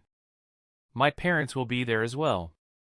I haven't seen them since, gosh, when the reconstruction first began. Her face turned slightly red as a sly grin came onto her face. If they approve, maybe we can tie the knot before long too. Connie looked away, his face turning red as well. Maybe. Though I'd want it to be a smaller celebration than what Eren is getting. He looked through the binoculars again in an attempt to hide his embarrassment. Sasha snorted. I think that's a guarantee, since you're not that important. Connie smirked. I'm hurt. He froze, before abruptly standing up. Sasha frowned as she also stood up. Connie? What is dash? He passed her the binoculars, and as she looked through them her expression became grim. The line of smoke on the horizon could only mean one thing. Marley was on the move. The Marleyan ship crept along the coast, looking for a good spot to land and send out their scouting parties. The captain had waited until night had fallen before getting close to the shore in an attempt to remain undetected by the island's inhabitants. Now the crew was readying the smaller lifeboats and preparing to go ashore. Yelena observed all of this with a passive air, barely listening to the captain's orders as the crew moved across the deck of the ship. It's not like any of it really mattered. Nothing mattered anymore. Years ago she'd become disillusioned with Marley, finally seeing her home nation for what it truly was, a self-righteous, violent imperial power that was no better than the Eldian Empire they had defeated long ago. Between everything she knew about the internment zones the Eldians were kept in, and the horror stories she'd heard from the conscripted soldiers whose home countries had been forcefully annexed by Marley, she'd been overcome with loathing for what her country had become. At first she'd been overcome with a sense of hopelessness, because while she had finally woken up to the truth about what Marley had become, there wasn't much she could do about it. After all, she was just one person within the vast machine of society. What could she possibly do against the social and political systems of Marley that had become entrenched for almost a century? Fortunately for her, life had provided her the answer on the day she met Zeke. Here was a powerful man, both in terms of physical abilities and social status. A man who also recognized the sins of Marley and the need for something to be done. And just like that, her life suddenly had a purpose, a reason for her to be. For all his power and influence, Zeke was still closely watched by the Marleyan government, and so could not move freely. But she could.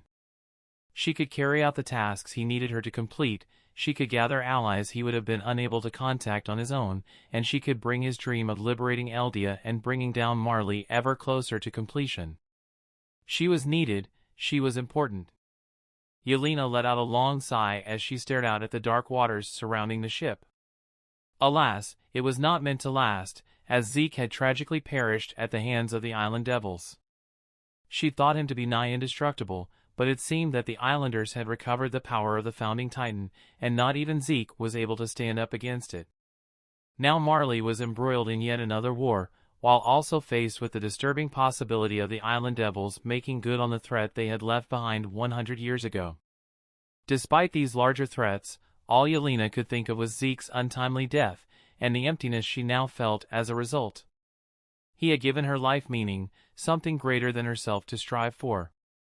He had been her rock, her anchor. But with him gone, it felt as though the ground had collapsed beneath her, like an earthquake. For a split second, Yelena wondered why her thoughts had turned to earthquakes, when without warning the smaller vibrations that had been permeating through the ship were abruptly replaced with a more violent shaking as the entire ship began to tilt. Yelena hastily grabbed the nearby railing, trying and failing to stay on her feet, while hearing the panicked yells and shouts of the rest of the crew.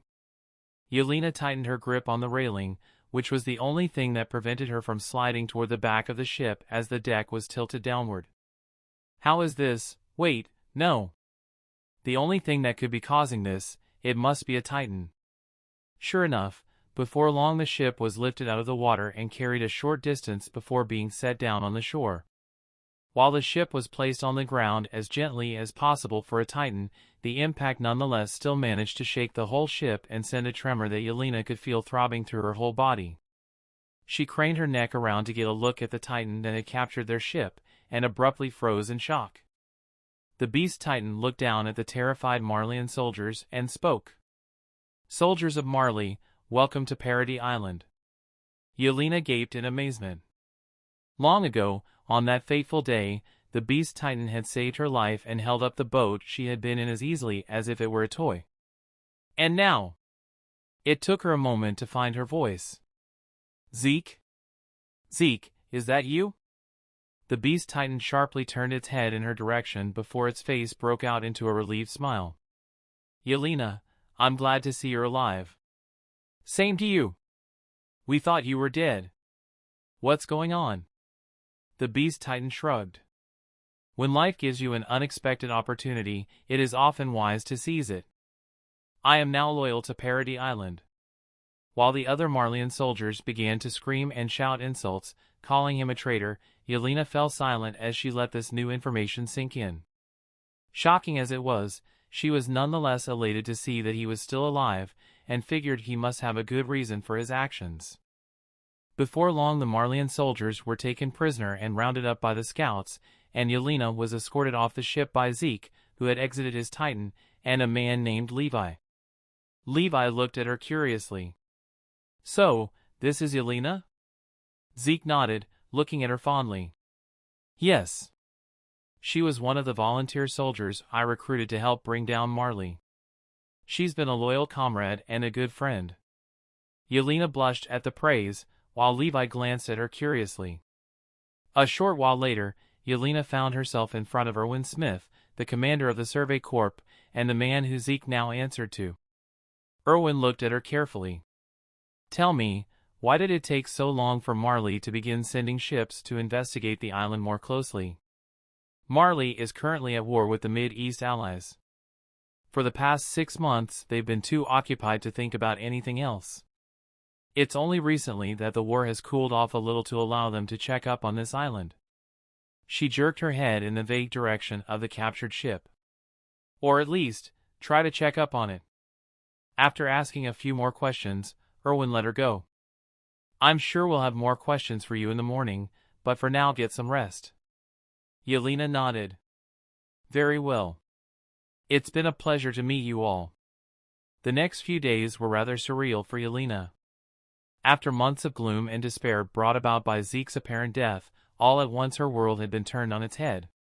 Not only was Zeke still alive, but now she was living on the island she had been taught all her life to fear. An island that, contrary to what she had been told, was a downright lovely place. In addition to the natural beauty of the coast and the nearby forests and sand dunes, which were still mostly untouched by human activity, the city of Port Dina was certainly a sight to see. Its most notable feature was the 50-meter-high wall that encompassed it on all sides, which would shield its inhabitants in case of an attack. But it also had 4 gates which allowed people to come and go as they pleased, and there was already a small harbor along the shore a short distance away from the city walls. The city itself was already home to tens of thousands of people, and was the main headquarters of the Survey Corporation. As Yelena walked down its streets, she could only stare in awe at its size. Such a city should have taken years if not decades to build and grow, but with the power of the founding Titan it had been completed in just a few days. And the smaller track of the wall just north of the city that provided a road back into the interior of the island showed that this was just a small piece of the island's impressive new infrastructure.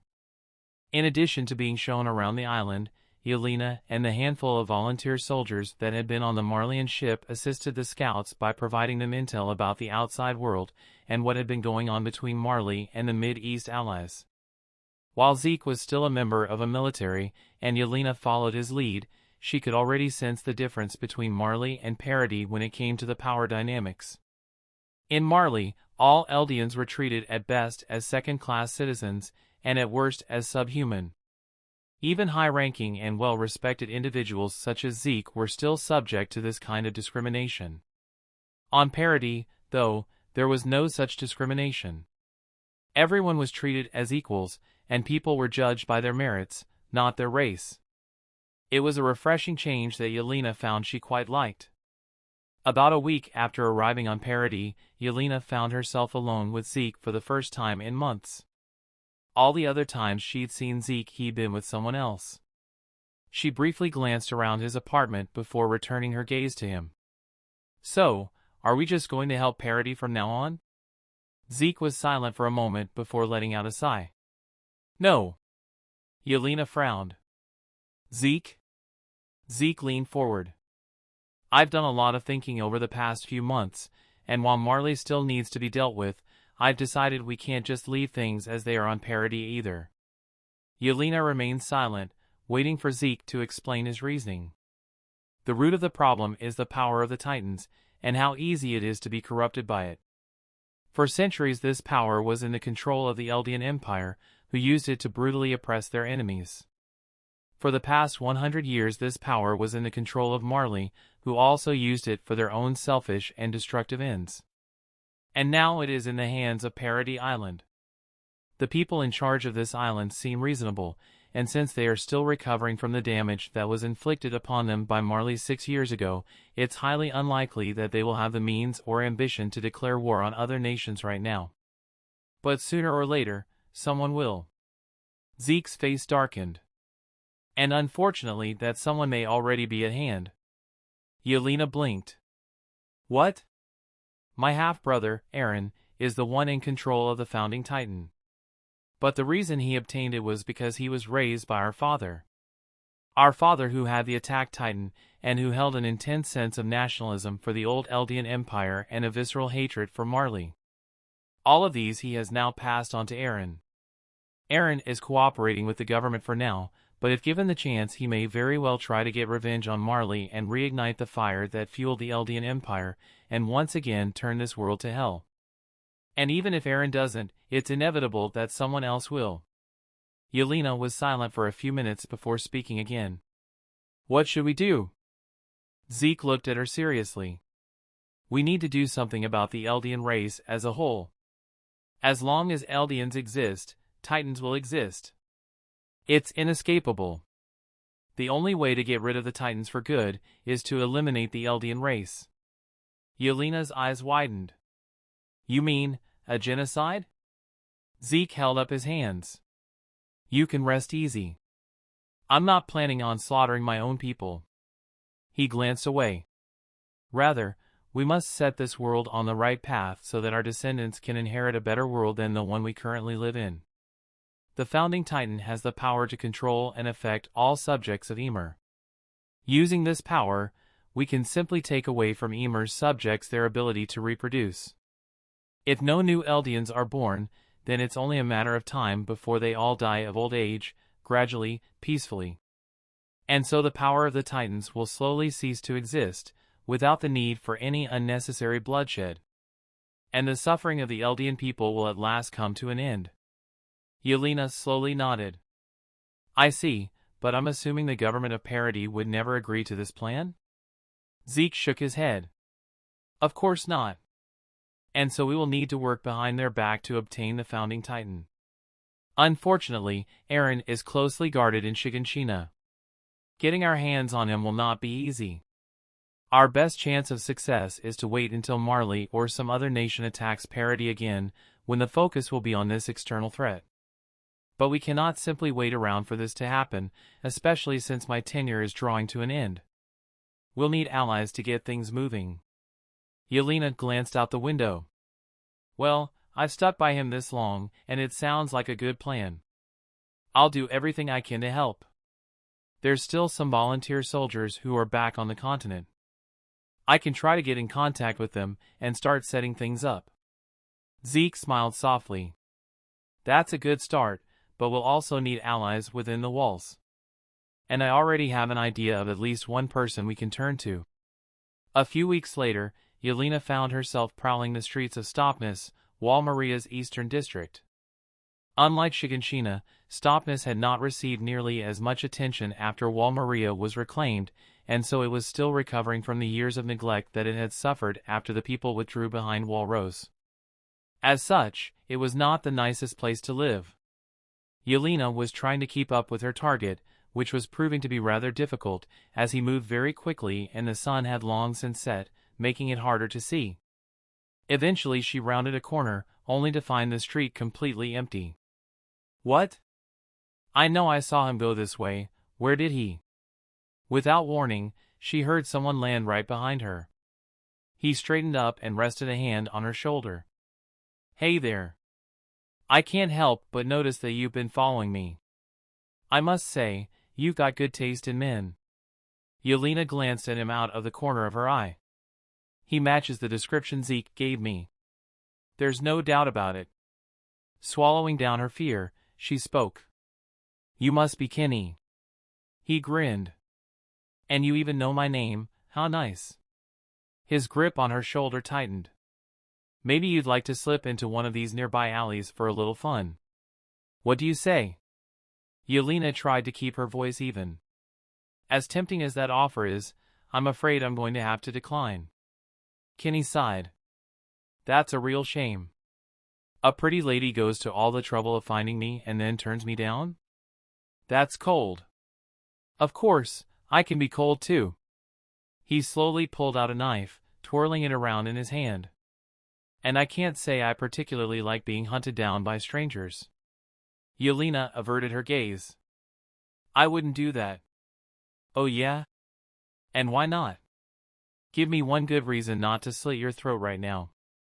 Yelena tried to keep her face blank. Because you're curious. You'll never know why I came all this way to see you.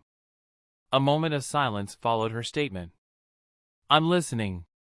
Mentally letting out a sigh of relief, Yelena spoke. I know you used to work for the old government. And after the regime change, you've been stuck down here in the dumps. It must be awfully dull down here, and that's the one thing you can't stand. Being bored. There's someone who wants to meet you. If you agree, I can guarantee that you won't be bored again for a long, long time. Kenny inclined his head. And just who is this person? Zeke looked over the streets of Shiganshina, mildly impressed at the drastic change the district had undergone over less than a year. Not so long ago, he and the other warriors had been camping out in the abandoned city waiting for the Survey Corps to appear. Between the Titan activity and the absence of human inhabitants, the city had fallen into decay and disrepair, a mere shadow of its former self. Now, however, it was once again a thriving center of human activity. Old buildings had been repaired, and new ones had risen up to take the place of the ones too old or damaged to be worth saving. People now lived their lives as normal, no longer under the fear of the Titans that had hung over them for so long. As Zeke walked down the street, making sure to stay close to the 4 scouts who were escorting him, he soon spotted what he was looking for.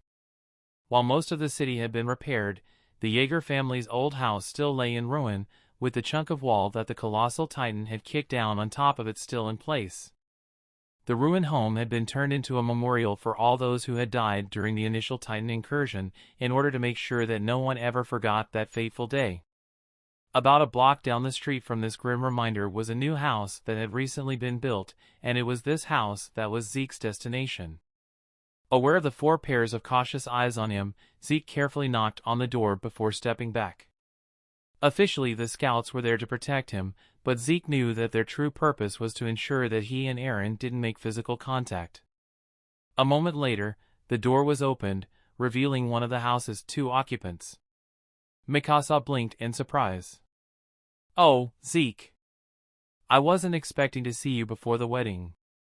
Zeke let out a small smile. "I just wanted to stop by for a quick visit. After all, it's not every day that one's younger brother gets married. Is Eren home?" Mikasa nodded. "Yes, I'll let him know you're here." She disappeared, and a few seconds later her fiancé appeared.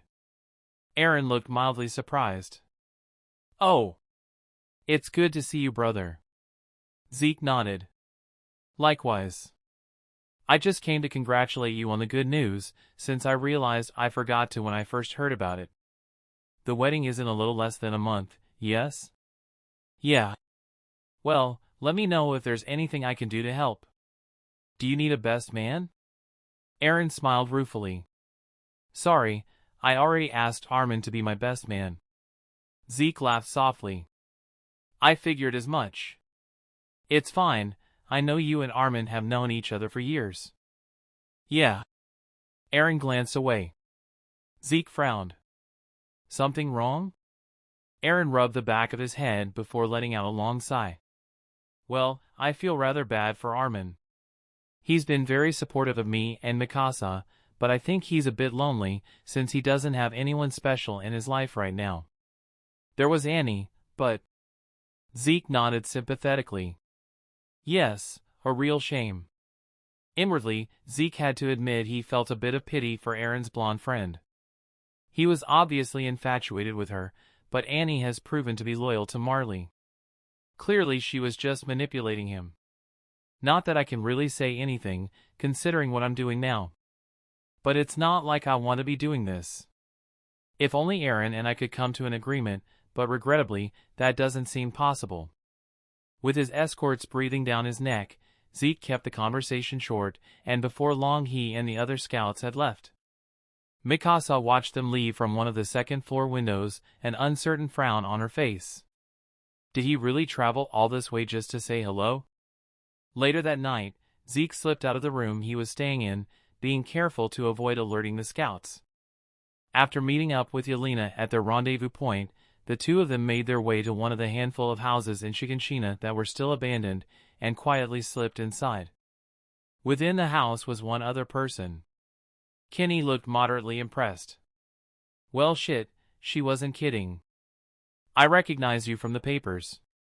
So, what does the holder of the Beast Titan want with me? And for that matter, how did you even know where to find me?"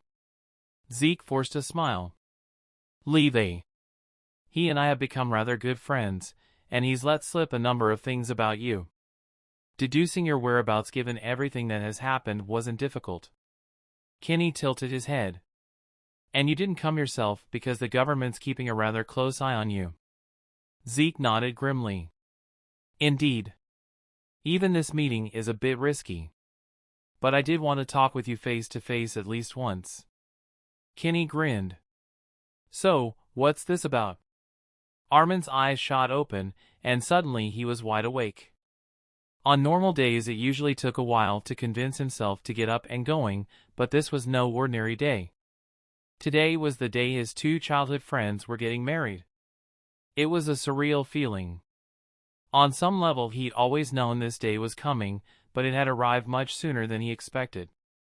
While both Eren and Mikasa were old enough to marry, they were still fairly young. But Armin supposed that they both were sure of their feelings for each other, and so there was no reason to wait. And of course there was the matter of Eren's limited lifespan that likely influenced their decision. Armin shook his head. This was supposed to be a happy day, there was no sense in dwelling on something like that. He got up and dressed, and went to check in on Eren. The door to Eren's room was open, and so Armin let himself in. Armin smiled. "Oh, good, you're awake. Feeling nervous?" Eren shrugged. "A bit." Eren was already dressed in the traditional outfit worn by grooms on their wedding day, and was presently inspecting himself in the mirror to make sure he hadn't missed anything. Armin leaned against the doorframe. "I can imagine. But I'm glad I got to finally see this day." Eren's eyes softened. "Yeah, me too." Eren glanced over his shoulder at his best man. "I just hope you can find someone special before long. You deserve to be happy too." Armin averted his gaze.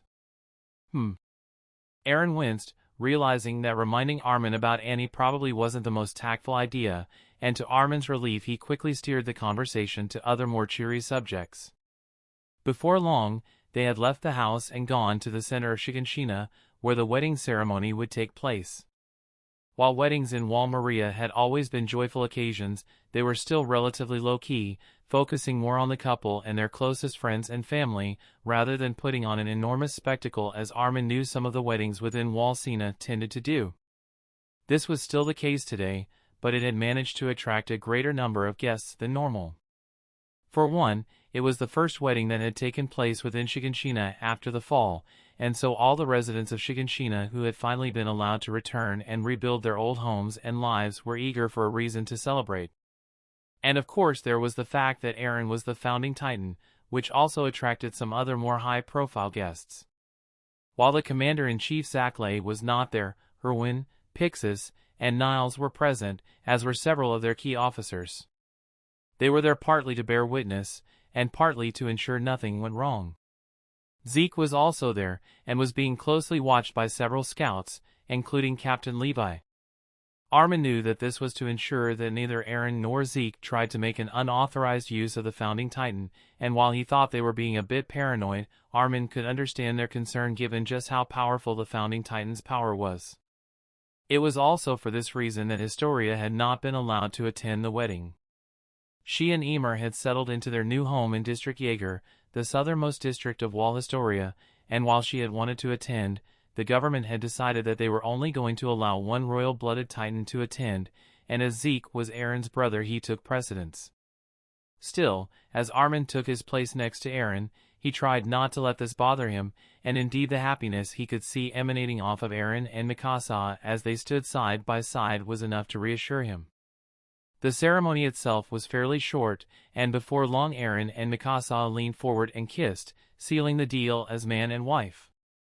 As the crowd began to clap and cheer, Armin found himself blinking back a few tears, beyond happy that he had been able to see this moment. During the celebration afterwards, Armin managed to spot a few other familiar faces among the crowd. Off to one side he spotted Connie and Sasha, as well as several people who looked like their respective families. Connie's two younger siblings appeared to be teasing him, as he looked flustered about something while Sasha laughed. Further back he saw several members of the scouts he personally knew, including Petra and ELD, as well as ELD's wife Catherine.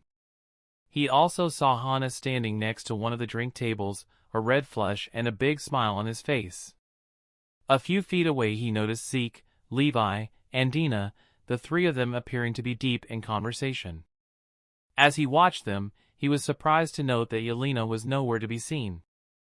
From what he had heard, ever since she had arrived on the island several weeks ago, she had been practically inseparable from Zeke, always by his side wherever he went.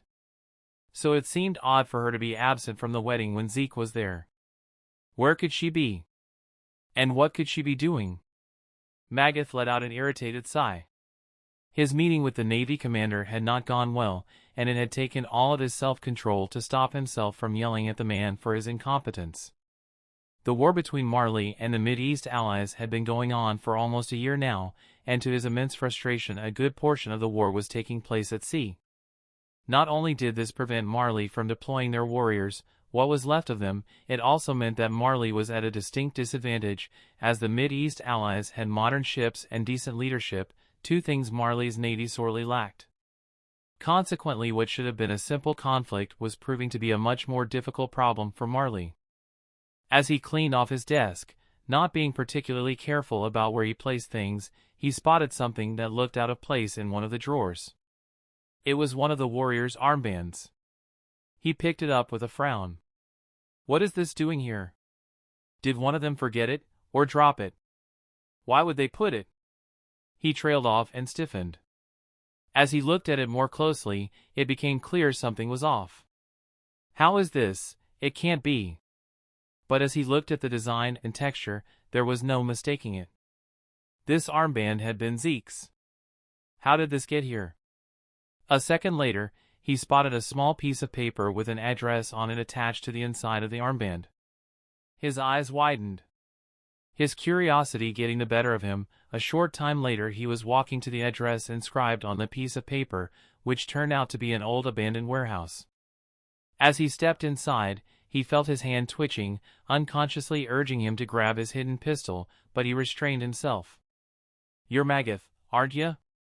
Magath whirled around, and saw a tall man leaning against one of the back walls, most of his silhouette hidden in the shadows. Magath swallowed the apprehension he felt creeping up his back and held up Zeke's armband.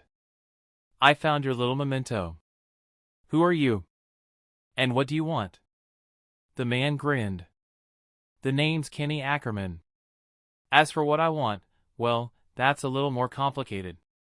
He jerked his head at the armband. "You're probably wondering where I got that. The answer is quite simple. Zeke gave it to me. He figured you'd appreciate some proof that he was still alive." Magatha's eyes widened. "He's what? But I thought. You thought he'd been eaten by some island devil, right? Well, the guy is quite the smooth talker, and actually managed to convince the islanders that he's on their side." Magatha's face filled with shock. "What?" Kenny chuckled at his reaction. "You know his parents were Eldian restorationists, right? Well, it just so happens that his father, Grisha Yeager, had the power of the attack titan passed to him by the restorationists' leader, the Owl. He then infiltrated the walls, had a new family, and passed his titan and his mission on to Eren Yeager, Zeke's half-brother." Magath took a step back, his mind reeling. "Eren," he murmured. "We knew he was the one who interfered with our operation on Paradis, and we suspected that he was the one who helped the Survey Corps retrieve the founding titan, but we had no idea he and Zeke were related." "Yeah. Small world, ain't it?" Anyways, Zeke was able to spin a sob story, telling them all that he was loyal to his father's cause, and that he only betrayed them because they were about to be discovered anyway. He then claimed that he was secretly working as a spy for Marley's enemies, and that he longs for the day Eldia can be restored to its former glory. Ha! It's all a pack of bullshit, though. He just said all that stuff to win their trust, and they fell for it hook, line, and sinker. In reality, though, his loyalty remains to Marley. Having gotten over the initial shock of the news, Magath forced himself to calm down. It wouldn't do to have his emotions get the best of him. "I see," he said slowly. "This is welcome news. But who are you?" Kenny shrugged. I used to work for the old government on Paradis, but after Eren and the scouts' little coup I was forced to abandon my position. I've got nothing left to lose and plenty to gain, so when Zeke approached me I jumped at his offer, since I thought it would be interesting." Magath frowned. "I see. Well, perhaps you can illuminate me as to what has been happening on that island since we left." "Can do. I'll cut to the bit you're probably most interested in. Right now they have 80,000 colossal titans on standby in case Marley or anyone else ever invades them again." Magath looked at him sharply. What? Only 80,000? But the warning left behind 100 years ago said there were millions of Titans locked away on that island. Kenny snorted. Even that figure was inflated. But the truth is, most of the Titans are now being used as a part of the island's infrastructure, so they can't use them for war without disrupting that infrastructure. Kenny then summarized the events of the reconstruction and how approximately 600,000 Titans had been returned to their human forms. So, from what I read in the papers, the population of the walls was around 1 million after the government sent 250,000-ish people to be killed by the Titans in order to ease the food shortage issue. After the reconstruction, though, the population jumped to around 1.6 million. Magath grimaced, his mind racing. While the news of Zeke being alive and well was certainly a positive development, and the knowledge that there were millions of colossal Titans on the island was definitely a relief, the rest of it was not good. From what Kenny had described, using the unrestrained power of the founding Titan Paradis had transformed practically overnight from a backwards hermit kingdom to a powerful nation, one that now had access to all of the island's natural resources and a healthy starting population that had plenty of room to expand. We always knew the founding Titan was strong, and after what the 145th king did with it 100 years ago, this shouldn't be surprising, but still. Magath spoke. Tell me, how have the restored Eldians adapted to their new situation? Has there been any unrest, or are things stable? Kenny shook his head. I've only seen a few of them, but they seem to be very trusting of the new government. I imagine it was the same way when the founder wiped the people's memories 100 years ago. With no memories and a fresh start, the people were inclined to believe what they were told. Magath frowned. Kenny smirked. Fortunately for you guys, the Islanders have a weak spot. Namely, the founding Titan itself. As long as they have it, they can repel any attack launched at them. But here's the kicker, Eren can't use the founding Titan by himself. In order to activate it, he needs to make physical contact with a Titan of royal blood. And right now on that island there is only one royal-blooded Titan, some young brat named Historia Rice. Magath blinked. That was certainly a valuable piece of intel. He looked at Kenny carefully.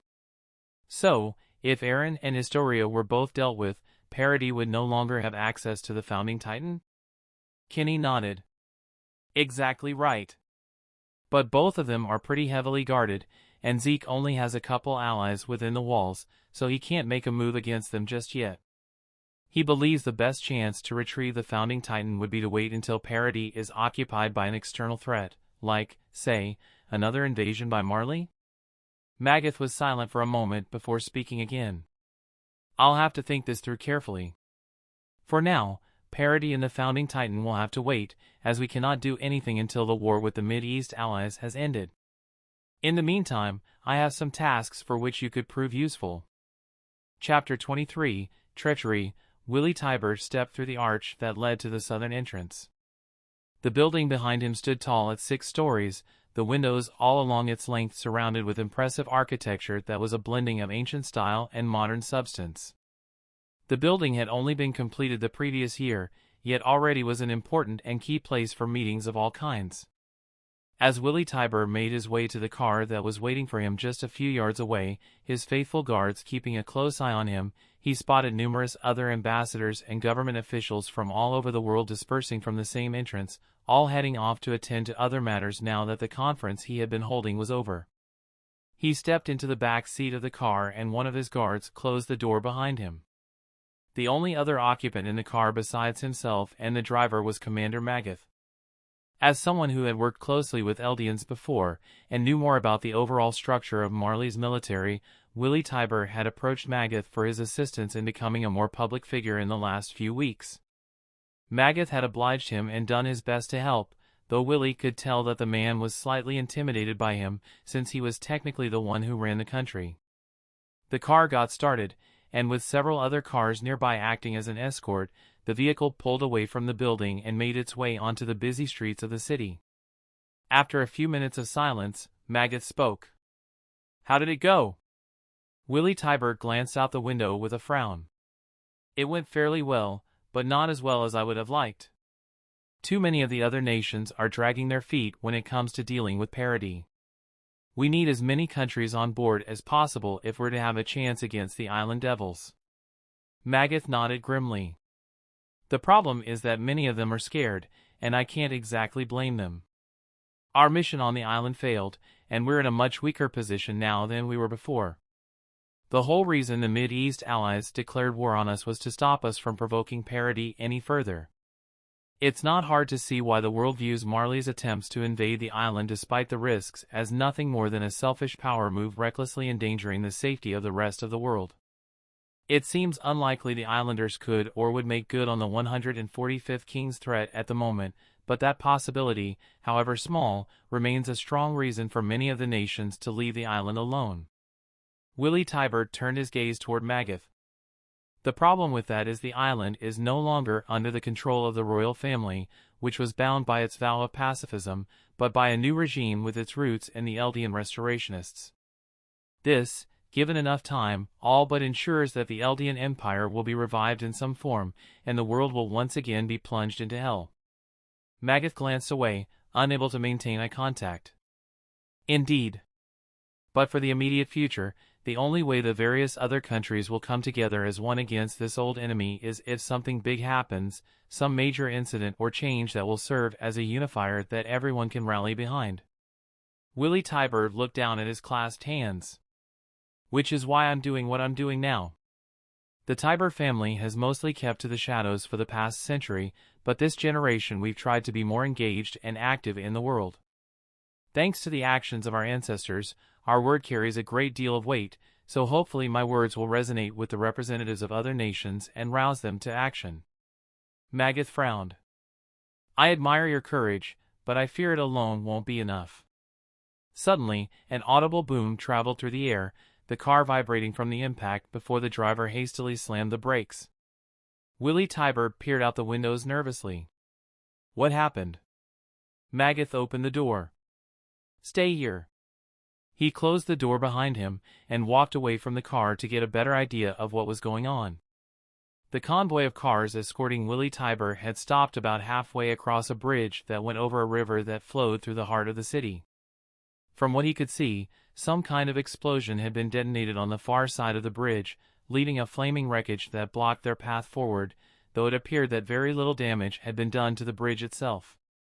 Several other officers and officials had also gotten out of the cars ahead of them and were looking at the wreckage apprehensively. My God! Magath turned around sharply to see Willie Tyber standing behind him, looking at the flames with a stunned expression. I thought I told you to stay where you were. Willie Tyber smiled feebly. Sorry. I just wanted to see Dash. Whatever he was about to say was cut off as a gunshot rang out and the side of his head exploded in a shower of blood and gore. Magath flinched, and out of the corner of his eyes saw a man wearing a ghoulish mask and clad in black clothing peering up from the side of the bridge, a smoking gun clutched in his hand. The assassin disappeared, then suddenly soared up into the air above the convoy. To the casual observer it looked like he was flying, but Magath was just able to make out the cables and the ODM gear the assassin was using to propel himself into the air. With pinpoint accuracy, the man fired down at the stunned crowd of people below, killing many of them before they could react and filling the stationary cars with numerous holes. A handful of the guards and soldiers with their wits about them realized they were under attack and quickly brought up their rifles to shoot down the assassin, but he was moving far too fast for them to get a clear shot. He dived down and disappeared underneath the bridge once again. The soldiers rushed to the side of the bridge and peered over the edge, their guns in hand, ready to shoot down at the assassin in the river. But when they looked down, they saw that he was not in the river, but suspended by one of his cables which was still connected to the bridge. His eyes and guns were aimed straight up, and before the soldiers could even begin to attempt to aim at him he fired, shooting them all in the head or neck one after another. Most of the soldiers fell down dead on top of the bridge, while a few collapsed and pitched down into the river below. His work done, the assassin fired his cables at one of the nearby buildings and soared away into the depths of the city, leaving the flaming wreckage and bloody corpses behind before the police and paramedics could arrive. The whole incident lasted less than 2 minutes.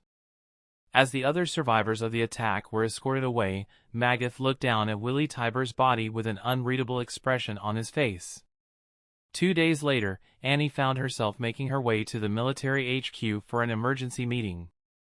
As she walked down the street, she saw numerous people looking over the morning newspaper, fury evident on their faces and talking animatedly with the people around them. It wasn't hard to guess why. Willie Tyber's death had sparked a massive outrage from both Marley and the international community. While they didn't know exactly who was responsible for the attack, the lone assassin had used ODM gear, a technology that was unique to Paradis Island. This indicated that the only ones who could have been behind the attack were the Island Devils, once more determined to cause trouble and bring suffering to the world. For most people that explanation was enough, but Annie had her doubts. Why would Paradis want to assassinate Willie Tyber? What could they possibly gain from it? They are still recovering from the damage that had been inflicted on them, both by the pacifistic royal family that had kept them isolated and ignorant for the past century, and by Marley after they destroyed Wall Maria. They have no reason to want a war with the world. And even if they did want to go to war, this still makes no sense. The best strategy would be a preemptive strike, while the world is still divided and unsure of what to do. Instead, they assassinate one man, an action that has actively unified the world against Paradis. Something doesn't feel right about this. Annie grimaced. In any case, it looks like we're going to have to go back to that island. Her thoughts turned to Armin, and she was filled with dread at the idea of having to fight or even kill him. What should I do? Shaking her head, Annie made her way to HQ and headed for the meeting room to see what was going on. Magath looked up as she entered the room. Ah, there you are, Annie. I was just starting to wonder if you were going to be late. Sorry, she muttered as she took her seat. As she looked around the table, she recognized most of the people there. They included Bertolt, Peake, Colt, Galliard, and several Marleyan officers she was familiar with. But there were 2 people who she had not seen before. Magath gestured at the 2 new arrivals. As I'm sure you all have noticed, we have some guests. This is Miss Tyber, she's the holder of the Warhammer Titan. Miss Tyber nodded curtly at the other shifters. Annie's eyes widened. So, she's the one with the power of the Warhammer Titan. She must have been pretty upset about her brother's death, which explains why she's here. Magath glanced at the other new arrival. And this is Kenny. He's the leader of a secret squad I formed in order to counter the Survey Corps, the most dangerous military unit of Paradis. Kenny nodded, an unsettling grin on his face. Magath looked at them all seriously. I'd hoped that we would have more time, but with this recent attack and the unfortunate death of Mr. Tyber, it's clear we have no choice but to move quickly in order to confront Paradis Island. We do have some things working in our favor. For one, Mr. Tyber's death has outraged much of the world, and many nations that were initially hesitant have agreed to join our coalition against Paradis. Kenny looked at Magath casually, while Annie studied his face carefully. She froze. Wait a minute, that man, he's the same one as from back then. She thought back to when she'd infiltrated one of the inner cities during her time as a cadet, and her heart began to beat faster. He's from the walls. And the assassination of Willie Tyber to galvanize the world to action was incredibly convenient, too convenient. It must have been him. Magath and Kenny, they're all working together to frame Paradis. Annie tried to keep her outward expression neutral, but internally her thoughts had become tumultuous, and she barely took in a word Magath was saying. Shit, what should I do? 2 months later. The military headquarters at Port Dina were bustling with activity as Paradis prepared itself for the imminent invasion. Most of the civilians had already been evacuated up north, while the scouts and the garrison were finalizing the city's defenses. Erwin, Pixis, and Hang were in Erwin's office, looking over a map of the island that contained detailed information about the geography and environments of Paradis, as well as an outline of the 4 walls and the roads that connected them. Pixis gently tapped his fingers against the table. Our sources indicate that the invasion will happen in about 2 weeks. Most of the enemy forces will be coming over on ships, which should be easily dealt with using the colossal titans we have at our disposal. The only variable we really have to worry about is if they use airships as well. Airships would be able to avoid the Titans and strike directly at the city. Hang nodded grimly. Which is why it's important to make sure all our soldiers are ready even though we have the founding Titan. She turned toward Erwin. Speaking of which, when is Eren arriving? Erwin stared out the window, his eyes on the front entrance of the city. He and Levi's squad will be departing from Shiganshina district tomorrow morning and should be here by tomorrow evening. Thanks to the volunteer soldiers and the Marleyan engineers we captured, we'll have trains running on the roads before long, but for the moment we're still dependent on horses. He paused. I'm also having Historia come here as well. Pixis looked at him in surprise. From Yeager district? But why? Zeke is already here. Hang frowned. You don't trust Zeke? I can understand being wary of him, but he's done a lot for us. Erwin turned away from the window, trying to gather his thoughts. It is true that Zeke has helped us a great deal. He was incredibly useful when we were rebuilding the walls, and the information about the outside world he's provided us has been invaluable. And yet, something about him makes me uneasy. By his own admission, he's an experienced liar and manipulator, since he was able to trick Marley for all those years. I can't help but wonder if he has a hidden agenda of his own. Erwin shifted his gaze down to the map on the table. And besides, even if my misgivings are incorrect, I think it would still be a good idea to have the armored Titan here considering the invasion we're about to face. Hang glanced at Pixis before returning her gaze to Erwin. Is that why you reassigned Levi's squad to Eren and are having Mike's squad looking after Zeke? Yes. I know that Levi has become good friends with Zeke, and I'm afraid that could compromise his better judgment if Zeke were to do anything suspicious. Mike knows to be more careful. Hang sighed. Honestly, I think you're being a bit paranoid. Pixis shrugged. A little paranoia can save your life. And if his suspicions are wrong, there's no real harm done. Pixis pointed at the map. Now then, I have a question about the southwestern section of the wall. While the higher-ups made their plans and discussed their strategies, the soldiers under their command carried out the orders they had been given and prepared the walled coastal city for the coming war. On top of the wall, countless soldiers carried supplies and moved the cannons to the proper places, trying to ignore the stress and fear they felt about the battle looming ahead of them. Among these soldiers were two young scouts who were being much quieter than usual. After setting down a crate, Sasha looked over at her partner. Connie? Are you okay? Connie was silent for a moment, his face noticeably paler than normal. I'm scared. Sasha looked out at the sea, observing the water receding into the distance as far as the eye could see.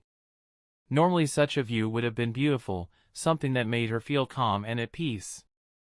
But now, it had the opposite effect, as she knew what lay on the other side and would be coming over the horizon before long. Me too. Connie leaned against a nearby cannon, his hands shaking slightly. I knew we would be fighting other humans eventually, but I always figured it would be further into the future, something we wouldn't have to face until many years later. I never expected. He trailed off, clearly distraught. Sasha tried to give a reassuring smile. Hey, we made it through Trost, where the odds were against us. And this time, the odds are in our favor. We'll be fine. Of course you will. Sasha and Connie turned around to see a woman in her mid-20s walking toward them. She was not wearing a soldier's uniform and was instead dressed in civilian clothing. Sasha gasped.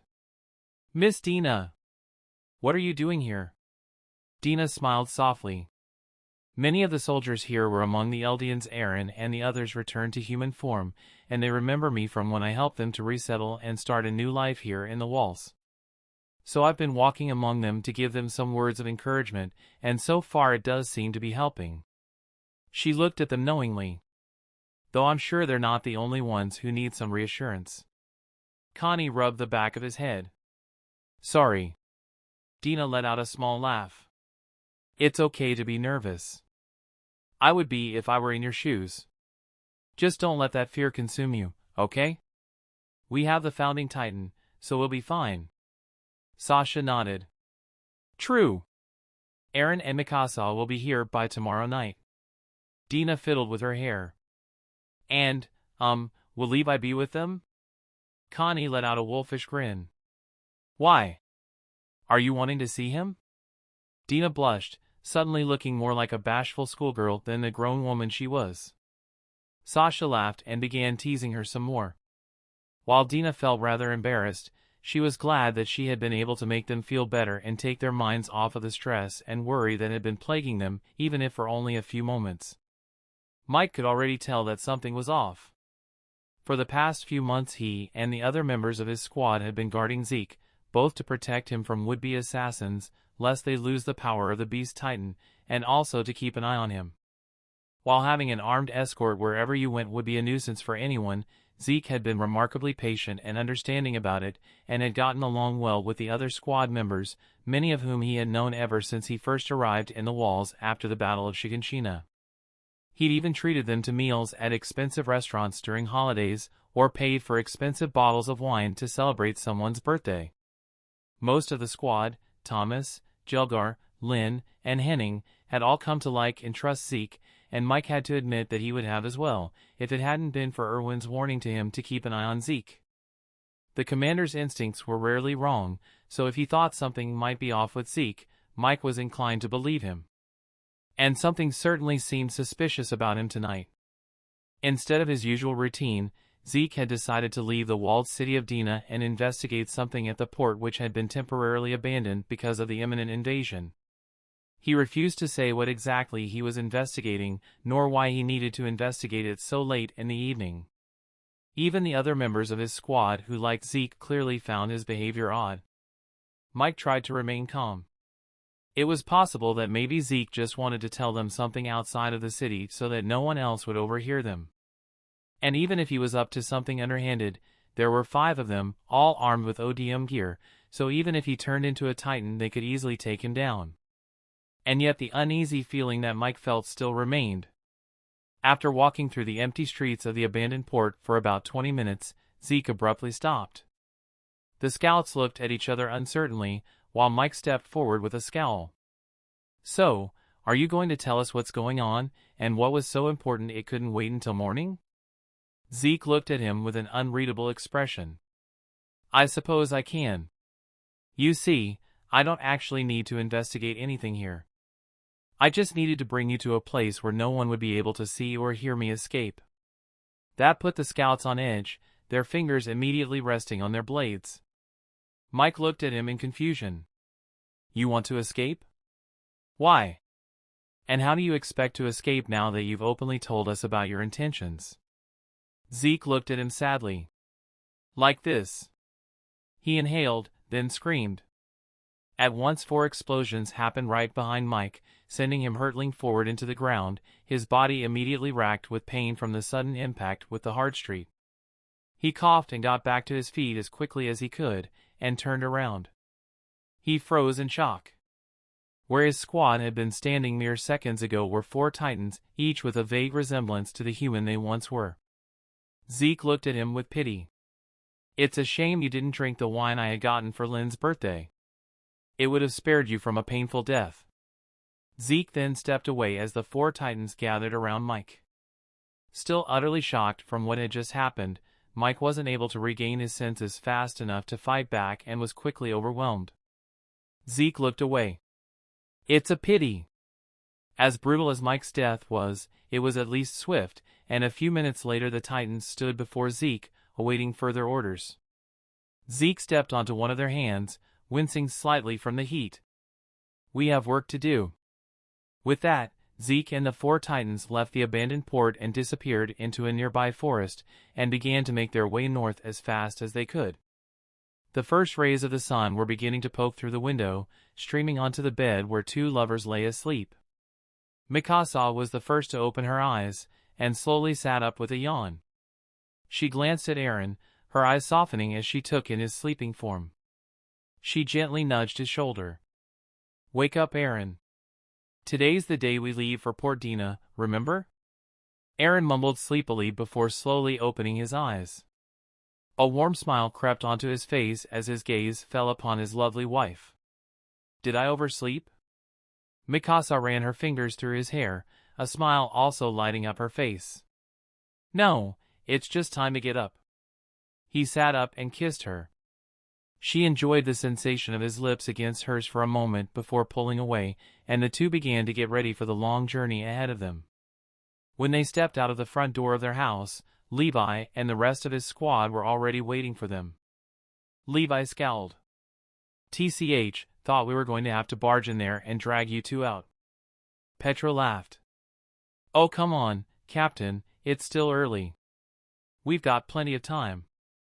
Eren got onto a horse, as did the other members of the Levi squad, which consisted of Petra and ELD, the two veterans who remained loyal to Levi even after the massive changes that had happened within the walls, Mikasa, who wanted to do everything she could to make sure Eren stayed safe and had been skilled enough to ensure a spot with Levi's squad, and Varys, a talented younger soldier who had graduated at the top of his class and had been taken under Levi's wing after Zeke had shown a fondness for the young soldier. The 6 scouts made their way down the main road of Shiganshina that lead to the outer gate. Mikasa looked around with a nostalgic smile. Despite everything that had happened, and all the major changes that had occurred, their hometown still looked mostly the same. Mikasa fiddled with her scarf. If only Auntie Carla could be here to see this.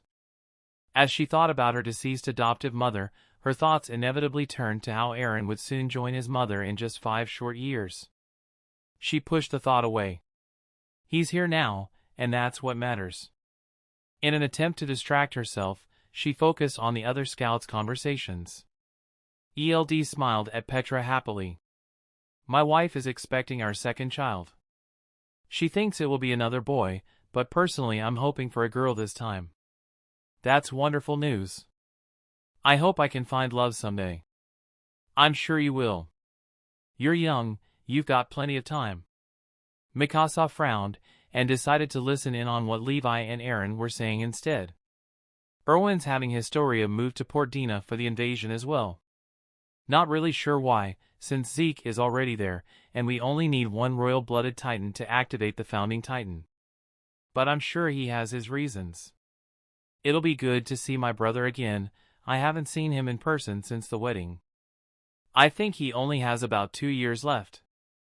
Mikasa lowered her gaze, once again distraught by the reminder about the curse of Ymir.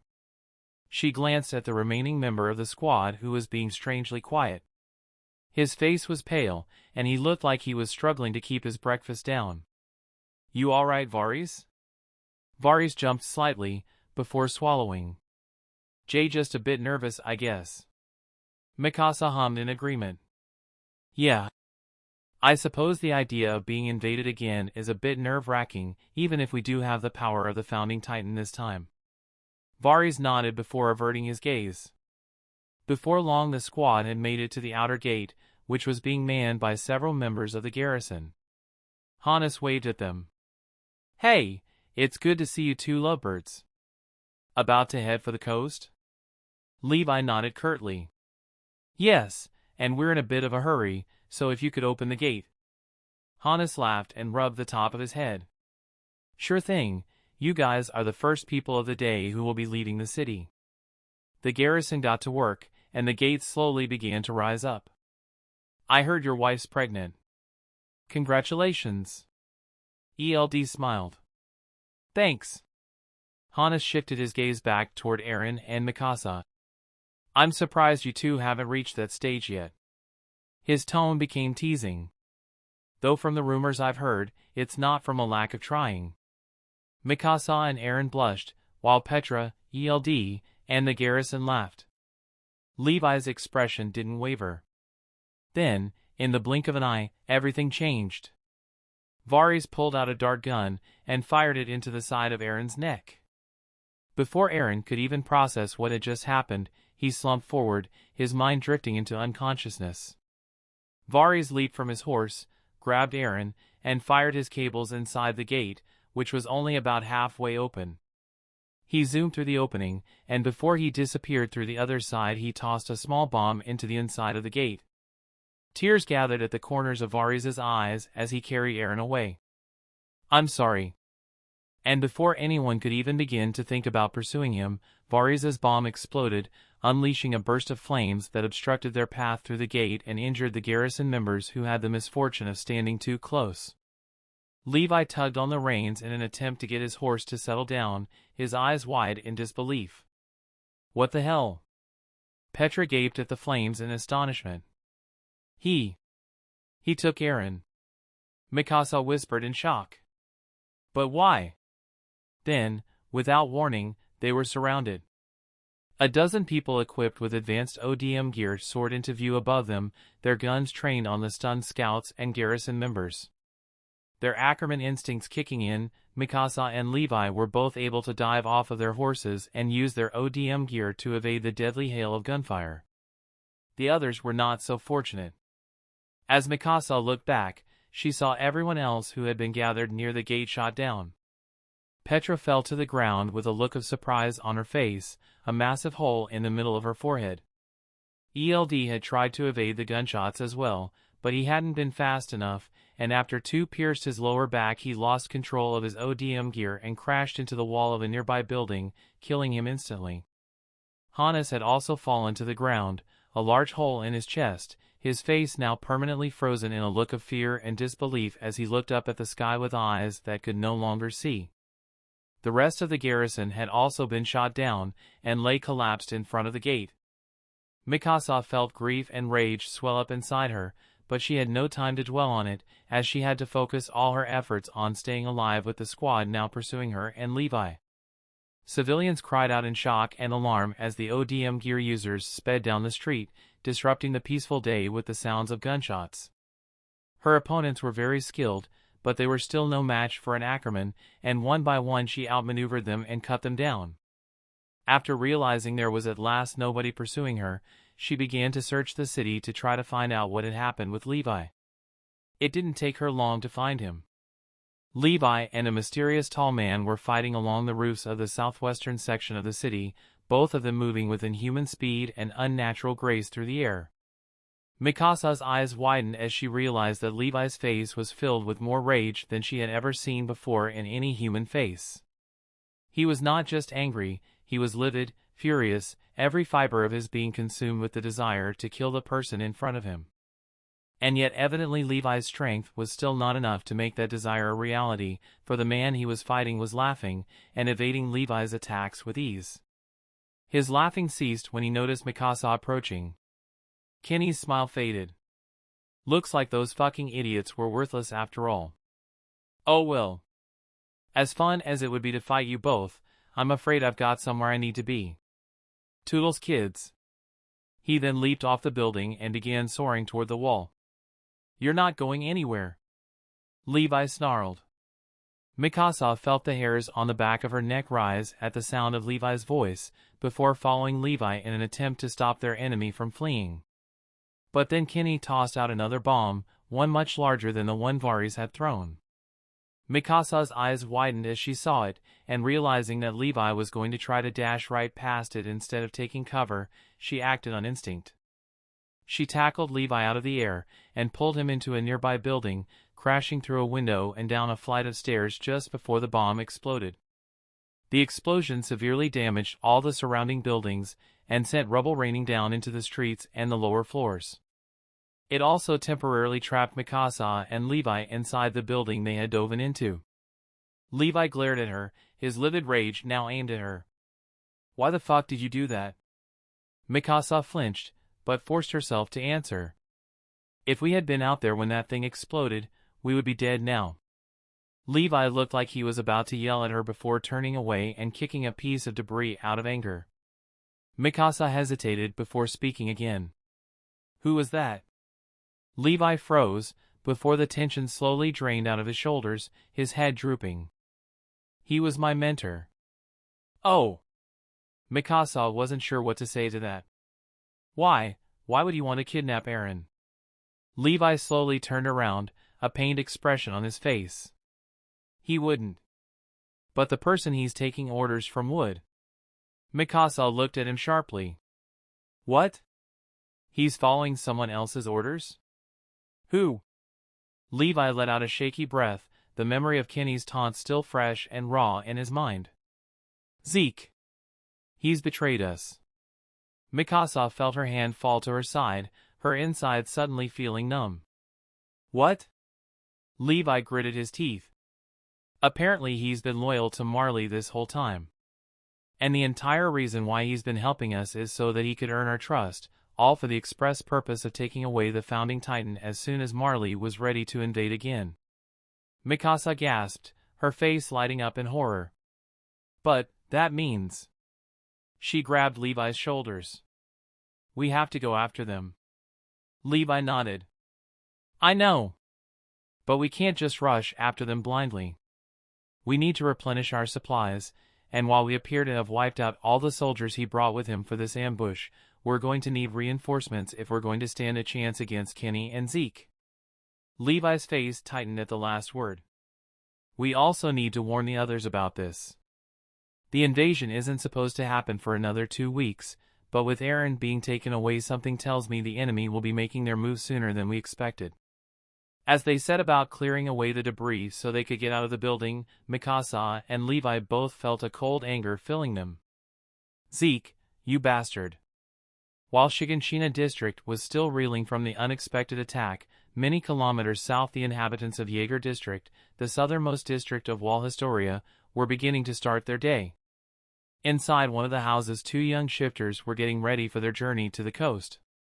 Ymir scowled as she pulled on a shirt. It's pretty rude of Erwin to just summon us with such little notice. Historia shook her head slightly while tying her shoes. He did let us know a few days in advance. That's still not very much. Ymir inspected herself in a nearby mirror, using a comb to try to fix her lingering bedhead. I mean, they've got Zeke already stationed there at Port Dina. Why do they need you too? I don't know. But we've been given orders, so we should follow them. Historia lightly punched Ymir's shoulder. Cheer up. We'll get to see the ocean again, so that'll be nice. I suppose. A short time later, the 2 young ladies exited their house and found their escort squad waiting for them outside, with 2 spare horses ready for them. Historia smiled at them. While there had been several offers from other squads to protect her, both from the MPs and the garrison, she felt most comfortable with the one she already had. She'd known Jean, Marco, Marlo, and Boris for years, and knew she could trust them. Marco returned her smile. Good morning, ladies. Ymir grunted as she got onto her horse. The morning part one can get behind. Not so sure about the good part. Marco's smile faded. What, you didn't sleep well? Sleeping is not the problem. Waking up, that's the problem. Jean glanced at Historia before quickly looking away, not wanting to be accused of perving on her. He still couldn't resist making one small comment. Well, I'm sure waking up next to a beautiful girl must help at least a little. A tiny smirk crept onto Ymir's face. True. Historia blushed while Ymir and Marco laughed. Marlo urged his horse to begin moving forward, and looked at them all seriously. We shouldn't chit-chat too much, we have to stay on schedule. Jean sighed, though he did urge his horse to begin moving forward as well. Lighten up, will you? The invasion's not for a couple of weeks yet, we've got plenty of time. That's no reason to get complacent. Marlo turned around. Right, Boris? You agree with me, right? Boris stiffened, and his eyes darted left and right as if hoping someone else would answer the question for him. When no one did, he croaked out a response. Why yeah, sure. Jean waved his hand absently. Even he thinks you're being too serious, he's just too nice to say it. While neither Jean nor Marlo seemed to notice, Ymir couldn't help but sense that something was off with Boris. He was always the quietest member of the squad, but today he seemed much more anxious than normal. But before she could comment on his odd behavior, they were distracted by a scout arriving in front of them. Armin steered his horse toward them and raised his hand in greeting. Hey! Jean looked mildly surprised. Armin? What are you doing here? I just came to see you off. For the past few months Armin had been acting as a courier between Port Dina and District Yeager, passing along important messages for both the scouts and the garrison. While the discovery of technology from the outside world such as radios would eventually change how information was conveyed within the walls, it would take time before it became widespread, and so the role of messengers on horseback was still important. Armin smiled at Ymir and Historia. "So, you're heading off to Port Dina, huh? I'll be joining you there soon. I'm going to meet up with Eren and the Levi squad when they arrive later today." Marco nodded. "Be sure to say hi to Eren for us." "Right." Ymir rolled her eyes. "Why? We'll be seeing him before long and can say hi to him ourselves." "Boris? Are you okay?" Marlowe's words caused everyone to turn their gaze upon the young MP. Boris looked like he was going to be physically sick, and the 6 pairs of eyes staring at him only seemed to make him feel worse. "Shit," he whispered. "Shit." Then, as if trying to get it over with before he lost his nerve, he pulled out a dart gun and fired it at Historia. His aim was off, but the dart managed to hit her wrist. The drug did its work quickly, and Historia slumped forward and fell off her horse. Boris then tried to move toward the unconscious girl, but before he could, Ymir cut him off, pulling her horse in front of him and extracting a knife from her sleeve. "What the hell do you think you're doing?" Ymir's furious glare and angry yells seemed to freeze Boris. After a second or two, he seemed to snap out of his daze, fired a smoke signal into the air, and sped away using his ODM gear.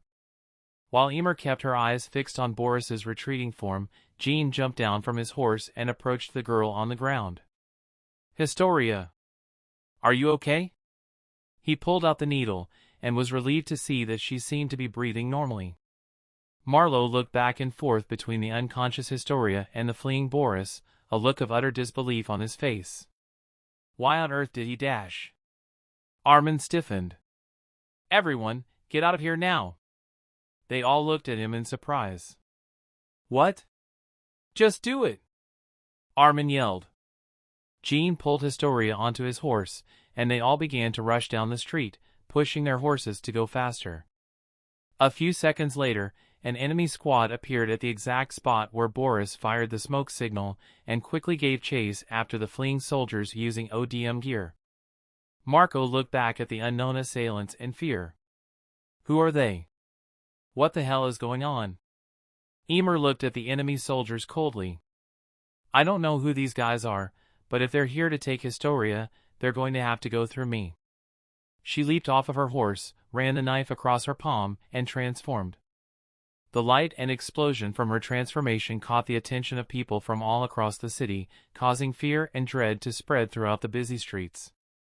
The Jaws Titan leaped onto a nearby building, climbed onto the roof, and leaped at the closest 2 enemy soldiers. Neither of them had the training or the experience to handle an intelligent Titan, and were slaughtered immediately, their bloody remains falling to the streets below. A few seconds later, 2 more of the enemy soldiers also fell to her claws. Ymir felt satisfied. Yes, I just have to keep this up. If they can't get past me, they can't get to Historia. It was at that moment that 2 more enemy soldiers soared through the air just above her. One of them, a man, yelled out an order to the other. "Annie, now!" Ymir felt fear grip her. What? A second later, a massive ball of light erupted around Annie's body, and the resulting explosion pushed against Ymir and slammed her Titan into a nearby building, temporarily dazing her. The next second, the female Titan stood in the middle of the street, only a few yards away from the Jaws Titan. That's it. Now we've got them. Seeing that Annie was dealing with Ymir, the rest of the squad sped past her, heading straight for Historia and the young soldiers who were trying to protect her. Annie's gaze remained on Ymir's immobile Titan for a few seconds. This was after all the reason she had been assigned to this squad. With Kenny directly involved, it was believed that Eren's kidnapping would be pulled off without any problems. When it came to Historia, though, she wasn't just being guarded by regular soldiers, she was also being protected by another shifter. So when it came time to kidnap her, the female Titan would be on standby in case something went wrong. And as it turned out, something had gone wrong. Boris had failed to finish his part of the operation properly, and so Ymir had transformed. But in the end that didn't matter. Annie knew she was stronger than Ymir, and all she needed to do was step forward and finish off the other female shifter. And yet, Annie's gaze shifted toward the fleeing soldiers on horseback as they were surrounded by the squad that Kenny had spent months training up for this mission. And as she did, she spotted Armin among them. For a brief instant, her eyes and Armin's eyes met. Annie felt herself freeze at the look on his face. There was no anger in that look, nor was there any hatred. There was only fear and a great sadness, mixed with a tiny glimmer of hope. Annie forced herself to look away and return her gaze to Ymir. The Jaws Titan was beginning to stir. She needed to act quickly. But why? Why was she doing this? Out of some misguided sense of duty? And in that moment, 3 memories came rushing back to her in an instant. Honorary Marleyan? Chosen warrior? Marley, Eldia, they can all go to hell. They're all liars, every one of them. They only ever think about themselves. And I'm the same. Armin, you are a good person. The fact that you can see the good in me when I can't see it myself anymore. Annie. I'm so sorry for putting you through this hell. It was my selfishness that led you to suffer. I can't ask for forgiveness, nor would I deserve it even if you could give it. But, know that I will always be by your side. And the one thing I want more than anything is for you to be happy. Even if that means throwing away the honor of being a warrior, even if that means making an enemy of the whole world. Do what makes you happy. Annie's gaze hardened, and before Ymir could get up, Annie made her move. Marco looked fearfully over his shoulder as the enemy soldiers came into range. The enemy squad leader grinned as he brought up his gun. There she is! Jean! Marco yelled in fear. What should we dash? The rest of his words were drowned out by a series of loud thuds that echoed throughout the street. The next second, the female Titan was looming behind the enemy squad. And before they could react, she killed them all. She smashed them with her fists, grasped their wires and yanked them into the sides of buildings, and kicked their bodies skyward, until there was only the squad leader remaining. You bitch! Why? WH-. Her foot came down, and he stopped speaking forever. There was a moment of silence, where the female Titan and the young soldiers just stared at each other. Then, the female Titan slowly descended to the ground, and Annie emerged from the nape. She slowly walked toward them, her eyes on the ground. Jean, Marco, and Marlo just looked stunned as she approached them. Armin slipped off his horse and stepped forward, his voice quivering. Annie. The unspoken question hung in the air. Annie tried to look up at him but found she couldn't. I can't do this anymore. The bloodshed, the lies, I can't. Armin gently touched her arm. Annie. Behind him the others also began to dismount from their horses. After getting over his initial shock, Jean stepped forward. What the hell is going on? Annie winced and forced herself to meet his gaze. Zeke betrayed you. He's been a double agent for Marley this entire time. The squad I was a part of was supposed to kidnap Historia, and as we speak there's another squad that's in the process of kidnapping Eren. Armin gasped. What? But before he could ask any further questions, they were interrupted by Ymir's arrival. You piece of shit. She had evidently exited her Titan form, and was dragging a struggling Boris toward them, while also repeatedly punching and kicking him. As soon as she reached the group she hurled him to the ground as hard as she could. All right, you said that if I let you live you'd talk. So start talking. Boris cowered on the ground, his hands over his head. I'm sorry. I'm really, really sorry. I didn't want to do it, but Zeke forced me to. Ymir scoffed, while Armin knelt down next to him. How? I drank some wine that was poisoned with his spinal fluid. If I don't do what he tells me to do, he'll turn me into a Titan. A stunned silence followed this revelation. Marco stumbled back. No way. Armin stood back up, his mind racing as he considered the implications of what Boris had revealed. Ymir kicked Boris again. Keep going. Boris winced before cowering once more. I'm sorry, I'll do whatever it takes to make up for it. I don't know where they were planning to take Eren and Historia, but I can tell you the rendezvous point we were supposed to head to after kidnapping Historia. Ymir and Jean began to interrogate Boris more thoroughly while Marlowe did his best to calm the unsettled civilians who had started to gather around, and Marco kept an eye on Historia. While this was going on, Armin shyly reached out and grasped Annie's hand. She looked at him in surprise. A tiny but warm smile was on his face. Annie, thank you. And for the first time in years, Annie felt a smile emerging on her own face as she gently squeezed Armin's hand. She wasn't sure what would happen next, but she was certain that she had done the right thing. Chapter 24, Dusk of Humanity. The old rice chapel stood silent in the middle of the countryside, appearing from the outside to still be abandoned and empty, just as it had been for several years. Deep below the chapel in the underground crystal catacombs, however, there were many signs of human activity, as the site was not as abandoned as it appeared. Kenny looked over his surroundings with a sly grin. The last time he'd been here he'd been in charge of the anti-personnel squad taking orders from Rod Rice. Now he was in charge of a brand new squad taking orders from Zeke.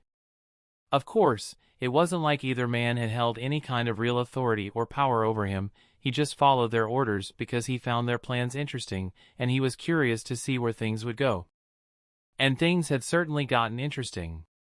While Varys had successfully nabbed Eren like he was supposed to, and his squad had wiped out most of the scouts and the garrison that had been protecting Eren, the incompetent morons had gotten themselves killed by the scouts' two resident Ackermans, Mikasa and Levi.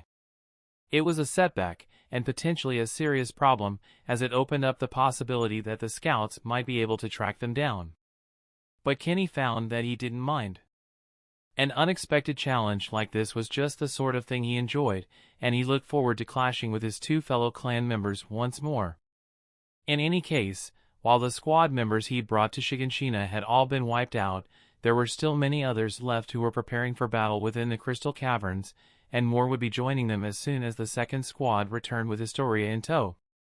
And if the scouts somehow managed to find them and arrived with large numbers of reinforcements, Zeke had a special surprise prepared for them, as every member of Kenny's squad had unknowingly ingested some of Zeke's spinal fluid, and could be turned into a pack of powerful abnormal titans at a moment's notice.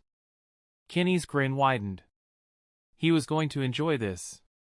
Varys had deposited Eren near the back of the Crystal Cavern, where the Rice family had spent generations transferring the founding titan from one family member to another. Eren's body had been pumped full of sedatives to ensure that he would not wake up before they arrived at the chapel, and at the moment he was still unconscious. His work done, Varys had left the room, his posture stiff and his face full of guilt. Yelena had picked things up from there, chaining Eren down and putting a large metal gag in his mouth to prevent him from biting his tongue.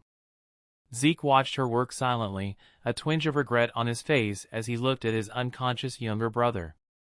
Yelena stepped back. Everything's in place. Now we just need to wait for the other team to arrive with Historia. Zeke shifted his gaze to her. Yes. Thank you, Yelena. It's thanks to all your hard work and planning that it's all come together. A small blush crept onto her face. Thank you. Zeke stepped forward, his gaze returning to Eren. If you don't mind, I'd like to be alone with my brother for a little while. Yelena bowed. As you wish. She slowly left the room, leaving the two Yeager brothers alone together. Zeke stared into Eren's sleeping face, his mind slowly going over the next steps in his plan as soon as Historia was confirmed to have been captured.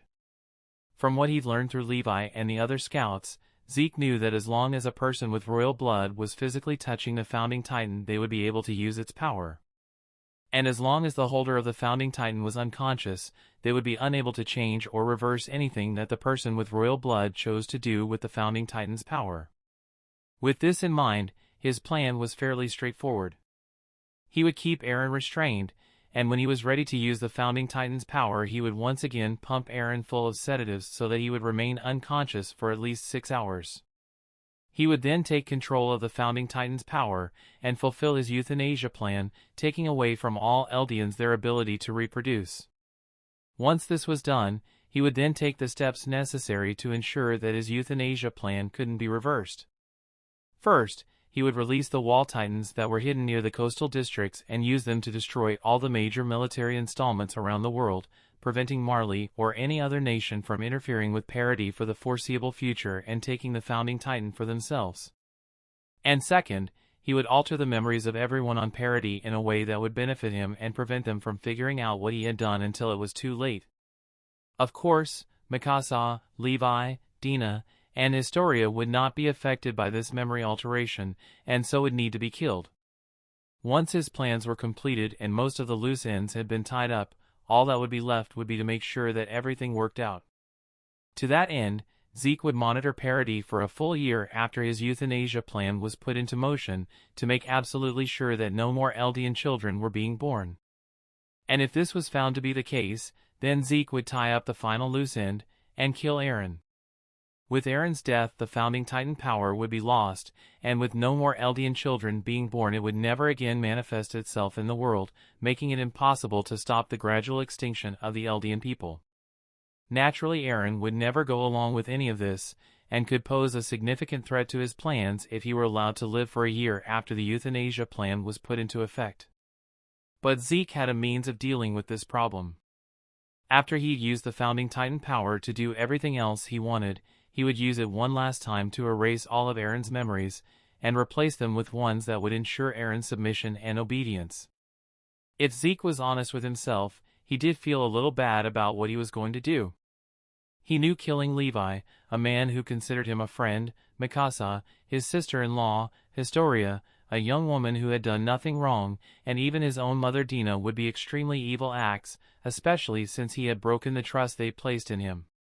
And destroying Eren's identity and eventually killing him for his own ends made him rather uneasy, as it uncomfortably reminded him of how Grisha had treated himself. But while it plagued his conscience somewhat, in the end it was all for the greater good, and so he had no choice but to see it through. Zeke was roused from his thoughts as the chains binding Eren rattled slightly. Eren shifted, his body suspended by the chains. His eyes slowly opened, his mind still clearly foggy from the sleep and the drugs. He blinked a few times, then abruptly his eyes snapped wide open, and he began to tug on the chains holding him in place. He tried to speak, but the gag prevented him from making any coherent sounds. "Ah, you're awake. You're probably wondering what's going on." Zeke began to pace back and forth in front of him. "Well, you see Eren, many years ago I came up with a plan that would free the Eldian people from their suffering and free the world from the terror of the Titans." Eren had, for the moment, calmed down slightly to listen to what his older brother had to say, though he was still understandably alarmed from having woken up in chains. "In order to make this plan a reality, I knew I would need to retrieve the power of the Founding Titan. I spent years working toward this goal, until eventually I found you." Zeke paused and glanced down at Eren. "At first I thought that perhaps you and I could work together to make my plan happen." He shook his head and resumed his pacing. "But alas, it's clear that while overall you are a good person, you've sadly been subjected to rigorous brainwashing by our father. He may have been more subtle about it with you than he was with me, but he nonetheless instilled his nationalistic ideology into you, making you place the good of Eldia over the good of humanity as a whole." Eren was quiet, his mind racing as he remembered the words Zeke had said to him during his first life during their brief encounter at Shiganshina. "Believe me, Eren, I get it. I know how you feel. Both of us are just victims of your father. I'm sorry, but he's brainwashed you. Consequently you would never willingly go along with my plans. If we had time perhaps I could have eventually undone your brainwashing, but regrettably time is something that neither you nor I have much of left. And so I have been forced to resort to this." Zeke looked at him apologetically. "I am truly sorry. If there was another way, I would have taken it, but..." Eren's eyes widened, and he began to strain against his chains again, seeming to realize that Zeke intended to kill him. Zeke ignored his outburst. "It might reassure you to know that Mikasa is still alive. From what I was told, she's safe and unharmed, so you don't need to worry about her well-being." Eren calmed down slightly, but was still looking at his brother warily. "Sir!" Zeke turned around to see Varys jogging toward him. He frowned. "What is it?" Varys glanced at Eren, his face apprehensive, before returning his gaze to Zeke. "We just got word from a member of the second squad. They failed to capture Historia. Apparently, Annie betrayed them and killed them all." Zeke's mouth fell open in shock. "What? Why the hell would she do that?" I don't know." Zeke gripped the side of his head. "Damn it, first we lose the primary squad in Shiganshina district, and now we lose the secondary squad in Yeager district. And Annie betrayed us, but why? She never gave any sign or indication that her loyalties were to anyone other than Marley. I know she and Armin were in a relationship during her time within the walls, but I assumed she was just manipulating him. Maybe she really did have feelings for him. But in that case, don't tell me she betrayed Marley because of a boy she had a crush on?" Seeing that Zeke was thoroughly distracted at the moment, Eren seized his chance. "It's now or never." Clenching his teeth, Eren forced his hand through the chains, breaking several bones and tearing through several muscles in his now badly mangled hand. Forcing himself to ignore the pain through sheer willpower, Eren stretched out and just barely managed to brush against Zeke's leg with the tips of his fingers. Instantly a spark of electricity ignited, and Eren felt the power of the founding Titan flowing through him once more. Initially he was going to transform into a Titan, but after seeing Zeke's frightened face, he found that he just couldn't.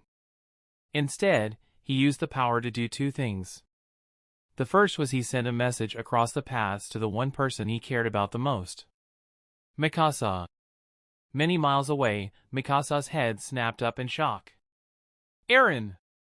The next second, the room was flooded with light, forcing Zeke and Varys to cover their eyes.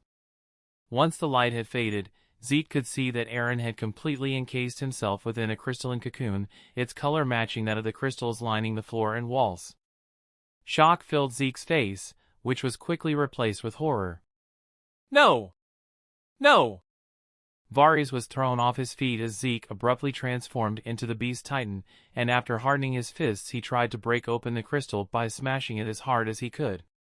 His attempt yielded no results, and Eren simply watched him with a calm, slightly cold expression. "Damn it!" The sound of ODM gear filled the air as Kenny lazily swooped into the room. "Is there a problem?" The Beast Titan gestured at Eren in frustration. "Eren's encased himself in this cocoon. We need to get him out immediately. Go get some of the explosives." Varys saluted. "Why, yes, sir." Kenny sighed. All right, keep your hair on." As Varys left to get the explosives and Zeke continued to futilely pound against Eren's crystal, Kenny felt himself grinning once again. This is getting really interesting." The brief but brutal battle in Yeager district had ended hours ago, but the city was still reeling from the aftermath, and many soldiers of the garrison were on patrol throughout the streets to ensure that the civilians didn't panic or rile themselves up. Several buildings had been damaged by Ymir and Annie's transformations, and teams of construction workers were already working on repairing the damage. At the same time, the corpses of the enemy squad were being covered and taken away, while the garrison questioned those who had witnessed the battle. Ymir, Historia, and a reserve squad of the scouts had headed south for Port Dina in order to warn Erwin and Pixis about Zeke's plans, as well as to reinforce the city for the incoming invasion from Marley. Meanwhile, Jean, Marco, Marlowe, and 2 squads of the garrison had gone north to warn the others, and if necessary take part in an operation to rescue Eren. Near the eastern end of the city stood a small but efficiently built jail, one that had rarely seen use. But after the day's earlier excitement, it was now occupied by 2 new prisoners, each one being carefully watched by members of the garrison. The first was Boris, who sat alone in his cell, silently lamenting his cowardice, and hoping that the damage his actions had caused could still be repaired. The second was Annie, who had one guest sitting just outside of her cell. The garrison had given the two of them some privacy for the moment, though Annie knew they would be back before long. Armin stared at her uncertainly, while her gaze was fixed on the floor in front of her. Neither spoke for several minutes. "So, why did you do it?" Armin asked gently. "I mean, I can guess, but won't your father get in trouble?" Annie didn't say anything for a moment. Armin remained silent while she gathered her thoughts. "When I was born, I was abandoned by both of my parents, because I was Eldian. I ended up being taken in by a man who was originally from another nation but was placed in one of Marley's internment zones after a blood test revealed he was also an Eldian.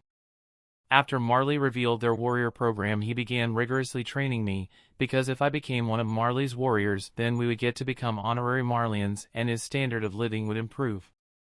Annie's eyes darkened. While he never explicitly said it, it was clear that he just saw me as a means to an end. One day I got fed up and knocked him down and kicked him repeatedly in the leg. I ended up permanently damaging the leg, but he was pleased, because it meant that I had become strong. Eventually I was able to become one of Marley's warriors just as he had wanted. Annie's eyes drifted toward the small window that gave her cell a small view of the outside world. At the time nothing really mattered to me. Not the lives of others, not even my own life. Everything seemed so meaningless and empty. All I knew was that I didn't want to die, nor did I want to be stressed or uncomfortable, so I just went with the flow and did what was expected of me. Her eyes softened. But then, right before we left for the operation on Paradis, the man who raised me got down on his knees in front of me. He said that everything he taught me was wrong, that he was sorry, and that he didn't care what I did or even if I completed the mission, just as long as I came back to him. She swallowed, and Armin could see that she was holding back tears. In that moment, he finally began to be a father to me, and I could see how much I meant to him. And so I promised him that I would come back no matter what. That promise is what sustained me during those 5 difficult years when we infiltrated the walls. I didn't give a shit about Marley or the Founding Titan, all I cared about was surviving and getting back to my father. She finally made eye contact with him, and Armin felt his heart begin to beat slightly faster. But then I met you, and things got more complicated. For a long time life had seemed pointless to me. After the promise I'd made to my father, that slowly started to change, as I now had a purpose. And after meeting you I began to see new meaning in life. I also began to feel things I'd never felt before. A slight blush lit up Annie's cheeks, and Armin felt his own face warming as he remembered many of the nights they'd spent alone together. Especially that final night. Before. Annie's eyes darted back to the floor. Of course, I knew it couldn't last. I needed to keep my promise to my father, and it was only a matter of time before you found out who I really was. She closed her eyes, and a look of shame came onto her features. It must have been awful. Armin was silent as he remembered the moment when Annie had revealed herself as the female Titan, and his world had been turned on its head. Yeah. It was, he said quietly. An uncomfortable silence filled the room before Annie resumed speaking. Eventually I made it back home to my father. It was good, really good, to see him again. But I was never quite able to forget about the time I spent on the island. I always remembered it with a mixture of great fondness and deep shame, especially when it came to the bond one made and then broke with you. Armin looked at her sadly. Annie let out a shaky breath. My father, he told me to do what would make me happy. And I realized that this secret mission, one that involves destroying one blameless nation for the selfish gains of another, would not make me happy. Being forced to kill you, or let you be killed, would not make me happy. And so I said to hell with the mission. Annie made eye contact with Armin once more, and as he stared into her eyes he was struck with how much he must have meant to her for her to go to such lengths to protect him, and the sacrifices she was willing to make. He never imagined someone would ever care about him that much, and while it didn't fix the pain and the heartache he felt from her initial betrayal, it did a lot to help him start the healing process. Armin leaned forward and grasped the bars that separated them. Annie, I can't even begin to tell you how much what you did means to me. But, you do realize they might execute you, right? Given what you've done in the past. Annie let out a soft smile, touched by Armin's concern. I'm well aware of that. But, I still don't regret it. I only have a few years left anyway. Armin blinked back a few tears. Annie. I promise you I will do everything I can to protect you, and allow you to live out your remaining years in peace. Annie reached through the bars and cupped his cheek. Thank you, Armin. Tears then did begin to fall from his face, while Annie just smiled, her heart feeling lighter than it had ever felt before. Erwin frowned. So we don't know where Zeke is. Hang shook her head grimly. No. The last time anyone saw him was last night, when he and Mike's squad went to investigate something in the port nearby. It's possible they might have spent the night there, but even so they should have come back by now. And there's been no sign of Mike's squad either? No. It's as though Zeke, Mike, and the others have just vanished. Erwin crossed his arms behind his back as he stared out of his office's window. I don't like this. Erwin and Hang were suddenly startled as the door was flung open. Nanaba stood in the doorway and was breathing heavily as if she had run there. Commander! Historia and Ymir have just arrived, and they have urgent news. Zeke's betrayed us. Hang's face fell in shock. What? Erwin's expression became grim. I wish I could say I was surprised, but... He gestured at her. Go on. Nanaba nodded. This morning, when Historia and her escort squad were preparing to leave, they were ambushed by an enemy squad of ODM gear users whose goal was to kidnap Historia. They would have succeeded, except one of them, the female Titan Annie Leonhardt, betrayed them and killed them. This time Erwin's face fell in shock. What? Annie then surrendered, and explained that Zeke's loyalties were still to Marley, and that his plan was to wait until Marley invaded again, and then steal away the founding Titan in order to leave Paradis vulnerable. At the same time that Historia's attempted kidnapping occurred, there was also an attempt to kidnap Eren. We don't yet know if this attempt was successful, but from what Annie said it seems likely. Historia sent her squad and several garrison squads up north to try to help Eren, while she and Ymir came here to help with the invasion. Erwin frowned, suddenly looking worried. I see. If Zeke's forces did manage to capture Eren, then tactically speaking they would have timed it so that they captured him at around the same time as Marley's invasion. This can only mean that the invasion will happen any time now to take advantage of our trump card being taken away. Should we send more reinforcements to help Eren? Hang asked. Erwin shook his head. No. Without the founding Titan at our disposal, we'll need every soldier we have right here. Even if Zeke's plan worked and Eren was captured, I'm confident that Levi and Mikasa would have both survived the attack, and they will do whatever it takes to get him back. We'll just have to trust in them and in the reinforcements that Historia sent to find and recover Eren. If they aren't able to do it, well, by the time any forces we tried to send out there, it would already be too late. He returned his gaze to Nanaba. Alert Commander Pixis about these latest developments. Sir! Nanaba saluted and swiftly left the room. Erwin turned toward his section commander. Hang, get everyone mobilized for battle. We don't know if the enemy will be here in a matter of hours or days, but either way we need to be ready. And send Historia and Ymir to see me as soon as you can.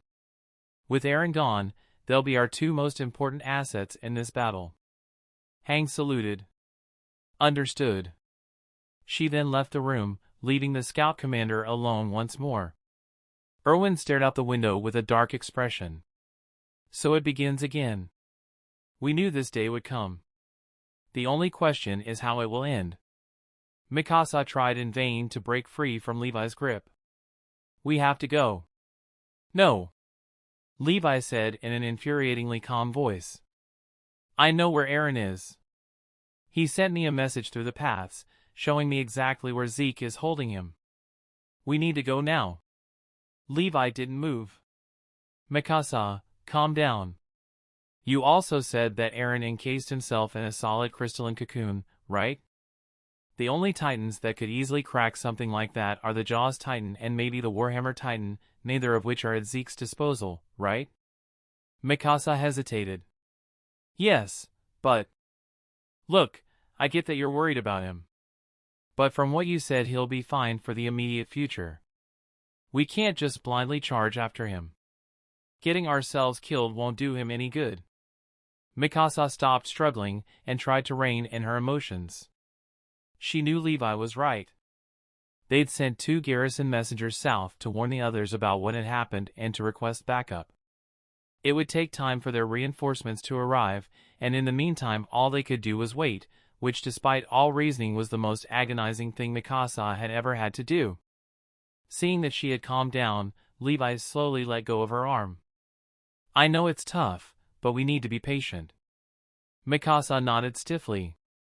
Satisfied that she wouldn't try to run off, Levi returned his gaze to the southern gate.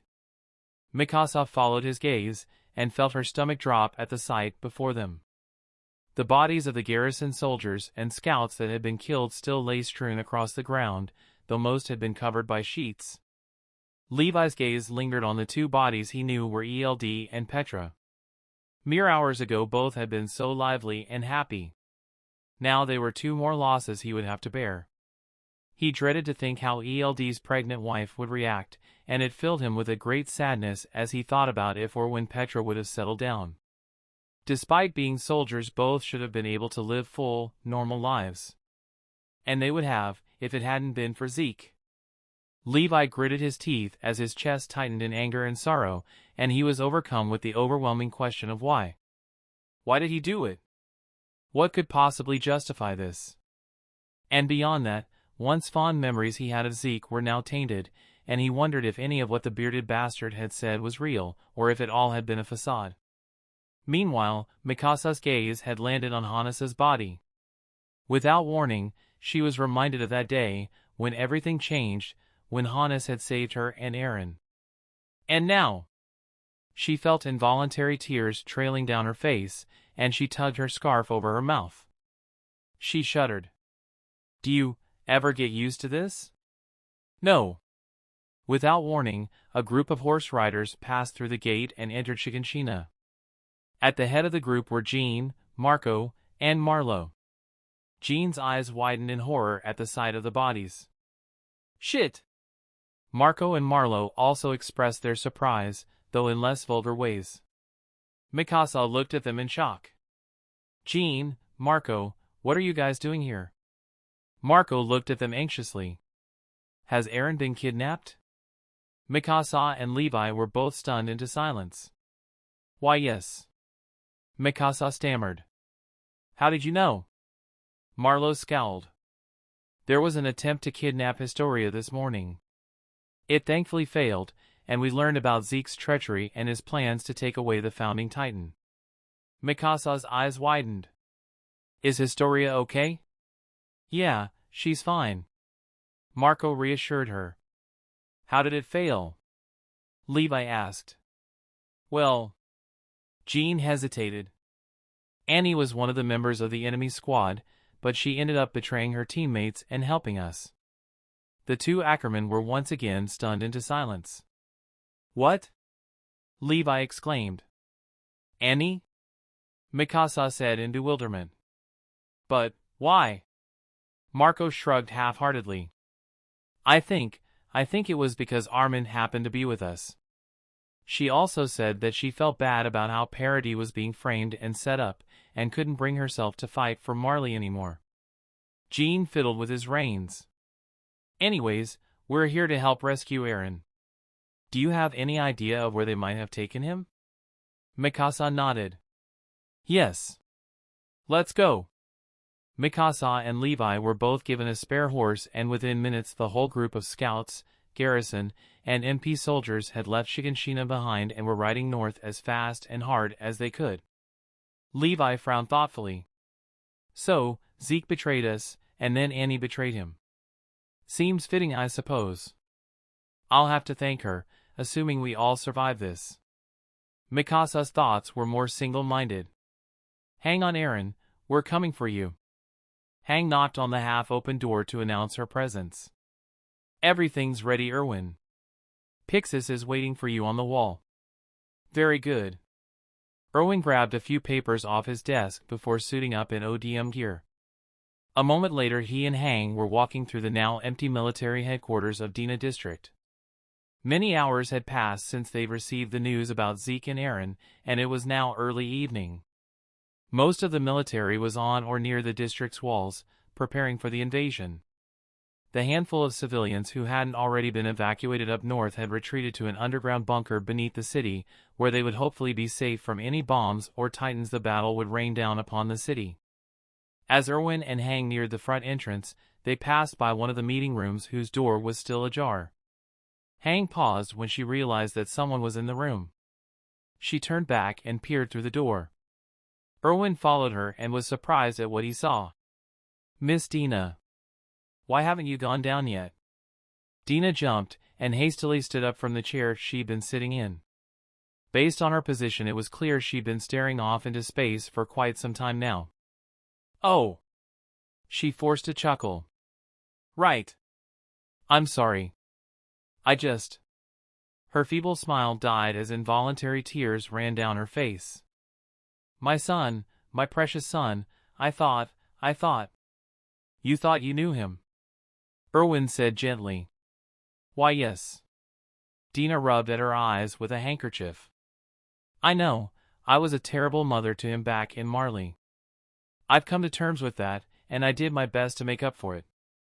And he seemed to forgive me, and he seemed to understand what was best for Eldia now. She let out a sob. But this... Erwin sighed.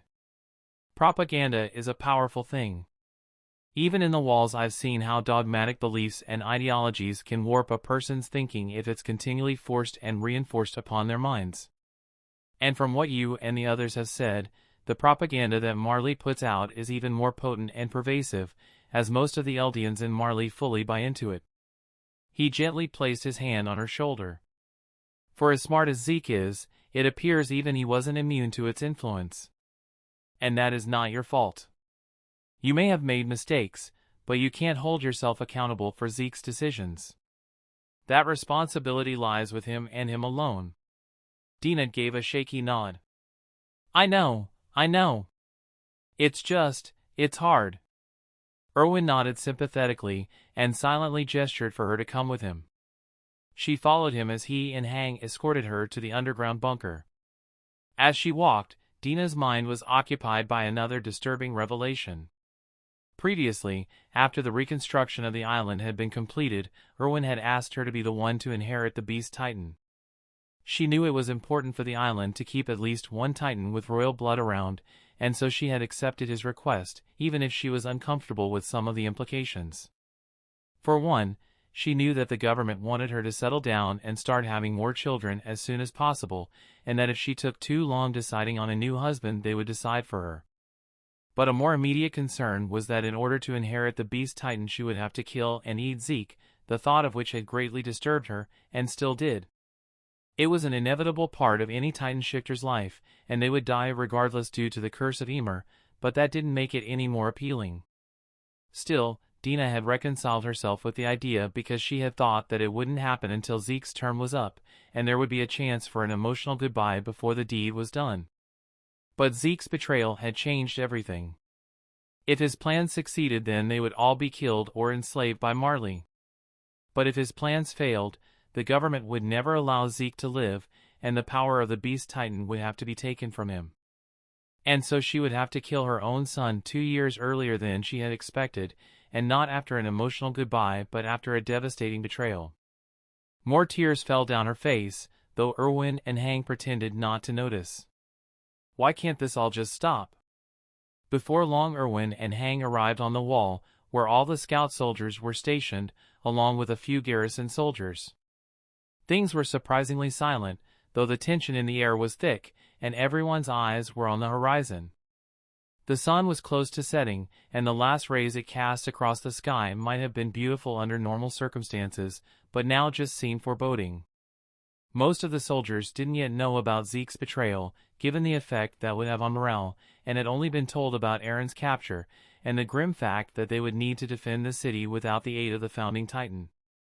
A few soldiers were stationed in the port just outside of the walled city, keeping themselves hidden so that the enemy would think that the port was abandoned, and ready to strike if they tried to seize the port.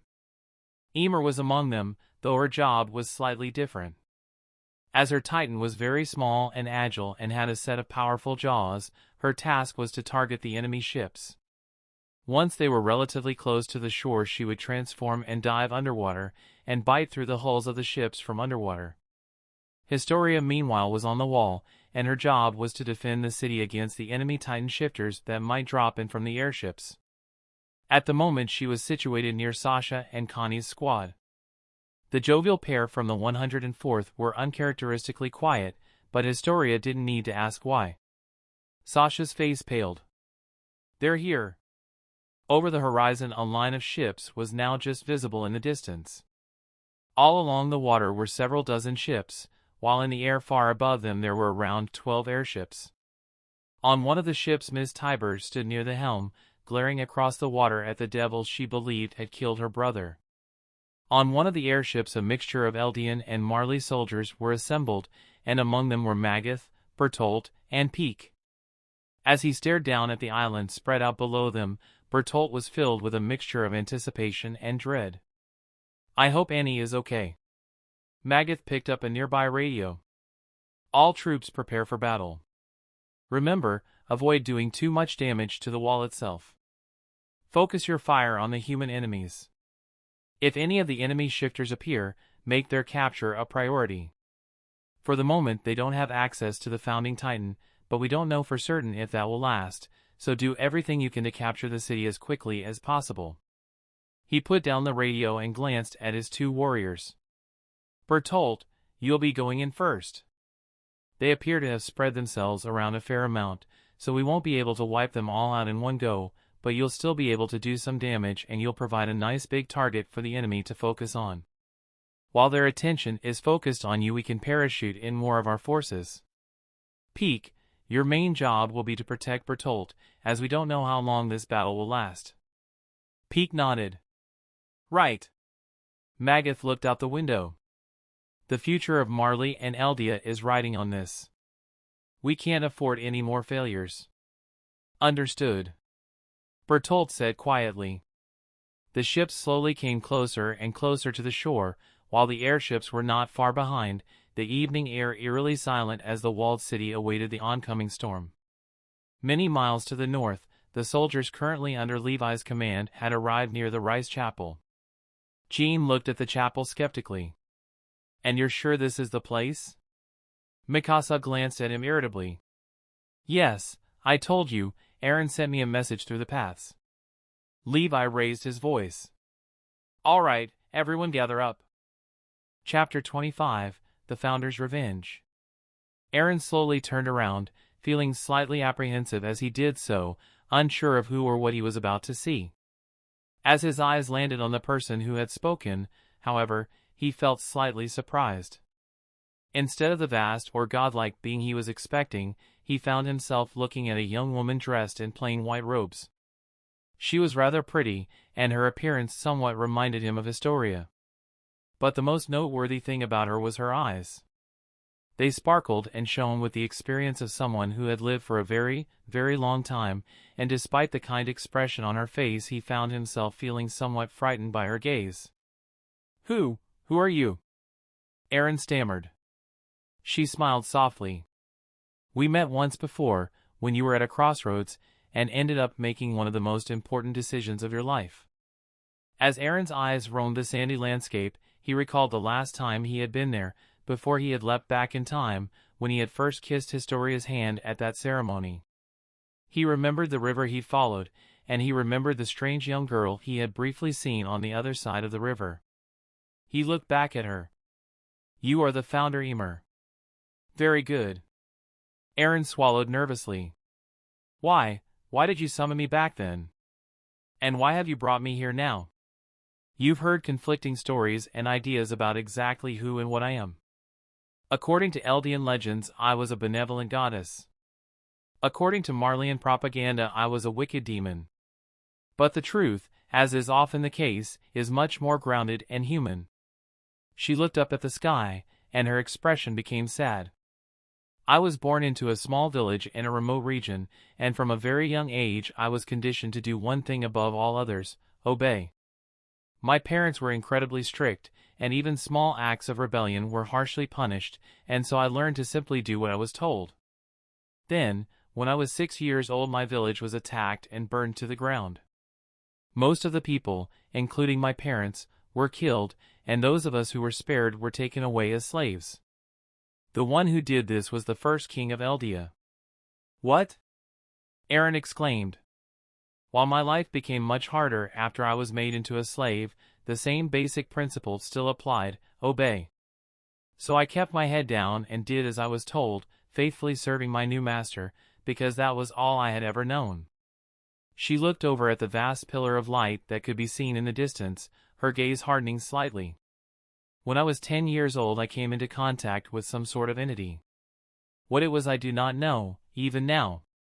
All I can say is that whatever it was very powerful, and so ancient as to make the entirety of human history look like the blink of an eye. It was connecting with this entity that gave me the power of the Titans, and thus I became the progenitor shifter. She smiled bitterly. You would think that after gaining such power I would have avenged myself against the man who had burned down my village and enslaved me. But alas, any independent or rebellious thoughts I may have once had long since been wiped away, and there was only one thought in my mind: obey.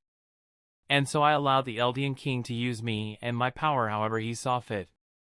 He made me destroy the old Marleyan empire, bear his children, and build up Eldia into a powerful kingdom.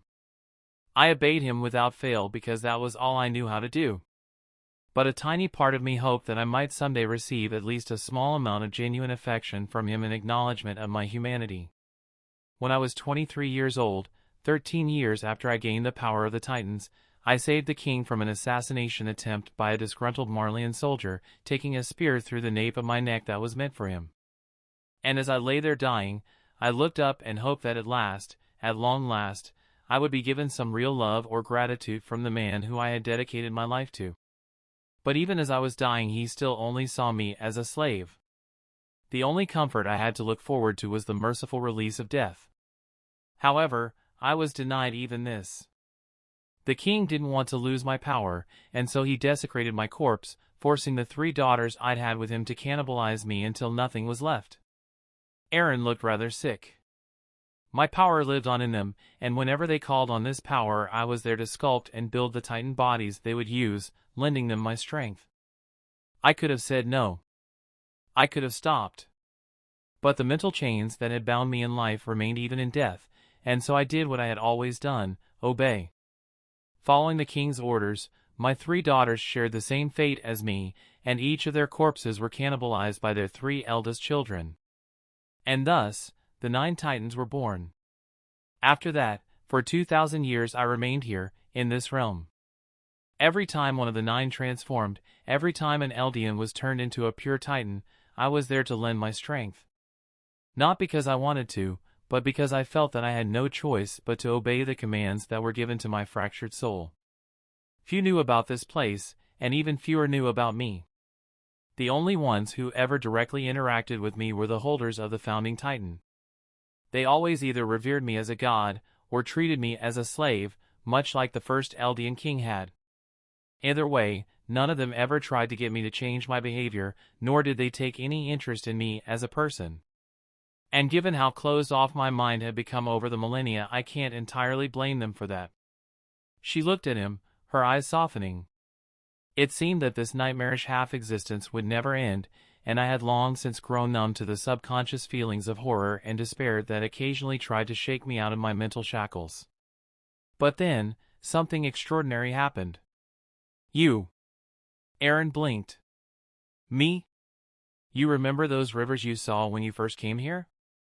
Those rivers represented different timelines, alternative branches, deviations, variations, all manners of different events and outcomes.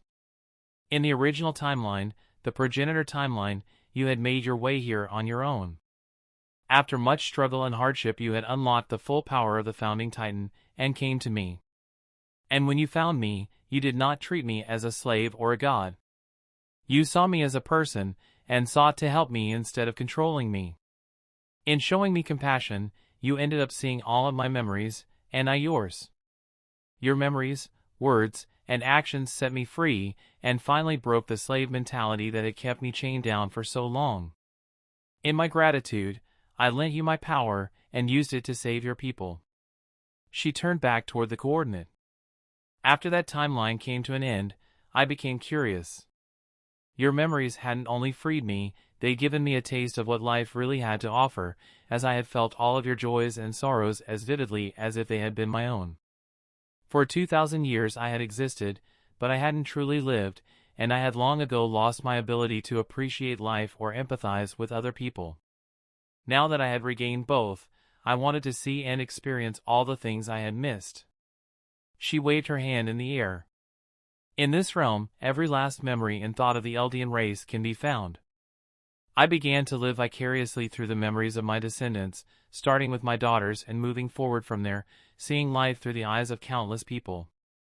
These experiences were enriching and eye-opening, but eventually I became unsatisfied with simply watching the echoes of what had already happened. And then it occurred to me that every time a person makes a decision, there's always an unfulfilled path, another chain of events that would have occurred if they had chosen differently. I began to wonder what these alternatives would look like, and the futures that would result from them. And so I used the coordinate to make these branching timelines a reality, to see where they would go and to live vicariously through these new memories and experiences. She glanced back at him. And one of the first things I thought of after I created this myriad of timelines was you, Eren. Me? While you had more or less achieved your goal in the original timeline, it had been a long and hard road, and you had lost many of those dearest to you. You had suffered greatly, and I wanted to help you, to repay you for setting me free. And so I created this alternate timeline, giving you the chance to go back to the beginning, armed with your future knowledge, and do things over again. Eren's eyes widened in awe. I see. Thank you. I have been watching over you, seeing your memories and the memories of those around you, including Mikasa. She gave him a teasing smile. And I must say, you're very good in bed, Eren. Eren blushed. I thank you. He stammered, unsure of what on earth to say to that. Her smile became kind. And I'm glad that you've managed to save more lives, and to make things better for your people.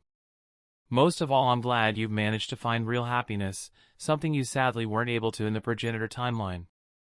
But regrettably, despite all your efforts, in many ways things haven't changed.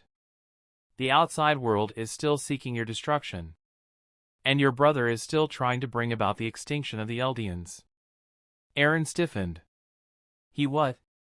He believes that the world will never know peace until the Titans have ceased to exist, and in order to make this happen he intends to use the founding Titan to sterilize all Eldians, robbing them of their ability to reproduce so that they will eventually die off, and take the power of the Titans with them. Eren shook his head in disbelief. That's... A dreadful thought occurred to him. He said that Mikasa was safe, and I briefly heard her through the paths, so I know she's okay. But what about the others? Levi is fine. But the others are dead. Eren took a step back. Petra, ELD. There's also about to be a big battle near Port Dina. Commander Erwin and Pixis have prepared their forces, and they have Historia and the other Ymir there to help them with the armored and Jaws Titans. But the enemy slightly outnumbers them, and they have on their side the Cart, Colossal, and Warhammer Titans. No matter who wins, the casualties will be enormous. And just outside of this chapel, Mikasa, Levi, and many of your comrades are getting themselves ready to rescue you. But between Kenny and Zeke, it's very likely that some of them will perish during this attack. Eren's eyes widened in horror. No! No! I can't allow that to happen.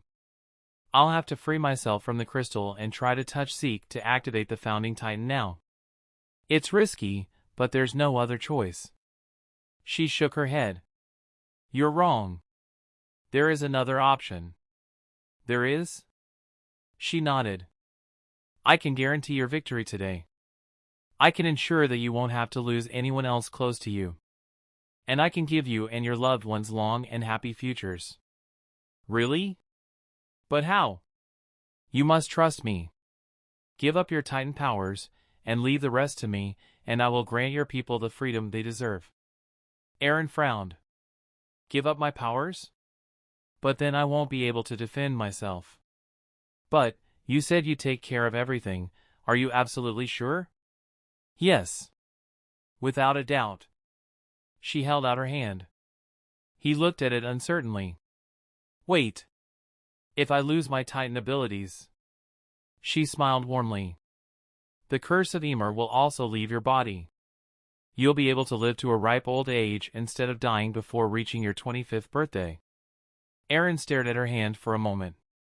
He wasn't sure exactly what she had in mind, but she was the one who had set everything in motion, she was the one who had given him this second chance.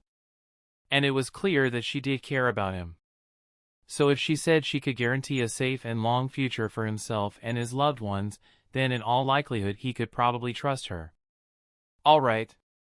I'll leave it in your hands. He reached out and shook her hand. As he did so, a spark of light traveled between them, and Eren felt something leaving his body. She stepped back. Very well. Goodbye, Eren. We will not meet again, at least not in this timeline. She turned around and began to walk toward the coordinate. As she left, Eren began to feel slightly concerned, wondering exactly what he had agreed to. Ymir's face was blank as she made her way toward the coordinate. In the long term this will ensure his survival and happiness. But in the short term it will hurt. He is a good person after all. So I suppose it's best for the sake of his sanity that I didn't tell him that what I'm about to do was originally his idea. And as she neared the coordinate, she found her thoughts already turning to other possible timelines she could create. Let's see, I wonder how things might play out if the battle at Shiganshina had gone ever so slightly better for the scouts. Or perhaps I'll nudge the thoughts of my namesake into making different decisions early on and seeing the effects that would have from there. And maybe at some point I'll try sending Armin and Mikasa back in time, kind of like what I did for Eren in this timeline. That could be quite interesting.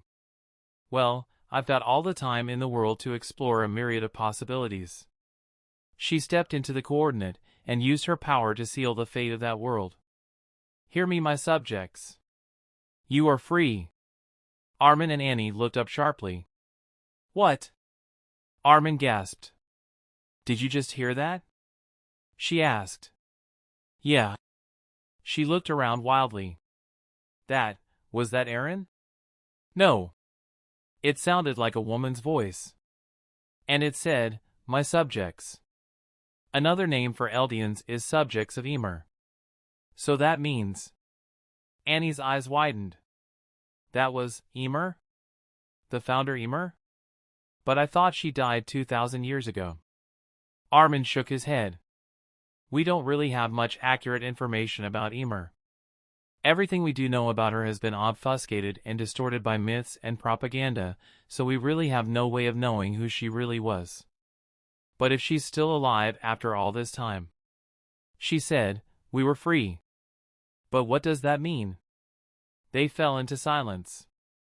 Annie had a troubled look on her face, and Armin felt a sinking sense of foreboding. Zeke jerked his head in shock, the message interrupting his attempts to break open Eren's crystal. He looked up at the ceiling in confusion. What was that? Suddenly, the crystal shattered, depositing Eren onto the floor of the cavern. Zeke's eyes lit up. Finally! But before he could do anything else, the beast titan abruptly collapsed and fell to the ground with a thunderous boom. What? What's happening? Zeke hastily exited his titan and sliced open his hand in order to try to transform again. Nothing happened. He looked at his bleeding hand in disbelief. What? Why isn't this working? Eren stood up and noticed that Zeke's wound wasn't healing. Zeke looked at him sharply. What did you do? Eren frowned darkly. I didn't do anything. But... Zeke's eyes widened in understanding. Ymir.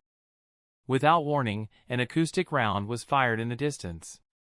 Realizing that this meant that enemy forces had entered the caverns, Zeke screamed. But instead of the distant glow of light from the telltale explosions of Titan transformations that he had expected, nothing happened. Eren glared at his brother. Looks like your pack of abnormal Titans aren't going to be making an appearance. Eren ran forward and punched Zeke in the face, breaking his nose. Zeke fell to the ground, a despairing look on his face. No. I was so close. Further back in the cavern, the scouts, garrison, and MP soldier had begun their attack on the enemy squad. All right. Kenny grinned gleefully. Now this is more like it. Levi immediately clashed with his former mentor, while Mikasa and the others got to work slaughtering Kenny's squad. Despite having been trained by Kenny himself, they lacked the necessary skills to stand a chance against ODM users with years of experience behind them, and they quickly dropped like flies one by one. One of them almost managed to get a shot at Mikasa, but before he could take advantage of this opening he was shot dead by Varys. Mikasa looked at him in surprise, but nodded her head in appreciation. He looked away in shame. As she was fairly certain that Varys had likely been poisoned by Zeke's spinal fluid and subsequently blackmailed into helping him kidnap Eren, Mikasa decided that holding a grudge against him was not warranted, as the real target of her anger was Zeke himself. Varys surrendered, and the rest of Kenny's squad was quickly taken care of, with only a few casualties among the garrison soldiers. The only one left was Kenny, but he alone was proving to be quite a tough opponent even when Mikasa and Levi began to work together to take him down. A few of the MP soldiers tried to help, and were almost instantly cut down for their trouble by the laughing killer. Further back in the cavern, Jean, Marco, and Marlowe managed to reach Eren and Zeke. Eren! Jean cried in relief. You rat bastard. Marlowe growled as he looked down at Zeke. While Marco and Marlowe restrained Zeke, Jean walked up to Eren. What happened? What was that message? Eren shook his head. I'm not sure. I spoke with the founder Ymir. Jean's mouth fell open in shock. What? Eren waved his hand vaguely in the air. I found myself in this strange place, and she told me she could guarantee Paradis' safety if I gave up my Titan powers. But it looks like my powers weren't the only ones affected. Jean glanced back at Zeke. Well, that's a relief. But what did she mean when she said we are free? Eren frowned. I don't know. Off in one corner, two of the surviving garrison soldiers were restraining a struggling Yelena. Satisfied that the enemy had been neutralized, they began to make their way back toward the entrance of the caverns. As they entered the main chamber, they found Mikasa and Levi standing over Kenny's dead body.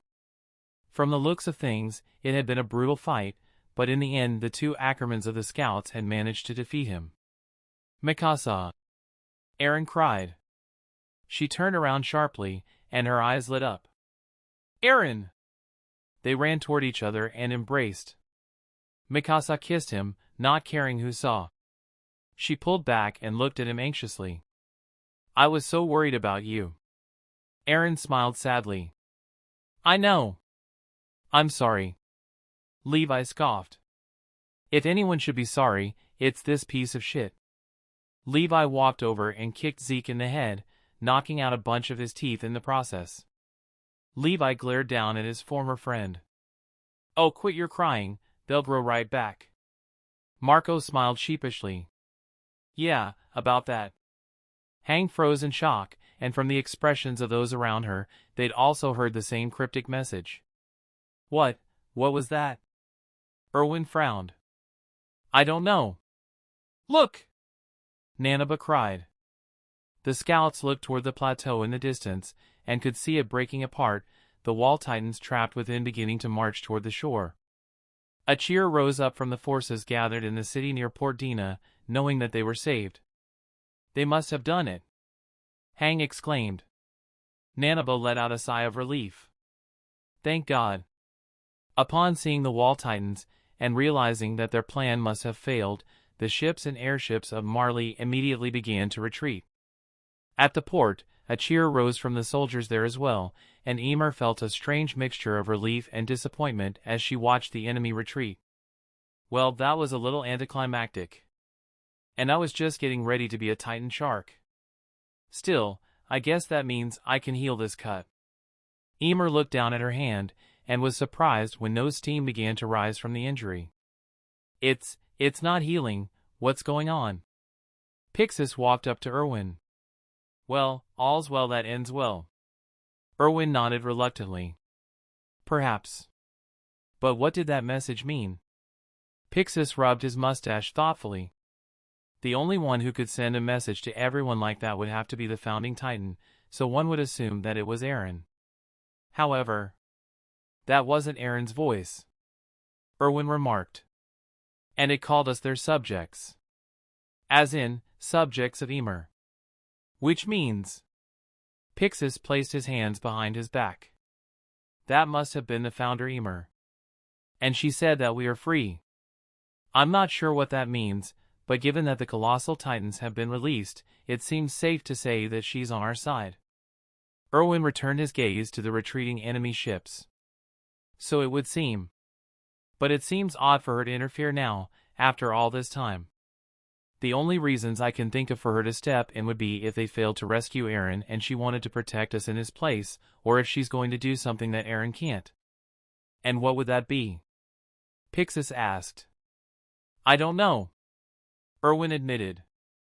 Erwin watched the wall titans reach sea with narrowed eyes, wondering what was really going on. The naval ships tried to get away, but the wall titans were able to quickly catch up to them and seal their fate. Lara Tyber watched the approaching mass of titans with a resigned expression. Forgive me, brother.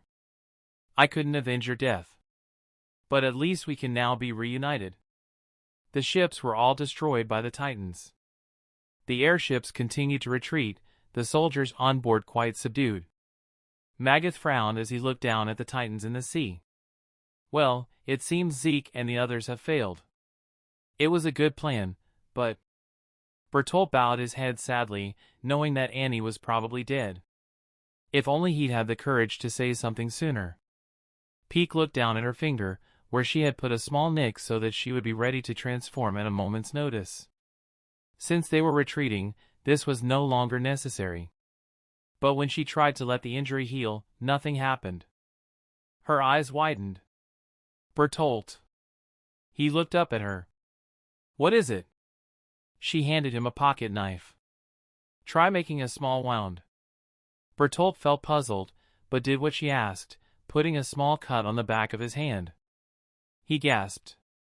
It's not healing. Peek nodded grimly. I had a feeling. They went to Magath and told him what had happened.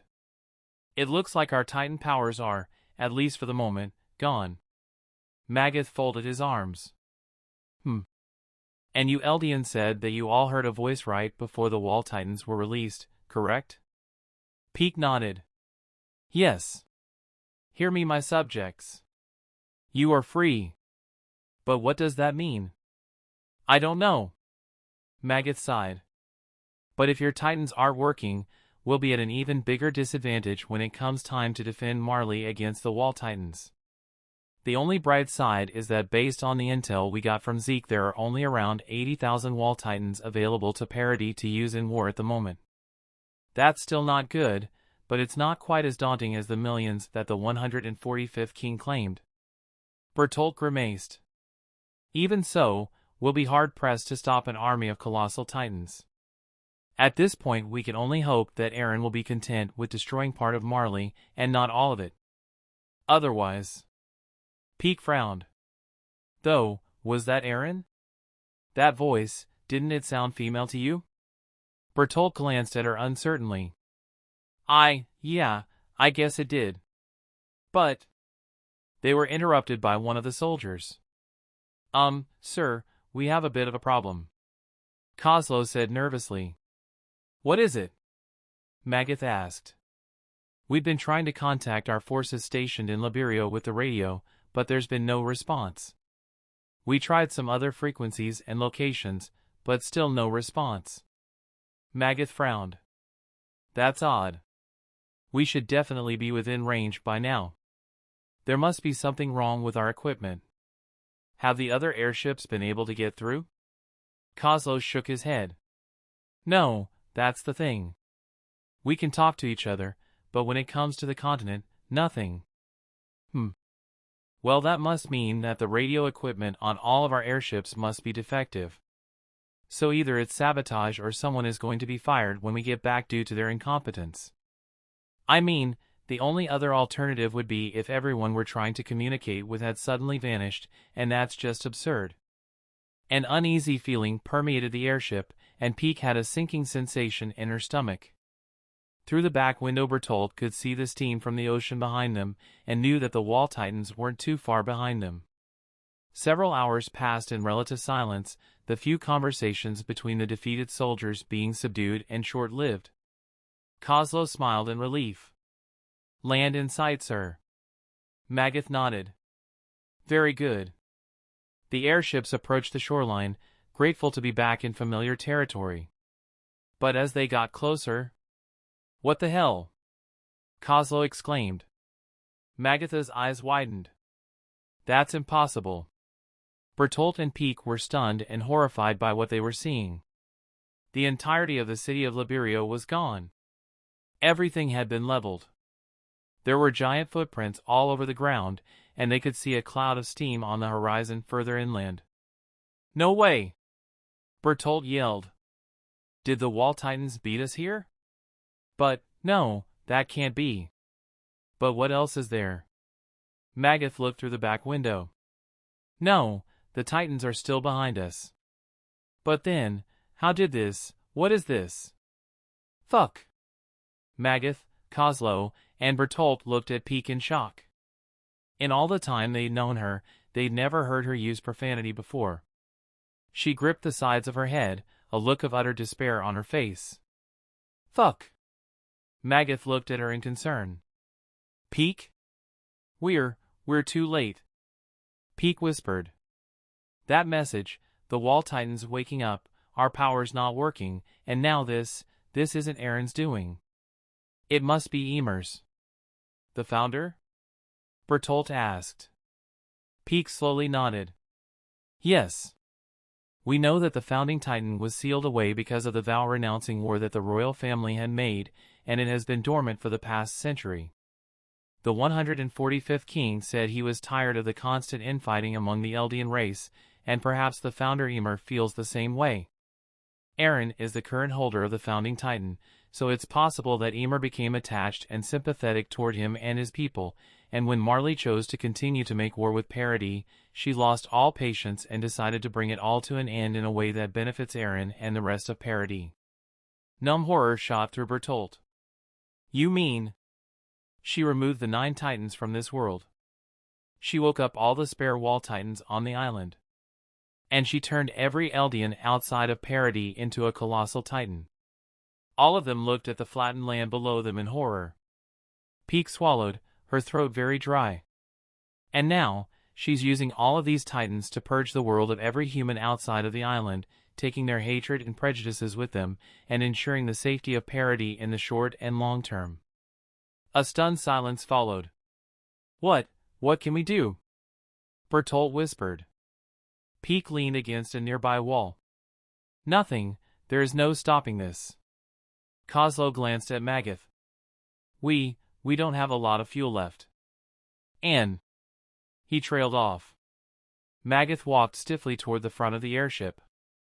I'll tell the pilot to just keeping moving straight ahead.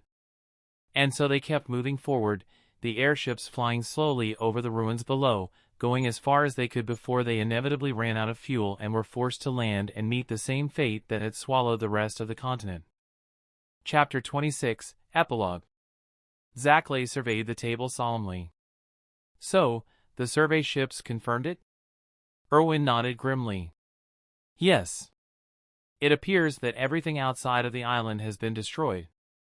And given the swiftness with which the destruction occurred, it's extremely unlikely that it was just the spare wall titans that we had that were responsible. Most likely, every Eldian outside of the island was turned into a colossal-sized titan in order to facilitate the eradication of all other humans in the world. Pixis folded his arms. Well, I suppose that greatly simplifies any and all future conflicts. Yes. Erwin agreed. With no outsiders to invade again, we just have to worry about internal strife, something that will be much easier to manage. Niles looked uneasy. Still, it's chilling to know that the founder had that kind of power. True. Erwin admitted. And it seems that the Titans and Titan powers have vanished for good. Pixis added. None of our shifters can heal or transform, and I had some of my people examine the insides of the walls stretched all across the island. While the walls themselves are intact, the Titans within them are gone. Niles coughed.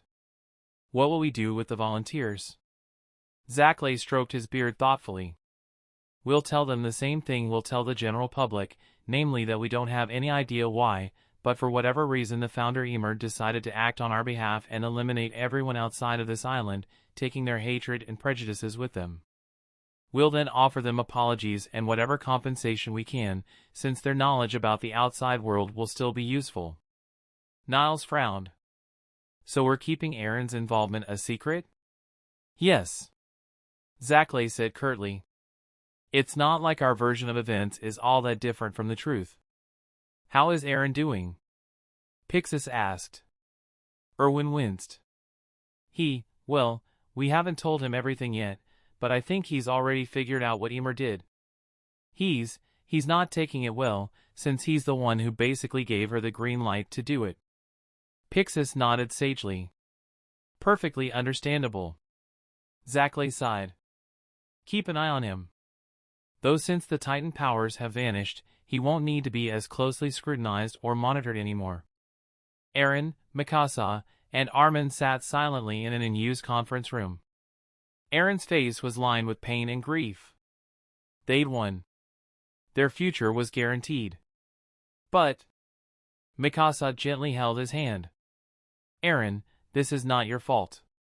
You couldn't have known. Eren said nothing. Armin agonized over what he should say. He tried to think of something, anything, that would ease the guilt Eren was feeling, but nothing came to mind. After a few moments of silence, Eren spoke. I told you some of what happened with Ymir, but I didn't tell you everything. Armin frowned. Really? Mikasa squeezed his hand.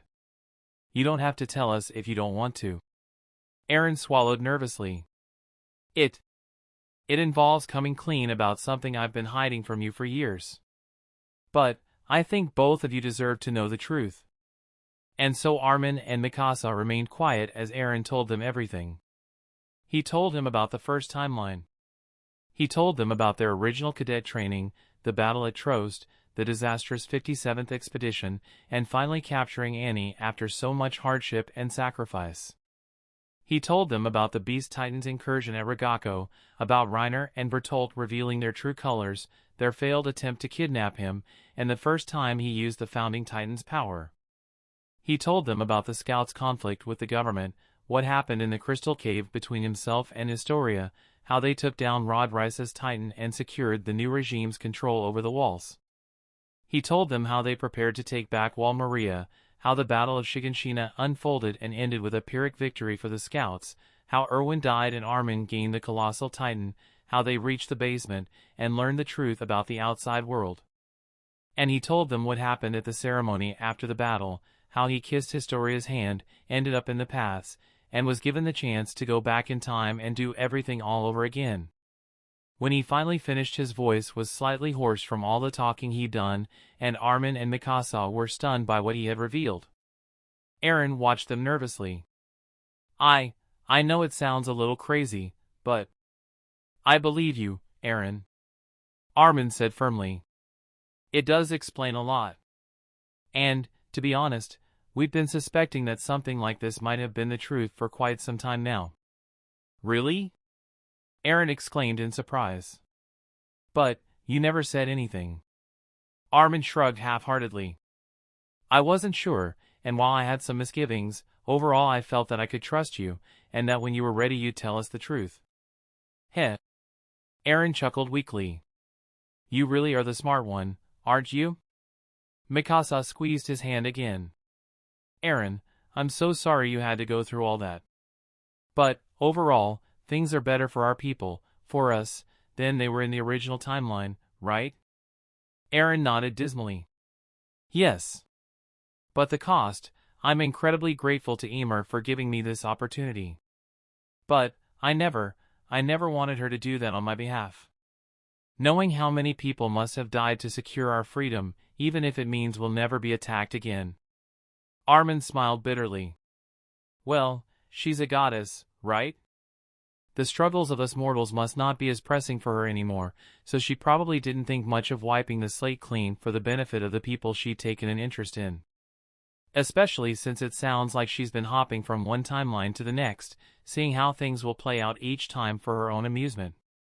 And if she can just undo the results of the rumbling when she starts the next timeline, she probably isn't concerned about the long-term consequences it will have. Eren frowned. Of course, we have to live with those consequences. Yeah. Mikasa pulled Armin and Eren into a group hug, the two of them doing their best to give Eren what comfort they could. Several days later, Levi and Dina were walking toward the main military prison of Mitras. Levi glanced at Dina. Are you sure you're ready for this? Dina's hands were trembling, but her voice was steady. Yes. I need to speak to him. I have to know why. Levi frowned.